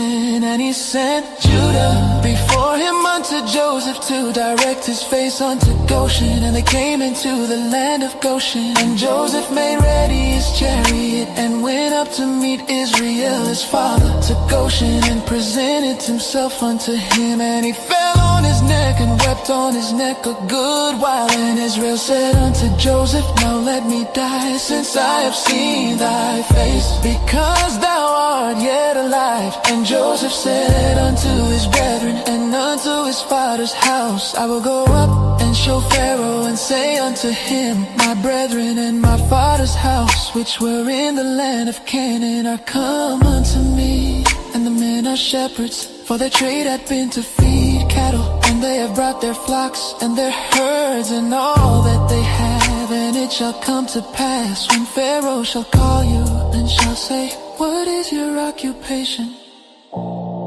That ye shall say, thy servants trade have been about cattle from our youth, even until now, both we and also our fathers, that ye may dwell in the land of Goshen. For every shepherd is an abomination unto the Egyptians.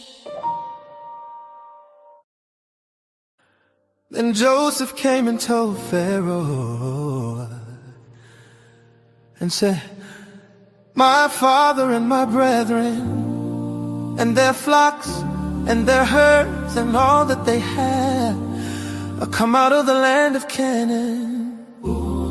And behold, they are in the land of Goshen.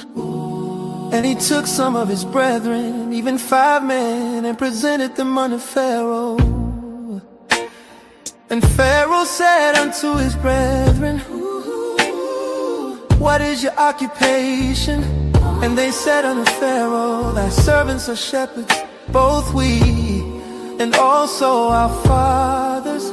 They said moreover unto Pharaoh, for to sojourn in the land are we come. For thy servants have no pasture for their flocks, oh, for the famine is sore in the land of Canaan. Now therefore, we pray thee, let thy servants dwell in the land of Goshen. And Pharaoh spake unto Joseph, saying, thy father and thy brethren are come unto thee. The land of Egypt is before thee. In the best of the land, make thy father and brethren to dwell in the land of Goshen. Let them dwell. And if thou knowest any men of activity among them, then make them rulers over my cattle. And Joseph brought in Jacob his father, set him before Pharaoh. And Jacob blessed Pharaoh. And Pharaoh said unto Jacob, how old art thou? And Jacob said unto Pharaoh, the days of the years of my pilgrimage are 130 years. Few and evil have the days of the years of my life been, and have not attained unto the days of the years of their pilgrimage. And Jacob blessed it Pharaoh, and went out from before Pharaoh. And Joseph placed his father and his brethren, and gave them a possession in the land of Egypt, in the best of the land of Rameses, as Pharaoh had commanded. And Joseph nourished his father and his brethren, and all his father's household with bread, according to their families. And there was no bread in all the land, for the famine was very sore, so that the land of Egypt and all the land of Canaan fainted by reason of the famine. And Joseph gathered up all the money that was found in the land of Egypt and in the land of Canaan, for the corn which they bought. And Joseph brought the money into Pharaoh's house. And when money failed in the land of Egypt and in the land of Canaan, all the Egyptians came unto Joseph and said, give us bread, for why should we die in thy presence? For the money faileth. And Joseph said, give your cattle, and I will give you for your cattle if money fail. And they brought their cattle unto Joseph, and Joseph gave them bread in exchange for horses, and for the flocks, and for the cattle of the herds, and for the heiresses. And he fed them with bread for all their cattle for that year. When that year was ended, they came unto him the second year, and said unto him, we will not hide it from my Lord, how that our money is spent. My Lord also hath our herds of cattle. There is not aught left in the sight of my Lord, but our bodies and our lands. Wherefore shall we die before thine eyes, both we and our land? Buy us and our land for bread, and we and our land will be servants unto Pharaoh. And give us seed, that we may live and not die, that the land be not desolate. And Joseph bought all the land of Egypt for Pharaoh, for the Egyptians sold every man his field, because the famine prevailed over them. So the land became Pharaoh's. And as for the people, he removed them to cities from one end of the borders of Egypt even to the other end thereof. Only the land of the priests bought he not, for the priests had a portion assigned them of Pharaoh, and did eat their portion which Pharaoh gave them. Wherefore they sold not their land. And Joseph said unto the people, behold, I have bought you this day in your land for Pharaoh. Lo, here is seed for you, and ye shall sow the land, and it shall come to pass in the increase, that ye shall give the 5th part unto Pharaoh, and 4 parts shall be your own, for seed of the field, and for your food, and for them of your households, and for food for your little ones. And they said, thou hast saved our lives. Let us find grace in the sight of my Lord, and we will be Pharaoh's servants. And Joseph made it a law over the land of Egypt unto this day, that Pharaoh should have the 5th part, except the land of the priests only, which became not Pharaoh. And as for the people, he removed them to cities from one end of the borders of Egypt even to the other end thereof. Only the land of the priests bought he not, for the priests had a portion assigned them of Pharaoh, and did eat their portion which Pharaoh gave them. Wherefore they sold not their lands. Then Joseph said unto people, behold, I have bought you this day in your land for Pharaoh. Lo, here is seed for you, and ye shall sow the land, and it shall come to pass in the increase, that ye shall give the 5th part unto Pharaoh, and 4 parts shall be your own, for seed of the field, and for your food, food and for them of your households, and for food for your little ones. And they said, Thou hast saved our lives. Let us find grace in the sight of my Lord, and we will be Pharaoh's servants. And Joseph made it a law over the land of Egypt unto this day, that Pharaoh should have the 5th part, except the land of the priests only, which became not Pharaoh's.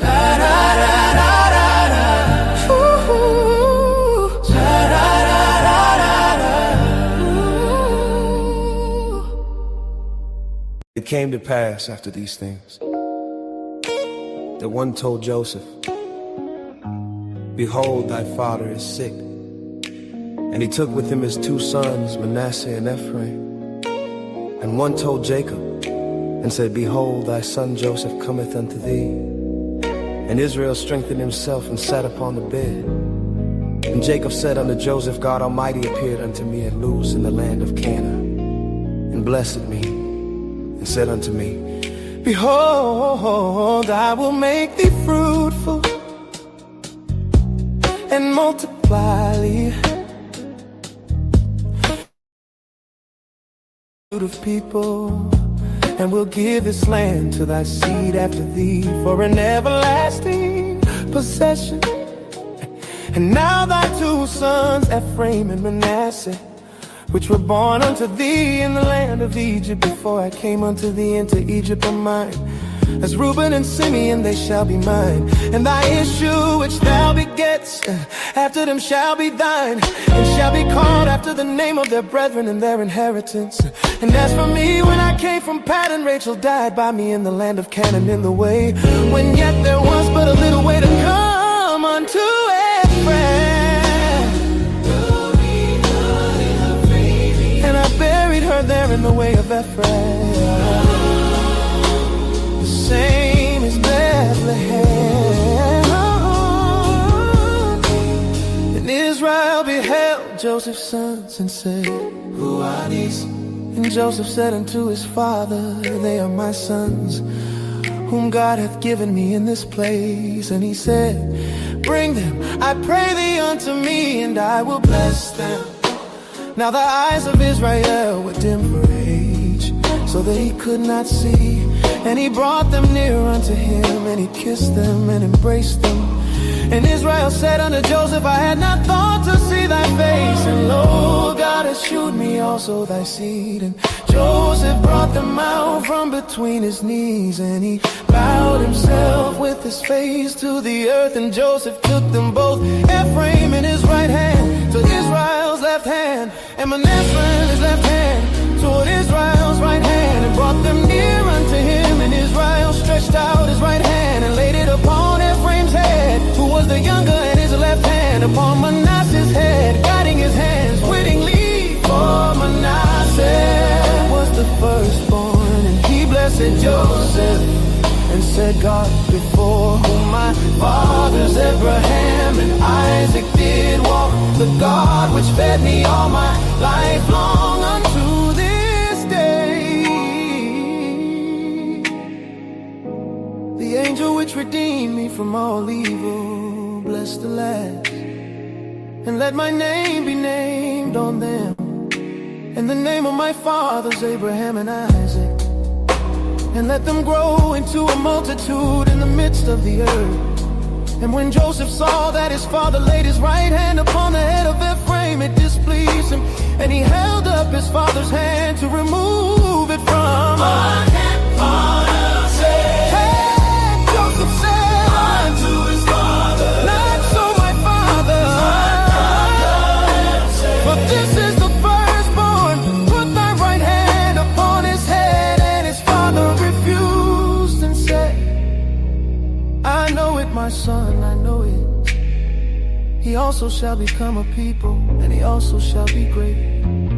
But truly his younger brother shall be greater than he, and his seed shall become a multitude of nations. And he blessed them that day, saying, In thee shall Israel bless, saying, God make thee as Ephraim and as Manasseh.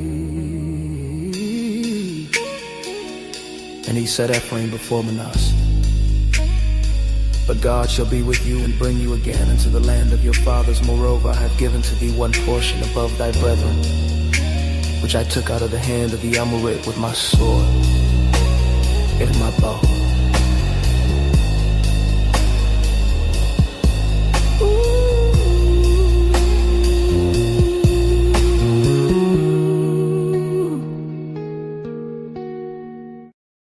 Jacob called unto his sons and said, gather yourselves together, that I may tell you that which shall befall you in the last days.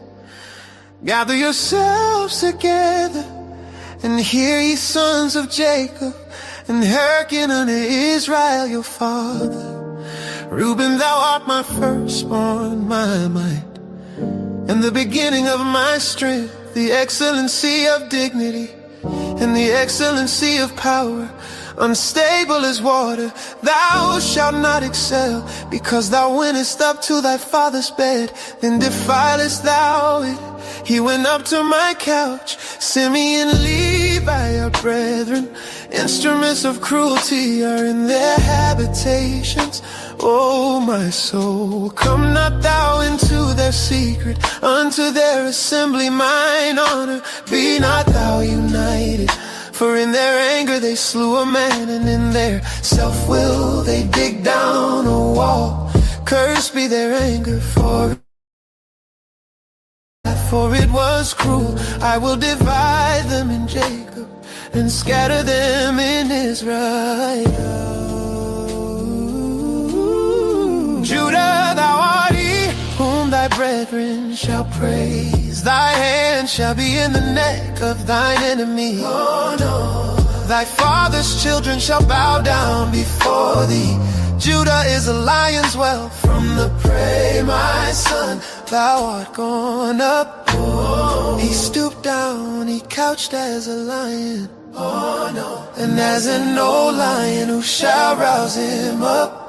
The scepter shall not depart from Judah, nor a lawgiver from between his feet, until Shiloh come, and unto him shall the gathering of the people be. Binding his foal unto the vine, and his ass's coat unto the choice vine.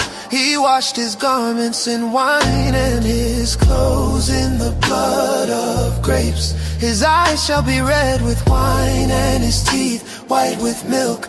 Zebulun shall dwell at the haven of the sea, and he shall be for an haven of ships, and his border shall be unto Zidon. Issachar is a strong ass couching down between two burdens, and he saw that rest was good, and the land that it was pleasant, and bowed his shoulder to bear, and became a servant unto tribute. Dan shall judge his people as one of the tribes of Israel. Then shall be a serpent by the way, an adder in the path that biteth the horse heels, so that his rider shall fall backward. I have waited for thy salvation, O Lord. Lord. Gathered troops shall overcome him, but he shall overcome at the last. Asher, his bread shall be fat, and he shall yield royal deities. Naphtali is a hind let loose, he giveth goodly word. Joseph is a fruitful bough, even a fruitful bough by a well, whose branches run over the wall. The archers have sorely grieved him, and shot at him, and hated him. But his bow abode in strength, and the arms of his hands were made strong by the hands of the mighty God of Jacob. From thence is the shepherd, the stone of Israel, even by the God of thy father, who shall help thee, and by the Almighty, who shall bless thee with blessings of heaven above, blessings of the deep that leeth under, blessings of the breast and of the womb. The blessings of thy father have prevailed above the blessings of my progenitors, unto the utmost bound of the everlasting hills. They shall be on the head of Joseph, and on the crown of the head of him that was separate from his brethren. Benjamin shall raven as a wolf. In the morning he shall devour the prey, and at night he shall divide the spoil. All these are the 12 tribes of Israel, And this is it that their father spake unto them, and blessed them. Everyone according to his blessing he blessed them. And he charged them and said unto them, I am to be gathered unto my people. Bury me with my fathers in the cave that is in the field of Ephron the Hittite, in the cave that is in the field of Machpelah, which is before Mamre, in the land of Canaan, which Abraham bought with the field of Ephron the Hittite for a possession of a burying place. There they buried Abraham and Sarah his wife. There they buried Isaac and Rebekah his wife. And there I buried Leah. The purchase of the field and of the cave that is therein was from the children of Heth. And when Jacob had made an end of commanding his sons, he gathered up his feet into the bed and yielded up the ghost, and was gathered unto his people. Oh no, oh no, oh no. And Joseph fell upon his father's face and wept upon him and kissed him. And Joseph commanded his servants, the physicians, to embalm his father. And the physicians embalmed Israel. And 40 days were fulfilled for him, for so are fulfilled the days of those which are embalmed. And the Egyptians mourned for him 70 days. And when the days of his mourning were past, Joseph spake unto the house of Pharaoh, saying, If now I have found grace in your eyes, speak, I pray you, in the ears of Pharaoh, saying, My father made me swear, saying, Though I die in my grave which I have did for me in the land of Canaan, let me go up, I pray thee, and bury my father, and I will come again. And Pharaoh said, Go up and bury thy father, according as he made thee swear. Yeah. And Joseph went up to bury his father, and with him went up all the servants of Pharaoh, the elders of his house, and all the elders of the land of Egypt, and all the house of Joseph, and his brethren, and his father's wives. So they said their little ones, and their flocks, and their herds, they left in the land of Goshen. And there went up with him both chariots and horsemen. And it was a very great company, and they came to the threshing floor of Atad, which is beyond Jordan. And there they mourned with a great and very sore lamentation. And he made a mourning for his father 7 days. And when the inhabitants of the land of Canaanites saw the mourning in the floor of Avitat, they said, This is a grievous mourning to the Egyptians. Wherefore the name of it was called Abel Mizraim, which is beyond Jordan. And his sons did unto him according as he commanded them. For his sons carried him into the land of Canaan, and buried him in the cave of the field of Machpelah, which Abraham bought with the field for a possession of a burying place of Ephron the Hittite before Mamre. And Joseph returned into Egypt, he and his brethren, and all that went up with him to bury his father, after he had buried his father.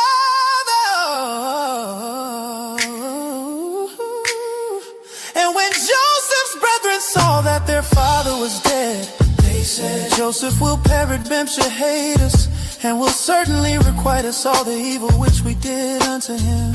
And they sent a messenger unto Joseph, saying, Thy father did command before he died, saying, So shall you say unto Joseph, Forgive, I pray thee now, the trespass of thy brethren and their sin, for they did unto thee evil. And now we pray thee, forgive the trespass of the servants of the God of thy father. And Joseph wept when they spake unto him.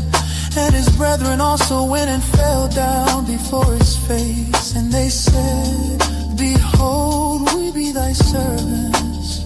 And Joseph said unto them, Fear not, for am I in the place of God? But as for you, ye thought evil against me. But God meant it unto good, to bring to pass as it is this day, to save much people alive. Now therefore fear ye not. I will nourish you and your little ones. And he comforted them, and spake kindly unto them. And Joseph dwelled in Egypt, he and his father's house. And Joseph lived 110 years. And Joseph saw Ephraim's children of the 3rd generation. The children also of Machir, the son of Manasseh, were brought up upon Joseph's knees. And Joseph said unto his brethren, I die. And God will surely visit you and bring you out of this land unto the land which he sware to Abraham, to Isaac, and to Jacob. And Joseph took an oath of the children of Israel, saying, God will surely visit you, and ye shall carry up my bones from him. So Joseph died being 110 years old, and they embalmed him, and he was put in a coffin in Egypt.